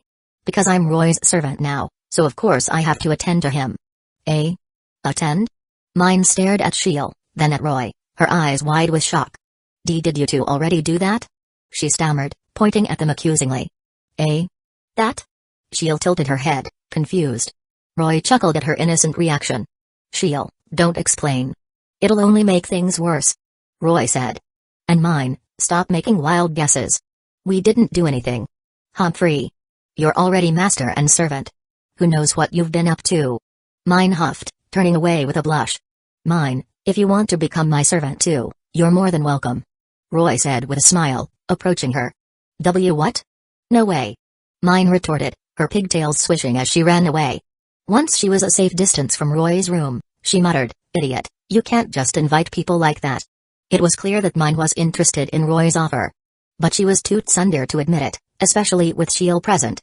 In truth, after Roy saved Sheil, Mine's affection for him had skyrocketed. Sheil had been injured while protecting her. If Sheil had died, Mine would have blamed herself forever. In a way, Roy saving Sheil meant even more to her than saving herself. After breakfast, they enjoyed a pleasant day together. They went fishing with Akam, enjoyed Sheil's lap pillows, and teased Mine. Life was peaceful and enjoyable. However, this calm was just the prelude to a storm. Najunda gathered the night raid members. Is everyone here? She asked, looking around. After confirming everyone was present, she continued, I have some news. Asdeath has successfully quelled a rebellion in the north and has returned to the capital. The night raid members' expressions turned serious. Although they hadn't witnessed Asdeath's power firsthand, Najunda's words hinted at her terrifying strength. Leon, Chelsea, go to the capital and investigate Asdeath's movements. Understood. They both replied. I'm curious to see what kind of person she is. Leon said with a grin. Najunda paused, then warned, she's an incredibly dangerous and ruthless individual. Be cautious. Understood, understood. Leon replied dismissively. Humphrey, such carelessness will get you killed one day. Chelsea chided, her lollipop still in her mouth. Indeed, Leon, I must also warn you. Don't even think about trying to assassinate Asdeath. Roy added, slapping Leon's shoulder. Even 10 of you are no match for her. If she catches you, even I won't be able to save you. Is she really that strong? Leon asked, taking Roy's words more seriously than Chelsea's. Yes. To defeat her, you would need an army of over 50,000 soldiers and at least 10 Tegu users, including Akam. Najunda explained grimly. But in reality, even that might not be enough. In the original story, after the Shikao taser was destroyed, Asdeath had single-handedly held off millions of soldiers and over a dozen Tegu users. Although this wasn't shown in the anime, it was a testament to her overwhelming power. In the end, after a series of battles, Asdeath had faced Akam in a final showdown. Akam had only managed to defeat her after mastering Morasame's trump card and tricking Asdeath into using her own powerful technique against her. Asdeath was truly a formidable opponent. The night raid members were shocked by Najunda's assessment. I understand. Leon finally said, nodding seriously. She wouldn't act recklessly. Najunda nodded in satisfaction. Along with Asdeath's return, there have been a series of assassinations of government officials in the capital. She continued. 4 officials and their guards, a total of 61 people, have been killed. That's not the issue, though. The issue is this flyer with Night Raid's name on it, left at the crime scenes. Najunda showed them a flyer. They're trying to frame us? Bullet asked. Killing people and leaving flyers. It's clearly a setup. Lubbock commented with a shrug. Initially, people thought so too. But now, They're convinced it was us. Najunda said. Why? Mine wondered. Because the victims all had elite guards. Normal bandits couldn't have done this. Najunda explained. So, they deliberately targeted strong opponents. And only someone with power comparable to Nitrate could do that. Mine understood their strategy. It must be Esdeath's subordinates. They're trying to lure out the real Nitrate and eliminate us. Najunda concluded, her expression grim. Then let's turn the tables and take them down. Roy suggested with a smile. Exactly. If they acted, we'll put them in their place. Leon agreed excitedly. The others also voiced their agreement. Alright, let's show them the true strength of Nitrate. Najunda declared, standing up. There are 2 potential targets. We'll split into 2 teams to protect them. Siko, Akam, and Shiel will be one team. Roy, Lubbock, and Bullet will be the other. Yes. With the orders given, they set off for their assigned locations. Roy's team was tasked with protecting a high-ranking official on a luxurious cruise ship, the Ryusen.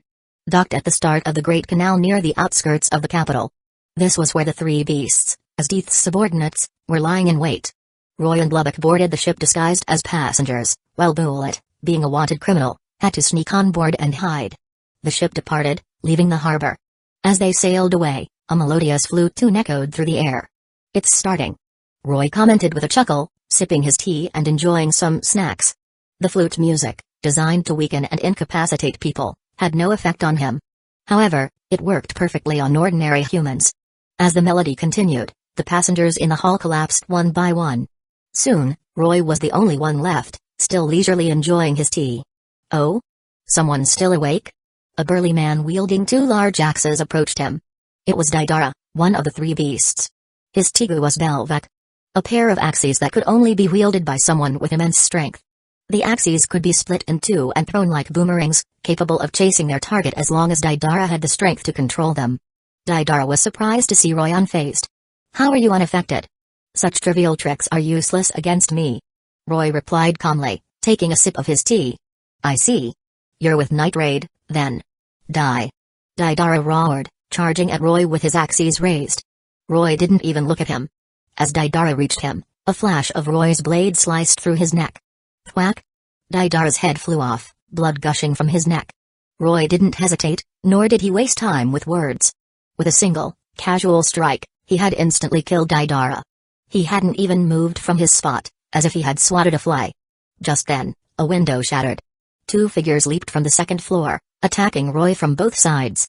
They were the remaining members of the 3 beasts. Nai-Aw, who wielded the flute Igu, Scream. And Liver, who wielded the ringed Igu, Black Marlin. Roy, watch out. Bullet and Lubbock, who had arrived, warned Roy. Roy smirked, summoning his Ice Rose sword. Ice breathing, 3rd form, Ice Slash. He swung his sword with incredible speed. A flash of cold light, and Nai-Aw and Liver were decapitated. But not a single drop of blood spilled. Their bodies were frozen solid. This technique, Ice Slash, could instantly freeze its target. Thud. The frozen corpses fell to the ground, shattering into countless shards of ice. They had been killed before they could even use their Tigu. He's so strong. Bullet and Lubbock exclaimed, their eyes wide with shock. Lubbock, collect their Tigu. We're leaving. Roy instructed, sitting back down and taking another sip of his tea.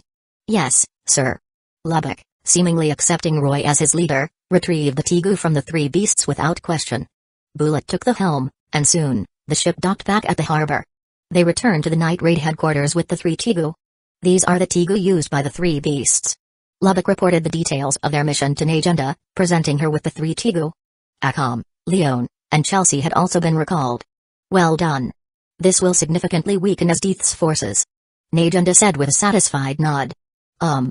Actually, Roy single-handedly defeated the 3 beasts. Lubbock admitted sheepishly. Everyone looked at Roy, but they didn't seem surprised. They knew he was powerful. I'll personally deliver these Tigu to headquarters. For now, Roy will be in charge of Nitrate. Najunda announced, looking at Roy. No problem. Roy agreed with a smile. He was the strongest and most enigmatic member of Nitrate, which was why Najunda trusted him to lead them in her absence. After giving some instructions, Najunda departed with the Tigu. Roy addressed the Nitrate members. Although boss is temporarily away, we can't let our guard down. Lubbock, Leon, and Chelsea, you'll go to the capital tomorrow to gather information. The rest of you, remain on standby. Yes. They admired Roy and readily followed his commands. Chapter 82, Targeting Kurom. Don't feel like you should be the only one holding yourself back. Just do whatever you want to do. The next day, Leon, Chelsea, and Lubbock went to the imperial capital. Roy and Akam headed into the forest to hunt danger beasts for food. Akam, I heard you have a younger sister. Can you tell me about her? Roy asked as they walked. Eh? Akam seemed surprised by his sudden question. She was silent for a moment, lost in thought, then began recounting her past with Kurom. When we were young, Kurom and I only had each other. We lived on the streets until we were bought by the Empire and trained as assassins. Roy listened quietly as Akam shared her story. He felt a pang of sympathy for the two sisters. They had endured a harsh childhood, and now they were forced to fight each other. He remembered that in the original story, and the anime, Kurom had ultimately died by Akam's hand. The pain of killing one's own sibling was unimaginable. Even though you were separated, you still love Kurom, don't you? Roy asked gently, patting Akam's head. Yes. That's why I must be the one to kill her. Akam replied with a serious expression. Roy was speechless. Why were they always talking about killing each other? Akam, you can't say that. She's your only sister. Exactly. Because she's my sister, I can't let her continue to be used by the Empire. Roy sighed. She was so stubborn. Don't you want to free Kurom from the Empire's grasp? Then you two can be together again. That's impossible. I once invited Kurom to leave the Empire with me, but she refused. She believes I betrayed her. Akam said, her expression filled with sadness. That's because you didn't show her how truly dark the Empire is. Roy explained patiently. They had been trained as assassins from a young age, with no proper education. They didn't understand right from wrong. Akam only realized the truth after witnessing the death of her friend, Martha. That was when she met Najenda, the leader of Night Raid, and decided to defect from the Empire. Kurom, being younger than Akam, couldn't possibly understand. She only knew that her sister had betrayed the Empire, and thus, she believed Akam had betrayed her as well. But there's nothing I can do. Akam said, looking at him helplessly. With her quiet and reserved nature, how could she possibly convince Kurom? If she could have, Kurom would have left with her long ago. Then leave it to me. Roy declared confidently. Akam's eyes lit up with hope. She undoubtedly loved her sister. If Kurom could truly return to her. Thank you, Roy. Akam said with a grateful nod. Haha, you're welcome. If you really want to thank me, then become my servant. Roy said half-jokingly. Akam blushed. All right. What? You agree? Roy was surprised. Yes. Akam repeated, her voice barely above a whisper. That's great, Akam. Don't worry, I'll bring Kurom back to you. Roy promised, happily patting her head. He was determined to fulfill his promise. Look. We found our food, Akam. Let's go. Roy suddenly spotted a tiger-like danger beast. Akam's eyes lit up, and she drooled at the sight of the potential meal. Eliminate? The next morning, Roy and Suho arrived at a library in the imperial capital. Lubbock was already waiting for them at the entrance. Please come in, he said, opening the door and leading them inside. They reached the back of the library. Lubbock flipped a few switches, and the bookshelves parted, revealing a hidden staircase leading underground. Haha, what do you think? This is my secret base. Lubbock said proudly. It's impressive.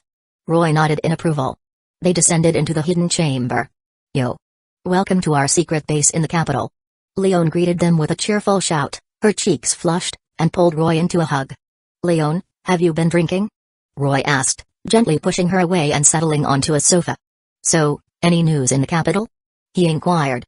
The main topic of discussion is Asdeath's newly formed special police force, the Jaggers. Chelsea replied, chewing on a lollipop.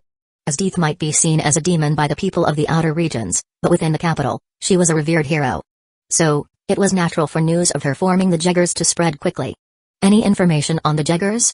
Roy asked. Chelsea, Leon, and Lubbock exchanged awkward glances. It seemed they hadn't gathered any information on the Jaggers yet, perhaps because it was a newly formed group. That's all right. After all, they were just formed recently. Roy said dismissively. He knew quite a bit about the Jaggers. In the original story, there were 6 members. Kurom, who wielded the Tegu March of the Dead, Yatsufusa. Wave, who wielded the Tegu Grand Chariot. Sarah Ubiquitous, who wielded the Tegu Hecaton Kyres, Koro. Run, who wielded the Tegu Mastima. Dr. Stylish, who wielded the Tegu Perfector. And Bowles, who wielded the Tegu Rubicant. However, Sarah had been killed by Leon, and her Tegu had been retrieved. Roy wasn't sure how many members the Jaggers currently had. Any other news in the capital? He asked. He suspected that Hasdeeth's martial arts tournament would be held soon. It was an opportunity to approach Hasdeeth. He could use this opportunity to join the Jaggers and get close to Kurum. After all, he had promised Hakom that he would bring Kurum back. If he didn't join the Jaggers, it would be nearly impossible to persuade Kurum. Moreover, Wave was a potential threat. In the manga, Wave had won Kurum's heart. Roy had to be cautious. Speaking of which, there's been a lot of talk about the martial arts tournament hosted by Hasdeeth. Chelsea said, handing him a flyer. Roy took the flyer and examined it. It was as he had expected. Although it was advertised as a martial arts tournament, it was likely a selection process for new Jaggers members and potential romantic partners for Hasdeeth. I have to participate in this tournament, Roy declared. Why? Chelsea voiced everyone's question. If I'm not mistaken, the winner of this tournament will likely join the Jaggers, right? This is a good opportunity to gather information on them. Roy explained, fabricating a reason. But that's too dangerous. Leon protested. Chelsea and Lubbock also looked at him with concern. Only Siko didn't question his decision. Haha, don't you know how strong I am? And I'm not going to do anything reckless. I'll just gather information and find a chance to slip away. Roy reassured them. They reluctantly agreed. Lubbock led them to the tournament venue. The place was packed with people. Wow, so many people. Leon exclaimed. You guys find a seat and watch the matches. I'll go register, Roy said before heading towards the registration area. Siko, Leon, Chelsea, and Lubbock found seats. These guys are so weak, Chelsea commented after watching a few matches. The fighters were too weak to hold her interest. That guy is pretty good. I heard he's a rank 8 Imperial Fist, Lubbock said, pointing at one of the fighters. When is Roy going to fight? I'm falling asleep. Leon yawned. She had been drinking earlier and was feeling drowsy. Soon, I think. Siko replied, her eyes fixed on the arena, waiting for Roy's turn. After registering, Roy sat and waited for his match. He suddenly realized that this tournament was also Hasdeeth's way of choosing a romantic partner. Did he meet her criteria? He recalled Hasdeeth's requirements. 1. Prioritize future potential and strive to become a general. 2. Have the courage to hunt danger beasts with her, even empty-handed. 3. Have grown up in the border regions, not the capital, like her. 4. Be younger than her, so she can dominate them. 5. Have a pure smile. He met the first 4 conditions perfectly. Only the last one, having a pure smile, was a bit tricky. Roy didn't consider himself a pure person, but he could probably manage a pure smile. However, he wasn't good at faking it. Perhaps he could smile naturally, but he wouldn't force it. But it seemed the last condition wasn't mandatory. Roy stroked his chin. It seemed he met all the requirements. He had initially planned to conquer Hasdeeth with his strength, as she believed in the law of the jungle. The strong ruled the weak. But now, it seemed he could also charm his way into her heart. Roy smirked. Just then, a soldier informed him that it was his turn to fight. Roy followed the soldier to the arena. His opponent was a 3-meter-tall, bull-headed creature. Are there beastmen in this world? Or is he a minotaur? Roy was confused. The audience, seeing a small boy facing the massive bull-headed warrior, erupted in mockery. Hey, kid, go home and drink your milk. Ha ha ha, such a small child wants to participate? Isn't he afraid of getting killed? Just surrender. Yeah, this isn't the place for you. Roy ignored their taunts. He would let his actions speak for themselves. As he stepped into the arena, Hasdeeth, who was watching from a raised platform, noticed him and was immediately intrigued. Roy, a devil with Ma'o's strength, had an aura that set him apart. Common folks couldn't sense it, but Hasdeeth could. Begin. Wave, acting as the referee, announced the start of the match. Taste my crushing iron fist. The bull-headed warrior roared, charging at Roy with a ferocious expression. Roy grinned, deciding to have some fun. With his hands casually tucked in his pockets, he effortlessly dodged the bull-headed warrior's attacks. The warrior, enraged by Roy's nonchalance, attacked even more fiercely. Damn it, I'll kill you, he roared. But his punches couldn't even touch Roy. He only succeeded in tiring himself out. Damn you, stop dodging, he yelled, panting. Oh, all right. It's time to end this, Roy said calmly. He suddenly appeared before the bull-headed warrior and made a funny face. Bleh. The warrior's eyes bulged, and he collapsed. Roy chuckled, enjoying his little prank. The audience was confused. Why had his opponent fainted after Roy simply made a face? That's it. The winner is Roy, Wave declared. The audience cheered. That boy is amazing. Run, who was standing beside Hasdeeth, exclaimed. He made it seem like he was just making a face. But he actually landed 3 punches in an instant. It was too fast for anyone to see. What a skilled young man. Indeed. As Edith nodded absently, her eyes fixed on Roy. She touched her cheek, a faint blush creeping onto her face. I've found him, she murmured. You mean a new member for the Jaggers? That boy is certainly qualified. Ron commented, misunderstanding her. In every aspect. As Edith said, then descended from the platform and approached Roy in the arena. Your name is Roy, right? What a wonderful name, she said with a smile. Yes, Roy replied. That was an impressive match. Now, for your reward. As Edith stepped closer, reaching into her coat. What? Roy was confused. This scene seemed familiar. Was Edith attracted to him? But he hadn't even shown her a pure smile. He didn't realize that his playful expression and unique aura had already captivated Edith. Just as a beautiful girl acting cute could be incredibly charming, a handsome boy acting playful could also be quite endearing. Edith was smitten with his mischievous grin and his distinctive aura. Roy watched as Edith pulled something out of her coat, feeling a sense of resignation. She took out a collar and tried to put it around his neck. Roy dodged with a slight sidestep. Oh, so the reward is a collar? Unfortunately, I'm not worthy of such gift. Roy chuckled, shrugging. It's not up to you. Edith replied with a playful smile, trying to put the collar on him again. Edith-san, I already said I don't need this. Why don't you give it to someone else? Roy teased, dodging her attempts like a game of tag. Oh no, Roy has been targeted by Edith. What do we do? Leon said, watching the scene unfold with a worried frown. I think Roy is trying to seduce her. And it's Edith, no less. But that's not a bad thing. If Roy can win her over, that would be great. Chelsea commented, twirling her lollipop. Chapter 83, She Fall in Love with Me? If we give up before we try, then nothing is going to happen. Ron, observing from the platform, was in a predicament. He hadn't expected Edith to personally descend and attempt to claim the young man. And he certainly hadn't anticipated that the boy would be able to evade her for so long. However, he had to intervene now. The spectators were getting riled up, treating the whole scene as entertainment. You're quite fast, Roy. Edith commented, her smile widening. The longer the chase continued, the more impressed she became with Roy's agility. Oh, it's all right, I guess. But you won't catch me. You can keep that collar for yourself. Roy replied with a shrug and a playful wink. Oh? Is that so? Edith chuckled, her eyes sparkling with amusement. She crouched down, placing a hand on the ground. Freeze, she commanded. A layer of ice instantly spread across the arena floor, originating from her hand and creeping towards Roy. Roy smirked. Playing with ice. He was quite familiar with that. But this wasn't the time for a magic duel. He leaped back, dodging the ice and landing behind Wave, who was acting as the referee.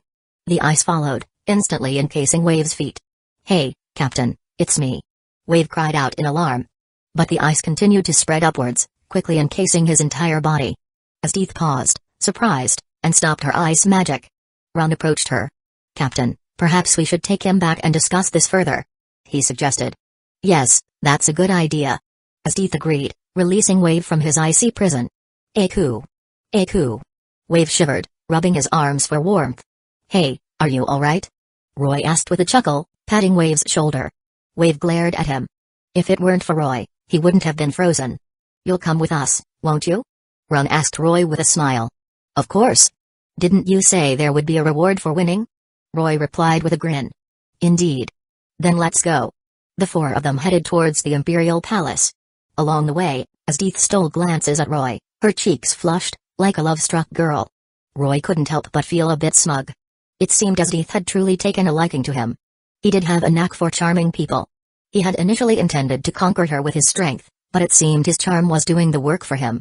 Ron explained that they wanted Roy to join the Jaggers, and Roy readily agreed. They soon arrived at the Jaggers meeting room.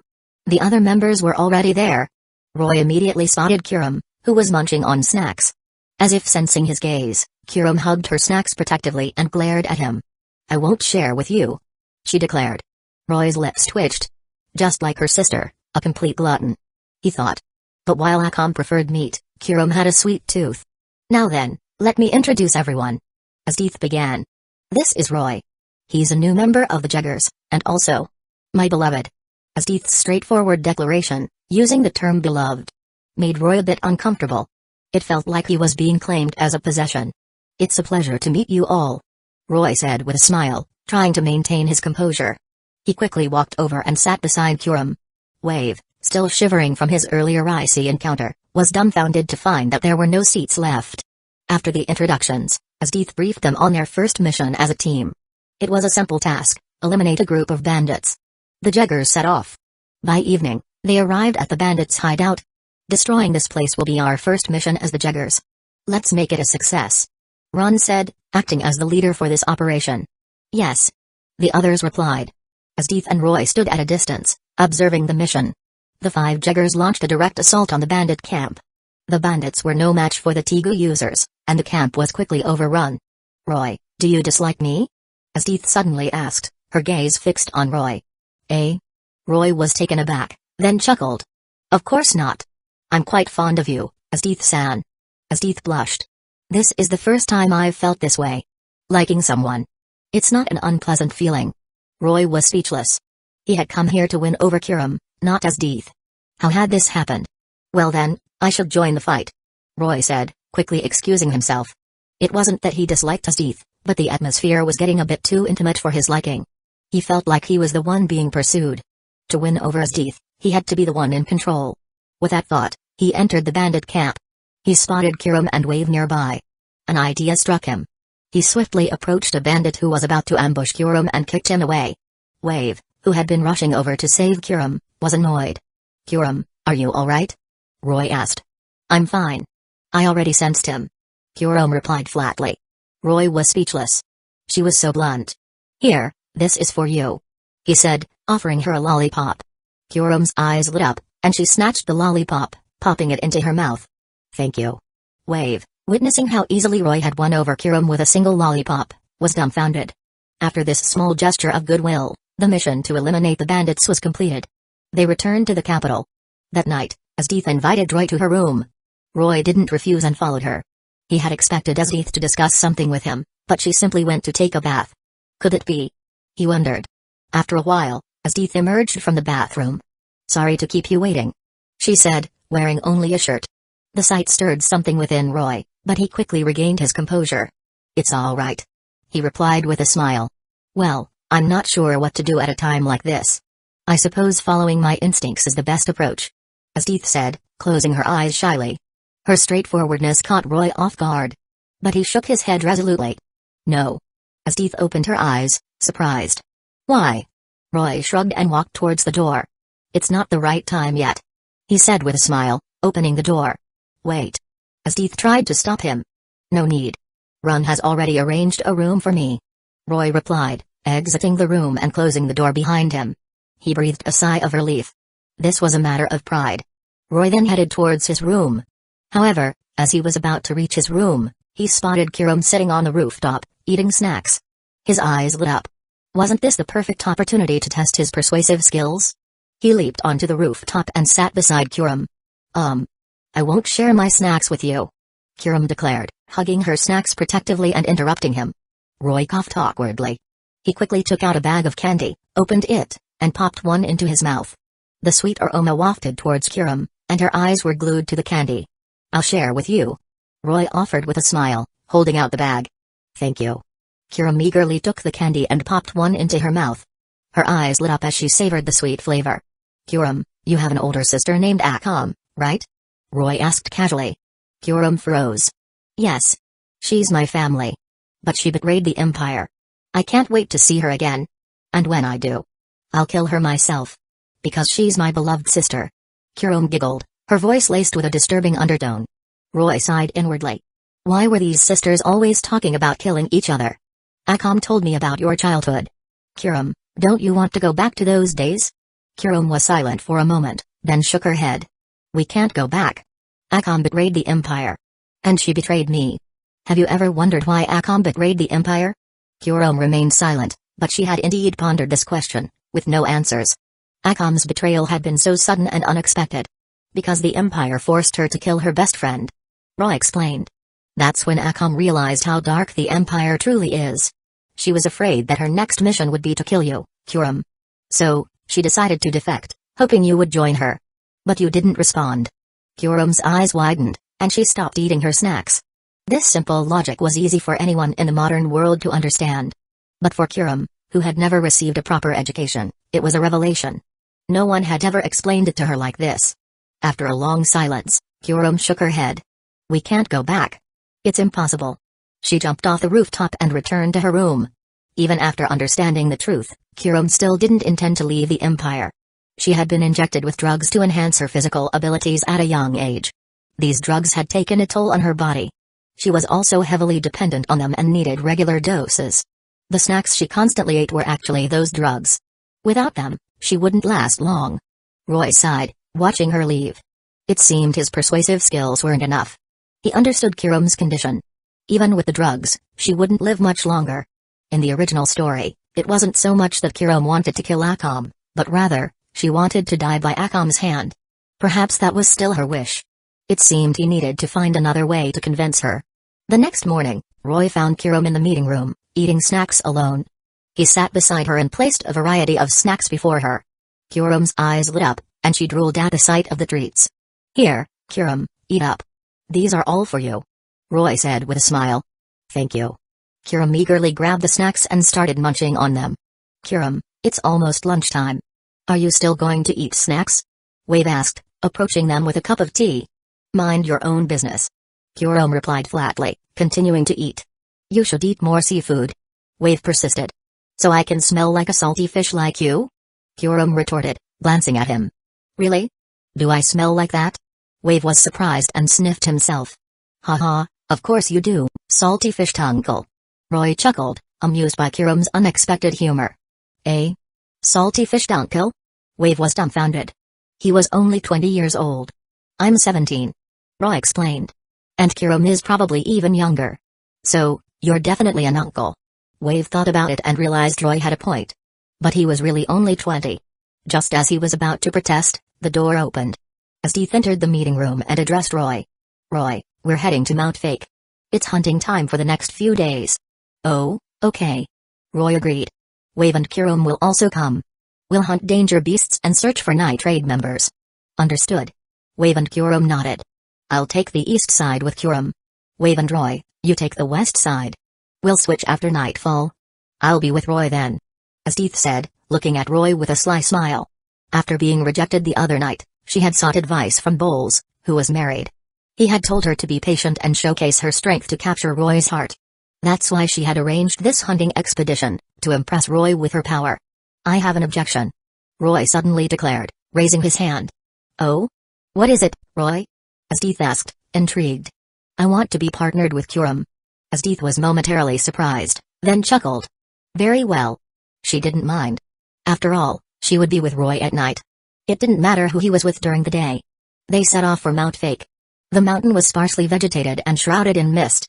Roy and Kurom searched for danger beasts together. Kurom, if I could heal your body, would you leave the Empire and reconcile with Akam? Roy asked suddenly.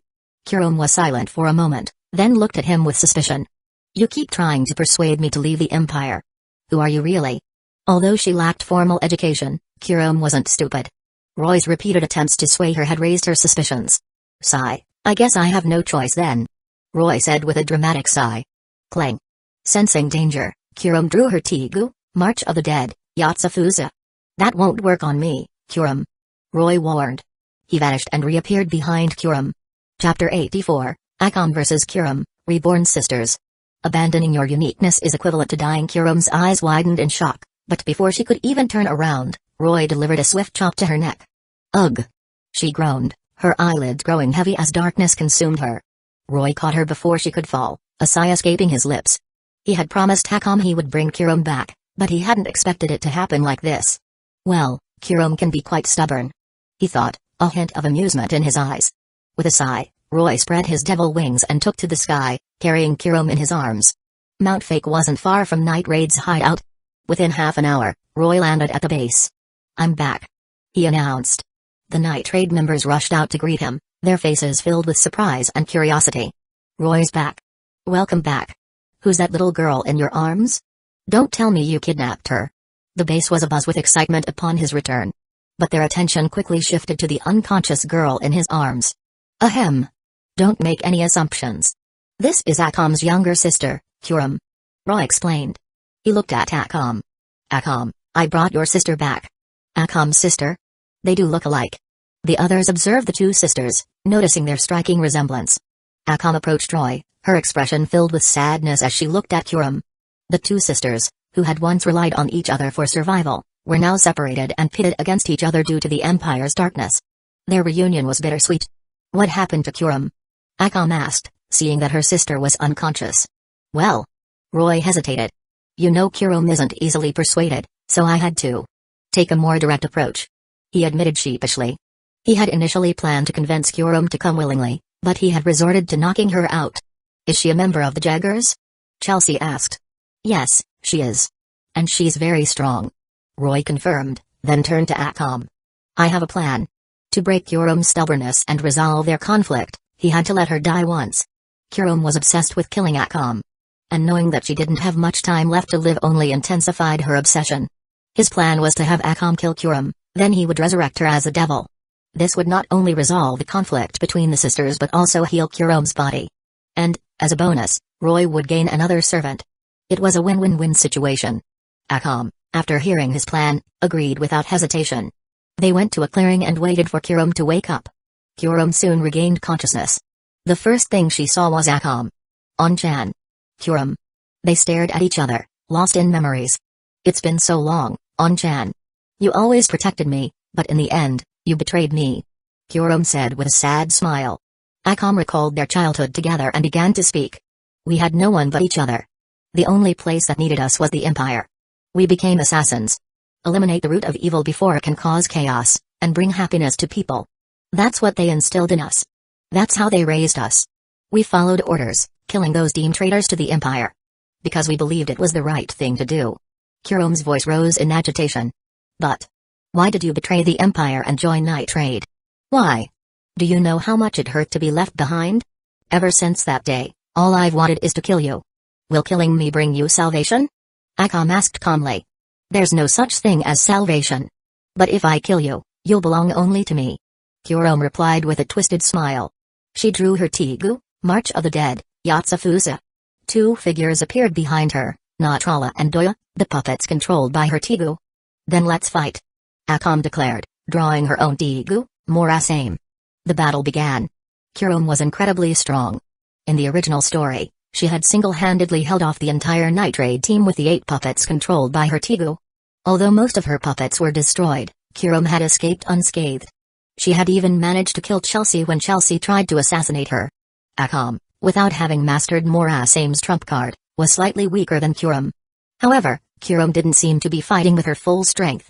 The two sisters clashed, their words filled with accusations and justifications, but neither could sway the other. Suddenly, Kurum intentionally created an opening. Akam seized the opportunity and charged. Their blades pierced each other, as if they intended to die together. But just as Kurum's blade was about to reach Akam, it veered off course, missing its target. Akam's blade, however, pierced Kurum's heart. Kurum. Akam gasped, her eyes wide with shock. Kurum embraced Akam, whispering in her ear, On-chan, I love you. Akam's body trembled as tears streamed down her face. Their long and painful conflict had finally come to an end. Roy approached them, looking at the lifeless Kurum with a sigh. It was clear that Kurum had intentionally let Akam kill her. It was her way of ending her twisted life. Then let me give her a new life. Roy thought. Akam looked at him with pleading eyes. Don't worry, Akam. Kurum will have a new life. I promise. Roy reassured her, gently patting her head. He lifted Kurum's body and used his magic to levitate her. A large, blue magic circle appeared. Roy chanted the incantation, his voice filled with power and authority. By the name of Roy Lucifuge, I command thee, Kurum, to become my servant devil, reborn as my knight. A night piece merged into Kurum's body, and devil wings sprouted from her back. After a while, Kurum gently descended to the ground. She opened her eyes, looking at Roy with confusion. Kurum, you have been reborn. Now, you belong to me. Roy said with a smile, patting her head. Yes, master. Kurum replied with a bright smile, throwing her arms around him. Just call me Onyai-chan, Kurum. Okay, Onyai-chan. Akam, seeing her sister resurrected, also smiled. On-chan. Kurum looked at Akam and hugged her tightly. Kurum. The two sisters embraced, their bond as strong as it had been in their childhood. Roy was relieved that he had finally resolved the conflict between the sisters. He felt a deep sympathy for the two girls who had endured so much hardship. Akam and Kurum separated, and Akam approached Roy, her cheeks flushed. It's time to fulfill our promise, she said. Promise? Could it be? Roy's heart leaped with joy as he embraced Akam. On-chan is going to become Roy's servant too? That's great. Now we can be together forever, Kurom exclaimed with a cheerful smile. Akam blushed even harder. Roy didn't waste any time and began the transformation ritual. By the name of Roy Lucifuge, I command thee, Akam, to become my servant devil, reborn as my knight. Another night piece emerged and merged into Akam's body. Both Akam and Kurom were speed-type fighters, so the night piece was perfect for them. Soon, Akam's transformation was complete. As devils, both sisters' strength reached the peak of high-class devil, just a step away from ultimate class. However, breaking through that final barrier wouldn't be easy. Roy, holding both sisters' hands, returned to the Night Raid headquarters. The other Night Raid members, having learned about the sisters' past, were filled with sympathy for Kurom. That night, they held a feast to celebrate Kurom's new life. Akam and Kurom, the two gluttons, ate until they were stuffed. The next day, Akam barged into Roy's room. Roy, it's terrible. Kurom is gone, she cried. Huh? Roy woke up with a start. What are you talking about, Akam? I said Kurom is gone. Akam repeated, her voice filled with panic. She didn't even seem to notice Shiel, who was sleeping beside Roy. Kurom is gone? Roy was confused. Just then, the blanket was pulled back, and a head of black hair emerged. It was Kurom. On-chan, what are you talking about? She mumbled sleepily.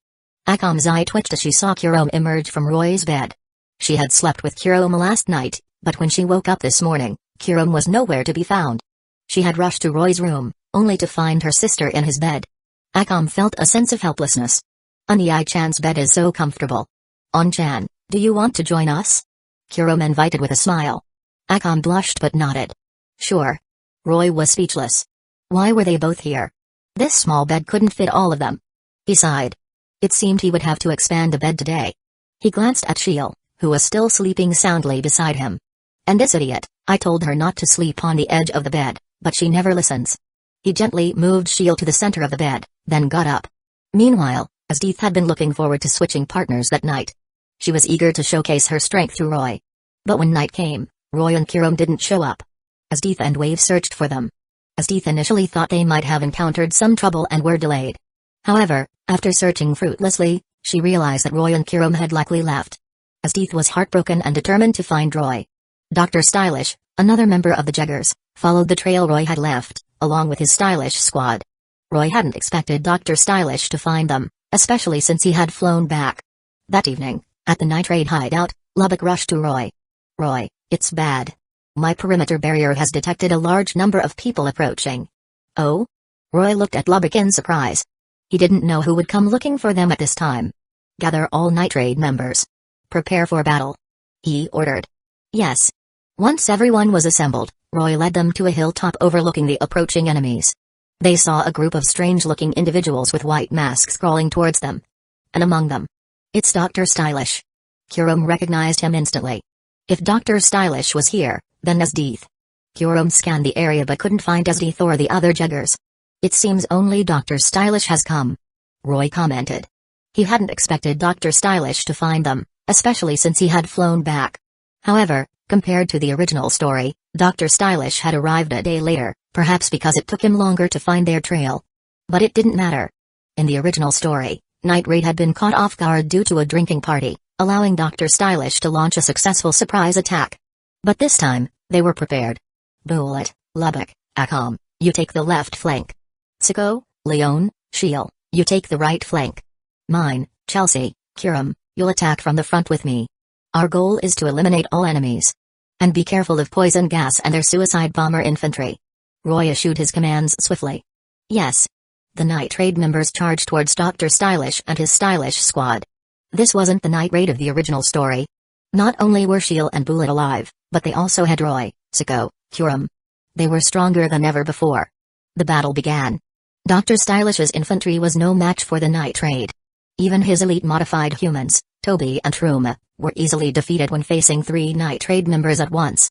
Moreover, Akam's strength was now comparable to Asdeeth's. Dr. Stylish's forces crumbled upon contact. This is bad, Dr. Stylish. We've been ambushed by Night Raid. They're incredibly strong. We've already suffered heavy casualties. Mimi, a woman with large ears, reported to Dr. Stylish. She was one of Team Stylish, enhanced with superhuman hearing. Dr. Stylish took out a remote control. In that case, these research materials are no longer needed, he said coldly, pressing a button. The infantry's stomachs suddenly swelled. Boom. Boom. Boom. Explosions erupted across the battlefield. However, thanks to Roy's warning, the night raid members had taken cover and were unharmed. Dr. Stylish, none of them were injured. Me, another member of Team Stylish with enhanced eyesight, reported. Dr. Stylish's expression darkened. How is the poison gas dispersal going? Dr. Stylish, the wind is blowing in the opposite direction. We can't spread the gas. Hannah, the last member of Team Stylish with an enhanced sense of smell, reported. There's no point in forcing it. Let's retreat. Seeing that his tactics were ineffective, Dr. Stylish fled. Dr. Stylish. Chapter 85, Ice 1000 Armed Cannon. As you live you lose reasons and hope. But as you keep on going, you pick up new reasons and hope. Boom. A golden beam of energy erupted before Dr. Stylish and his companions, halting their escape. Damn it. It seems they won't let us go that easily. Dr. Stylish growled, his face contorted in frustration. Dr. Stylish, we will protect you. His two bodyguards declared, standing before him. No, no, no. You two can't possibly withstand so many Tegu users. Dr. Stylish said, shaking his head. He seemed to be contemplating something drastic. He hesitated for a moment, then pulled out a syringe filled with a strange liquid, a crazed look in his eyes. Secret technique number 2. It seems I have no choice. He plunged the syringe into his arm, injecting the liquid into his body. His form started to distort and bubble ominously. It's coming. It's coming. It's coming. This is the ultimate fashion. He screamed, his voice a mixture of madness and triumph. Dr. Stylish's body rapidly expanded, growing into a grotesque giant, dozens of meters tall. Magnificent. As expected of Dr. Stylish. His two bodyguards gazed up at the transformed Dr. Stylish, completely oblivious to the danger they were in. You are valuable nutrients. Become one with me. Dr. Stylish roared, grabbing his two bodyguards and stuffing them into the gaping maw that had appeared on his monstrous form. After a sickening crunching sound, Dr. Stylish's body grew even larger, reaching 100 meters in height. The night raid members stared in shock. He's a monster. Chelsea exclaimed. How disgusting. Mine grimaced. I'm quite interested in his corpse. Kurom commented, her eyes gleaming with morbid curiosity. She was considering whether to add this giant to her collection of corpse puppets. He's just a big oaf with too many weaknesses. Watch this. Roy scoffed, unimpressed by Dr. Stylish's transformation. Secret Heart, Ice 1000 Armed Cannon. He raised his hand, and a chunk of ice materialized in the sky. The ice expanded rapidly, transforming into a colossal cannon statue, 1,000 meters tall. The cannon statue moved, its countless arms reaching towards the 100-meter-tall Dr. Stylish. Compared to the cannon, Dr. Stylish was like a mere child. A barrage of punches rained down on him. Dr. Stylish looked up in terror, his screams echoing through the battlefield. I still have so many human experiments to conduct. I can't die here. But his pleas were cut short as the cannon's fists obliterated him. When the dust settled, a massive crater, a kilometer wide, marked the spot where Dr. Stylish had stood. There was no trace of the giant, only some unidentifiable liquid remaining. The night raid members were awestruck by Roy's overwhelming power. The 1,000-meter-tall cannon, unleashing a relentless barrage of punches. It was a display of brutal beauty, leaving them speechless. Amazing. He's so strong. As expected of Roy-sama. Roy looked around, making sure everyone was safe. Is everyone all right? He asked. We're fine. They replied. Roy, that was incredible. Leon exclaimed, throwing her arms around Roy's neck. You were amazing. Haha, it was nothing. Roy said modestly, though a hint of pride flickered in his eyes. The others were speechless. 1,000-meter-tall ice giant was nothing? What would he consider a real challenge? Just then, a gust of wind swept through the area. A danger beast resembling a flying fish appeared in the distance. Look, what's that? Mine pointed towards the sky. Don't worry, it's Boss. She's back. Roy said with a smile. As the flying fish danger beast approached, they could see Najunda standing on its back, accompanied by a cloaked figure. Yo. It seems everyone is all right. Najunda greeted them, jumping off the danger beast with her companion. Boss, you're finally back. Welcome back. Boss, who's that with you? The night raid members chattered excitedly. Najunda smiled. All right, let me introduce you. She pulled back the hood of the cloaked figure, revealing a man with blue hair, horns, and a neatly pressed white suit. This is the new Tegu I received from headquarters, speed of lightning, Susanoo. A humanoid Tegu? Amazing. Leon exclaimed. The others also stared at Susanoo in awe. Now, let's not get distracted. I received a warning from the Oracle at headquarters about a potential danger here, so I rushed back. Najunda explained, then looked around at the traces of battle. Her eyes widened as she saw the kilometer-wide crater. It seems the battle is over, but it must have been quite intense. The night raid members, understanding her unspoken question, looked at Roy. Haha, don't worry, boss. We're all fine. That's all that matters. Roy said with a dismissive wave of his hand, indeed. Najunda agreed, not pressing further. Since the enemy managed to find us here, this base has been compromised. She continued. So, everyone, pack your things. We're leaving tonight. Yes. They quickly gathered their belongings and boarded the flying fish danger beast, heading towards a new location. After traveling a safe distance, Najunda landed the danger beast. Boss, there's nothing here. Are we camping in the wilderness? No way. I want to take a hot bath. Me too. Mine and the others complained, seeing the barren surroundings. Don't worry, everyone. We'll have a new base soon. Najunda reassured them. I'll show you the special ability of my new Tegu. Special ability? The night raid members were confused. Roy sighed inwardly. He knew that Najunda's so-called special ability was just household chores. Susanoo, do your thing. Najunda commanded. Yes, ma'am. Susanoo replied, then got to work. He started by cutting down trees and building a house. Within a few hours, a large, comfortable house was constructed, much to everyone's amazement. If ordinary workers had been tasked with this, it would have taken them at least half a month. Susanoo then prepared a delicious meal in no time. The night raid members enjoyed the feast, then retired to their rooms for a good night's rest. Peaceful days returned. Roy spent his time with Kiram and Akam, hunting danger beasts and gathering ingredients. He also teased Mine and Chelsea, enjoyed lap pillows from Sheil and Leon, and generally reveled in the company of his new companions. Meanwhile, after Dr. Stylish's unauthorized attack, Asdeath discovered his disappearance the next day. She also found that some of the research materials in his lab were missing. Following the trail left by Dr. Stylish, she found Night Raid's hideout, but it was already abandoned. Asdeath returned to the capital, disappointed. However, she didn't know that not all of Dr. Stylish's research materials had been taken. Some of the remaining materials and danger beasts were now under the control of Sura, the son of Minister Honest. Sura was as cruel and depraved as his father, if not more so. He was also lecherous and arrogant. Using his father's influence, he committed all sorts of atrocities. He possessed the Tegu dimensional formation, Shambhala, a spatial teleportation device. After taking control of Dr. Stylish's remaining humanoid danger beasts, he sent them to attack merchants and civilians around the capital. His goal seemed to be to lure out night raid. A few days later, Najunda gathered everyone in the meeting room.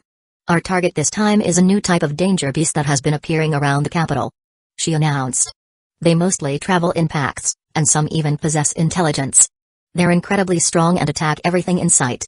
Many martial artists who tried to challenge them have been defeated. Although the Jaggers and the Imperial soldiers are constantly fighting them, their numbers haven't decreased. So, our mission is to eliminate these danger beasts. The Night Raid members discussed the mission. Even the Empire's full force couldn't eliminate them. It doesn't seem like a trap. Mine commented thoughtfully. To put it bluntly, this mission is helping the Empire. Any objections? Najunda asked, lighting a cigarette. According to Boss, those danger beasts must be eliminated. Akam declared, readily accepting the mission. There's a special reason for this. Even if it means helping the Empire, it's necessary. Sheil agreed. Well, I don't mind helping the Empire, but I hope we don't encounter any Imperial soldiers. Leon said with a shrug. Everyone stared at her as if she were an idiot. We're Night Raid, Leon. Of course, we'll operate at night when the Imperial soldiers are resting. Najunda said, rolling her eyes. Leon finally understood and blushed in embarrassment. Sigh, risking our lives to eliminate danger beasts in the capital? Shouldn't we leave this to the Jaggers? You guys are so naive. Chelsea commented, leaning against the wall with her arms crossed. Everyone was silent for a moment. Chelsea, you're wrong. You're just lacking in vision. Roy said with a chuckle. Eh? Chelsea looked at him, confused. Who say this mission is about helping the Empire? Roy smirked. The Empire will be ours soon. Eliminating these danger beasts is helping ourselves. The Night Raid members' eyes widened in realization. Even Najunda hadn't considered that. So, helping the Empire is helping ourselves? Chelsea asked, understanding dawning on her. Exactly. Roy confirmed with a nod. Since everyone agrees, let's form teams and begin a mission. Najunda declared. Sheil and mine, Akam and Leon, Lubbock and Bullet, Roy and Siko. Wait. Kurum suddenly interrupted. I want to be on Anya-chan's team. She declared, clinging to Roy's arm. Kurum, don't be so selfish. Akam scolded. I don't care. I want to be with Anya-chan. Kurum insisted. Let her be on my team. Roy said, gently patting Kurum's head. After becoming a devil, Kurum had become quite attached to him, even more so than to Akam.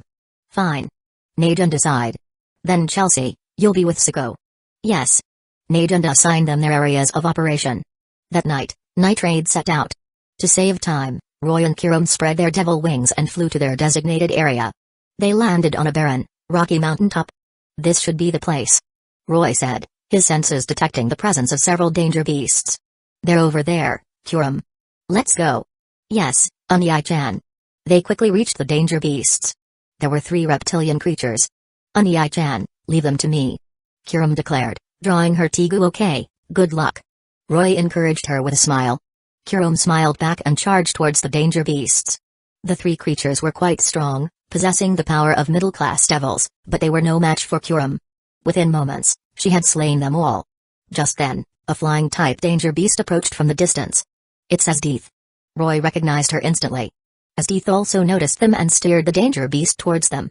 He felt a headache coming on. How was he going to explain this? Well, I guess it's time to come clean. Boom. As the flying danger beast reached them, Asdeath jumped off, landing with a powerful impact that created a large crater. Roy, I've finally found you again.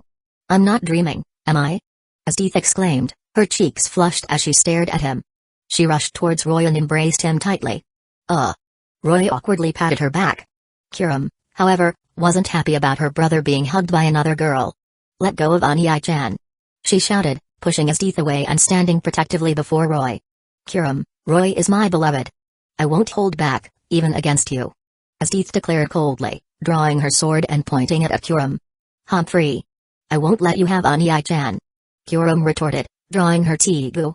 Her strength was now comparable to Asdeath's. She wasn't afraid. A tense standoff ensued. Roy quickly intervened. Asdeath, calm down. And Kurum, you too. He pulled Kurum behind him, and she obediently sheathed her Tegu. Asdeath also calmed down. Roy, Kurum, why did you leave the Empire? She asked, wanting to understand their sudden departure. Haven't you figured it out yet, Asdeath? We're Night Raid. Roy revealed. I only joined the Jaggers to bring Kurum back. I see. Night Raid. Asdeath murmured, her expression hidden by her hat. Then, she looked up with a smile. Well then, I have no choice but to capture you. She moved to attack. Wait, Asdeath. Roy stopped her. I know I can't convince you to leave the Empire. But for those of us who believe in strength, it doesn't matter who we serve, right? Asdeath nodded in agreement. She was a general in the Empire simply because she enjoyed the thrill of battle. In that case, let's have a battle tomorrow, right here. Night Raid versus the Jaggers. Roy proposed. If we win, you'll submit to me. And if you win, we'll submit to you. How does that sound? Asdeath grinned confidently. Very well. I accept your challenge. She was incredibly confident in her strength. Moreover, she believed in survival of the fittest, the strong ruling the weak. This kind of battle was exactly what she desired. Roy had proposed this challenge because he didn't want to waste any more time. His mission in this world was almost complete. Chapter 86, The Final Battle. At any rate, humans change over time based on their actions. Truth be told, at the end of the day, equality is just a fantasy. And most of us go through life denying the fact that we live in a meritocracy. Just then, Asdeath suddenly pointed her sword towards a nearby pile of rubble. Whoever's hiding there, come out now, or I'll attack. Roy and Kurum also turned their attention to the rubble. They, too, sensed someone hiding there. Impressive. I thought I was well hidden. As expected of the Empire's strongest. A man's voice said as he emerged from the rubble. He wore a hooded coat, his face obscured in the shadows. He hadn't planned to get involved in their conflict. In his mind, having Asdeath eliminate Night Raid would be beneficial. He didn't consider the possibility of Night Raid winning. Now that you know our secret, you're not going anywhere. Roy declared coldly. He instantly recognized the man as Sura, the son of Minister Honest. Roy had already marked this man for death. In the manga, Siro was a depraved individual who had orchestrated the assault and murder of Bowles' wife and daughter while they were visiting Bowles' grave. He had also set his sights on Kurum. And to top it off, he was the son of the corrupt Minister Honest. For all these reasons, Siro was a dead man walking. Oh? Siro sneered, looking down at Roy with disdain. You think you can stop me? Tigu, Shambhala, activate. He shouted. A purple magic circle appeared beneath their feet. Trying to teleport us away? How amusing. Roy scoffed. He knew teleportation magic. Even if Siro managed to teleport them, Roy could easily teleport back. Moreover, too slow. Roy swiftly scooped up his teeth and Kurum, carrying them out of the magic circle's range before it could activate. Shambhala's activation time was too slow. Although it only took 2 or 3 seconds to teleport, it was still an eternity in a battle against Roy. Asdeath had fallen victim to it in the original story only because she was unfamiliar with the Tigu's ability. Siro was taken aback, but Roy didn't hesitate. He appeared before Siro in a flash. His ice rose sword sliced through Siro's neck without mercy. Siro gasped, his eyes wide with disbelief as his body was instantly encased in ice. Asdeath stared at Roy's ice rose sword, a mixture of surprise and excitement in her eyes. He could control ice, just like her. She had chosen well. Her gaze intensified. Sensing her intense stare, Roy turned to her. Asdeath, you can go back now. No matter the outcome tomorrow, we'll be together, won't we? He said, his voice filled with confidence and a hint of tenderness. Asdeath smiled and nodded. Indeed. She summoned her dragon danger beast and flew away. Roy and Kurum returned to the Night Raid hideout. When the other Night Raid members returned, Roy informed them of his agreement with Asdeath. They were stunned. Nadunda frowned. She knew Asdeath's strength better than anyone. A direct confrontation with Asdeath was a risky move, in her opinion. However, before she had returned from headquarters, she had received orders to respect Roy's decisions. This put her in a difficult position. Of course, those orders were Roy's doing. He had been controlling the leader of the Revolutionary Army from the start. When he first arrived in this world, he had set his sights on the Tigu. Tigu were powerful weapons. Asdeath's Tigu, Demon's Extract. And Akam's Tigu, One Cut Killer, Morasame were comparable to Sacred Gears, and the other Tigu were also on par with powerful artifacts. Roy had taken control of the Revolutionary Army to turn this world into his own domain. Once he figured out how to create Tigu, he would have access to an endless supply of powerful weapons. This would be crucial for the development of the Lucifuge clan. In the end, Nadunda agreed to Roy's plan. The other Night Raid members didn't object either. They knew how strong Roy was. And even without Roy, Akam and Kurum together could potentially defeat Asdeath. The next day, Night Raid set off for the designated battleground. Asdeath and the remaining Jeggers were already waiting for them. The Jeggers were a sorry sight now. Sir and Dr. Stylish were dead, and Kurum had defected to Roy's side. Only Wave, Run, and Bowles remained. Night Raid, on the other hand, was at full strength. Not only were all the original members alive, but they also had Kurum, Siko, and Roy. Even Nadunda had joined them. Yo, Asdeath, you're early. Roy greeted her with a smile. I couldn't wait to defeat you and keep you by my side forever. Asdeath replied, her cheeks slightly flushed. Oh? You're quite confident, Asdeath. Let's discuss the rules then. Since you only have 3 members, I'll also send out 3. We'll have one-on-one matches. And finally, we'll have our duel. How does that sound? No problem. Asdeath agreed without hesitation. To her, the outcome of the matches between their subordinates didn't matter. Her battle against Roy would decide the victor. But some appetizers before the main course wouldn't hurt. Bowles, you go first. Asdeath instructed. Yes, Captain. Bowles stepped forward. His Tigu was Rubicant. A flamethrower-like weapon that could unleash inextinguishable flames and even launch magma. Its trump card was a large-scale self-destruction, incredibly powerful but also destructive to the Tigu itself. Who wants to fight him? Roy asked the Night Raid members. I'll do it. Akam declared, interrupting Bullet. Bullet shrugged and stepped back. All right, Akam, you're up. Remember, no killing. Roy reminded her. He didn't dislike Bowles. He wasn't inherently evil, so there was no need to kill him. Akam nodded and stepped forward. Perhaps it was fate, but Akam, just like in the original story, faced Bowles. However, this time, Bowles didn't have Kurum's corpse puppets to support him, and Akam was far stronger than before. The outcome was predictable. Within moments, the match was decided. Akam's blade was at Bowles' neck. A slight nick, and Bowles would be dead. You win the first round. Wave, you're next. Asdeath said calmly, unfazed by Bolz's swift defeat. "Yes, Captain." Wave acknowledged. Wave's personality was similar to Tatsumi's, and his ego was a replica of Incursio called Grand Chariot. Although its performance was inferior to Incursio, Wave's strength was recognized by DxD. Seeing Wave step forward, Bullet immediately volunteered. "I'll take this one." "Go ahead." Roy nodded. Both of them wielded armor-typed ego, and Grand Chariot was modeled after Incursio. This was a battle of fate. However, in terms of raw power, Bullet had the edge. Wave was still young, and Incursio's performance surpassed that of Grand Chariot. As expected, Bullet emerged victorious. "Run," the last remaining member of the Jeggers, stepped forward. "Then I'll be the next challenger," he declared, activating his ego and taking to the sky. His Tigu was Mastema, a pair of white wings that allowed him to fly and launch feather projectiles. Its trump card could reflect projectiles.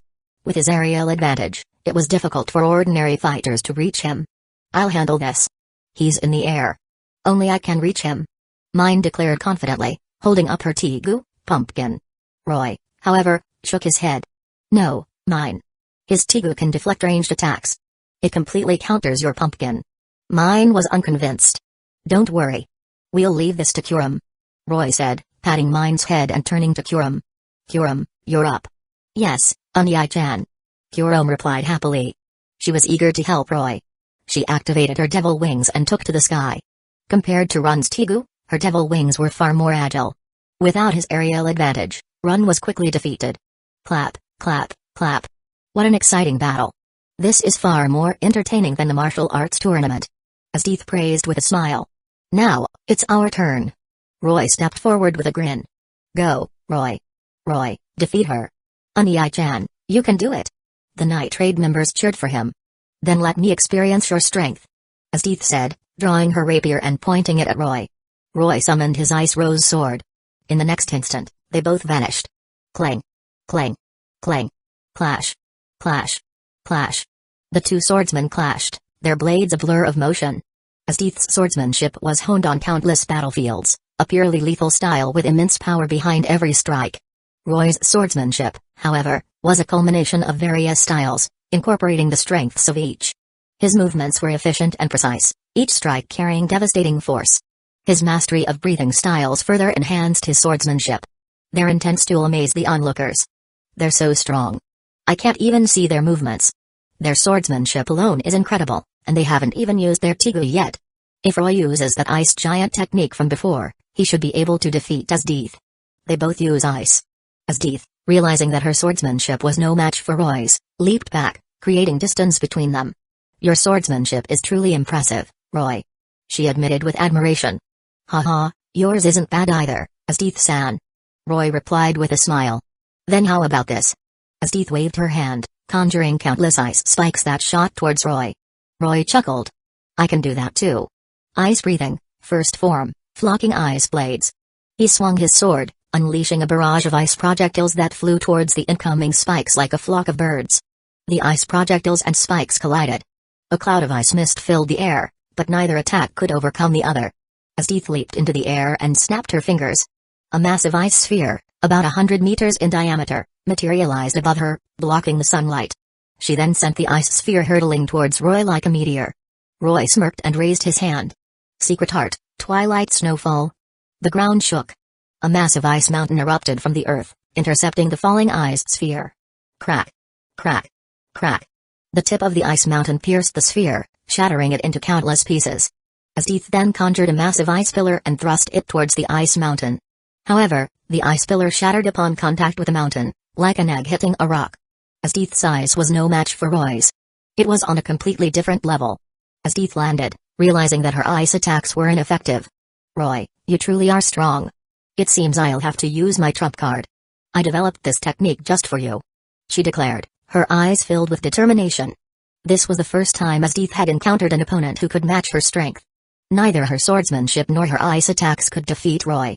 However, during their first encounter, frustrated by her inability to catch Roy, she had developed a new technique. It was Mahapadma.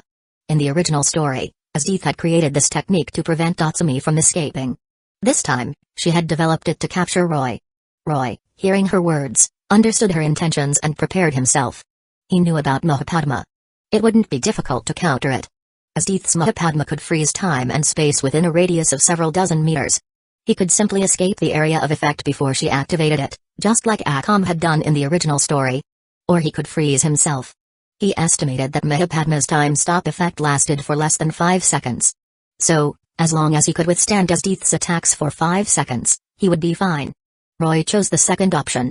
As Deeth charged towards him, Roy smirked and uttered a few words. Secret Heart, Millennium Ice Prison. This technique was originally meant to trap others, but this time, he used it on himself. He was instantly encased in ice. As Deeth activated her trump card. Mahapadma. Time and space froze. All movement ceased. Even the birds flying in the sky were frozen mid-flight. Only Deeth could move freely. However, seeing Roy encased in ice, she was momentarily stunned. She had to break the ice to harm him. Realizing this, she didn't waste any time. She conjured an ice spear and thrust it towards Roy. But it was useless. The ice spear shattered upon contact with Roy's ice, like an egg hitting a rock. Deeth frowned. But before she could think of another solution, Mahapadma's time stop effect wore off. Roy, though unsure what had just happened, knew that Deeth's trump card had been ineffective against him. How did you counter my technique, Roy? Deeth asked, confused. This was the first time she had used Mahapadma, yet Roy had encased himself in ice beforehand, as if he had anticipated her move. And Mahapadma could only be used once a day. Roy deactivated his ice prison and chuckled at her question. Could he tell her that he knew about her technique beforehand? I just had a feeling. He replied with a shrug.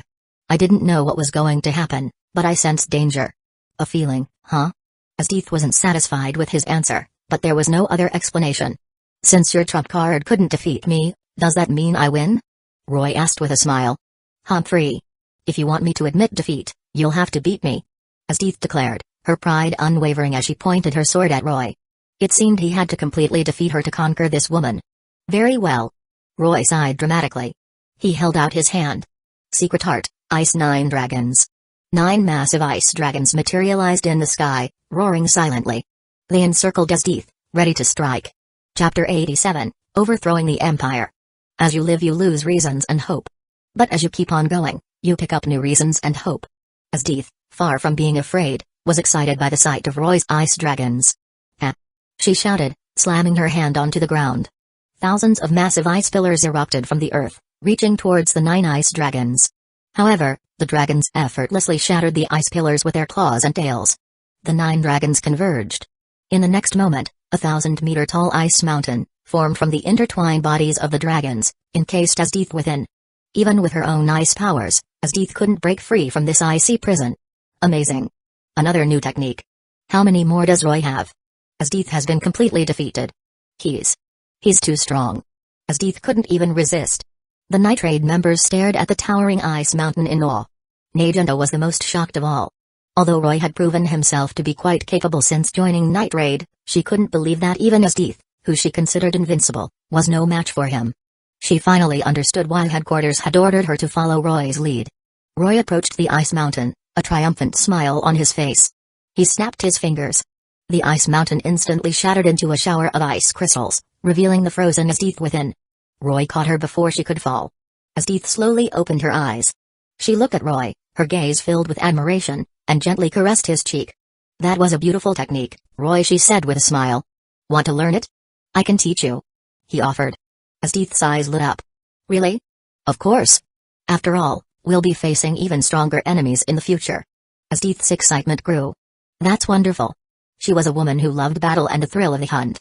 The prospect of facing opponents stronger than Roy intrigued her. Let's take care of things here first, Roy said, helping Deeth to her feet. He then turned to Wave, Run, and Bowls. Come here, you 3. The 3 Jaggers approached cautiously. Captain? Wave looked at Deeth questioningly. As you can see, I've been defeated. So. Deeth began, her voice calm and composed. From now on, you will follow Roy's commands. After all, it's only natural for the strong to rule the weak. Wave, Run, and Bowls exchanged glances. They knew their captain's personality. And they couldn't defeat Roy, let alone escape from him. They turned to Roy, their expressions uncertain. Don't worry. Roy reassured them with a smile. I don't need you to do anything against the Empire. Just stay at the Night Raid hideout for a few days. Once everything is settled, you can go back to your lives. The 3 Jaggers were confused. The Revolutionary Army will launch an attack on the Empire in a few days. Roy explained. Once the Empire falls and peace is restored, you can return to your duties. You're not evil people. The new Empire will still need your strength. They remained silent, considering his words. Of course, you can also bring your loved ones to the nitrate hideout for safety. Roy added. That's all I have to say. Think it over. Roy then ignored them and turned to Najenda. Najenda summoned her flying danger beast. The nitrate members, along with the Jeggers, returned to their hideout. Back at the base, Roy immediately opened a portal to the Revolutionary Army headquarters. He instructed the leader to gather their forces and launch an attack on the capital the next day. The following day, Roy led Nitrate and DxD to the Imperial Palace. Wave, Run, and Bowles remained at the Nitrate hideout. Although no one guarded them, they didn't dare to leave. Even if they did, they couldn't stop Nitrate's attack. Bowles, however, had brought his wife and daughter to the hideout for safety. Inside the Imperial Palace, the Nitrate members marched through the halls without any attempt at concealment. The soldiers, seeing DxD, didn't dare to stop them. But there was one exception. General DxD, who are these people? A man blocked their path. It was General Bdo, the leader of the Imperial Guard. General Bdo, the fall of the Empire is inevitable. I advise you to step aside. DxD said with a sneer. Bdo's expression hardened as he recognized several wanted members of Nitrate among the group. General DxD, have you betrayed the Empire? He demanded. The weak submit to the strong. It's only natural. DxD replied calmly. DxD, don't waste your breath on him. Roy interjected, cutting off Bdo's retort. General Bdo, the Empire is finished. You have two choices. First, continue to resist and be killed by me. Second, pretend nothing has happened. It's just a change of emperor. You can remain a general in the new empire. Choose. Bdo was silent for a moment. I won't let you pass. As expected. Roy sighed. Bdo was known for his stubbornness. He adhered to the old ways, believing that military officials shouldn't interfere in politics. Although he was aware of the corruption within the government, he hadn't taken any action. If he were willing to surrender, the empire wouldn't be in this state. DxD, I'll leave him to you. Roy said. Leave it to me. I've been wanting to fight General Bdo, the other strongest in the capital, for a long time. DxD replied, drawing her rapier and pointing it at Bdo. It seems a battle is unavoidable. Bdo said, activating his Tigu, Thunder God's Rage, a Drumroll. The two powerful warriors clashed. Roy and the others continued towards the throne room. Who are you? The guards outside the throne room surrounded them. The Nitrate members attacked without hesitation. The endless waves of soldiers couldn't stop their advance. The ministers and officials inside the throne room panicked. A rebellion? Have I, as emperor, made a mistake? The young emperor, still a child, looked around in disbelief. No, your majesty. Even after losing your parents, you have ruled wisely. Prime Minister Honest declared. And I have always been by your side. You've made no mistakes. The emperor didn't know that his parents had been murdered by Prime Minister Honest. That's true. You've always been with me. You wouldn't lie to me. The emperor said, nodding. The ministers and officials remained silent, witnessing the blatant manipulation. Your majesty, the rebels have deceived the people. We must show them the consequences of their actions. Prime Minister Honest declared. Show them your imperial might and quell this rebellion. He was trying to convince the emperor to activate the Supreme Tigu, Shikout Taser. The emperor nodded and stood up, ready to activate the Tigu. Just then, Roy and the others stormed into the throne room. Prime Minister Honest, you're going to die. Akam declared, charging towards the minister, ignoring the other officials. However, as she was about to strike, she was thrown back by an invisible barrier. Akam, come back. Roy called out. Akam, unable to harm Prime Minister Honest, retreated. Prime Minister Honest possesses a Tigu that can destroy other Tigu. We'll leave him to Siko. Roy announced. What? Prime Minister Honest has a Tigu? Mine exclaimed in surprise. A Tigu that can destroy other Tigu. It's good that we know now. Otherwise, the consequences could have been disastrous. Leon said grimly. In the original story, Leon had been unaware of Prime Minister Honest's Tigu ability. She had been caught off guard, her Tigu destroyed, and she had been shot multiple times. Although she had managed to kill Prime Minister Honest in the end, she had succumbed to her injuries due to the loss of her Tigu's regenerative abilities. Ha ha ha ha, the Supreme Tigu has been activated. This is the end for you rebels. Prime Minister Honest suddenly cackled. The barrier had even blocked Akam's attack, who was at the peak of high-class devil level.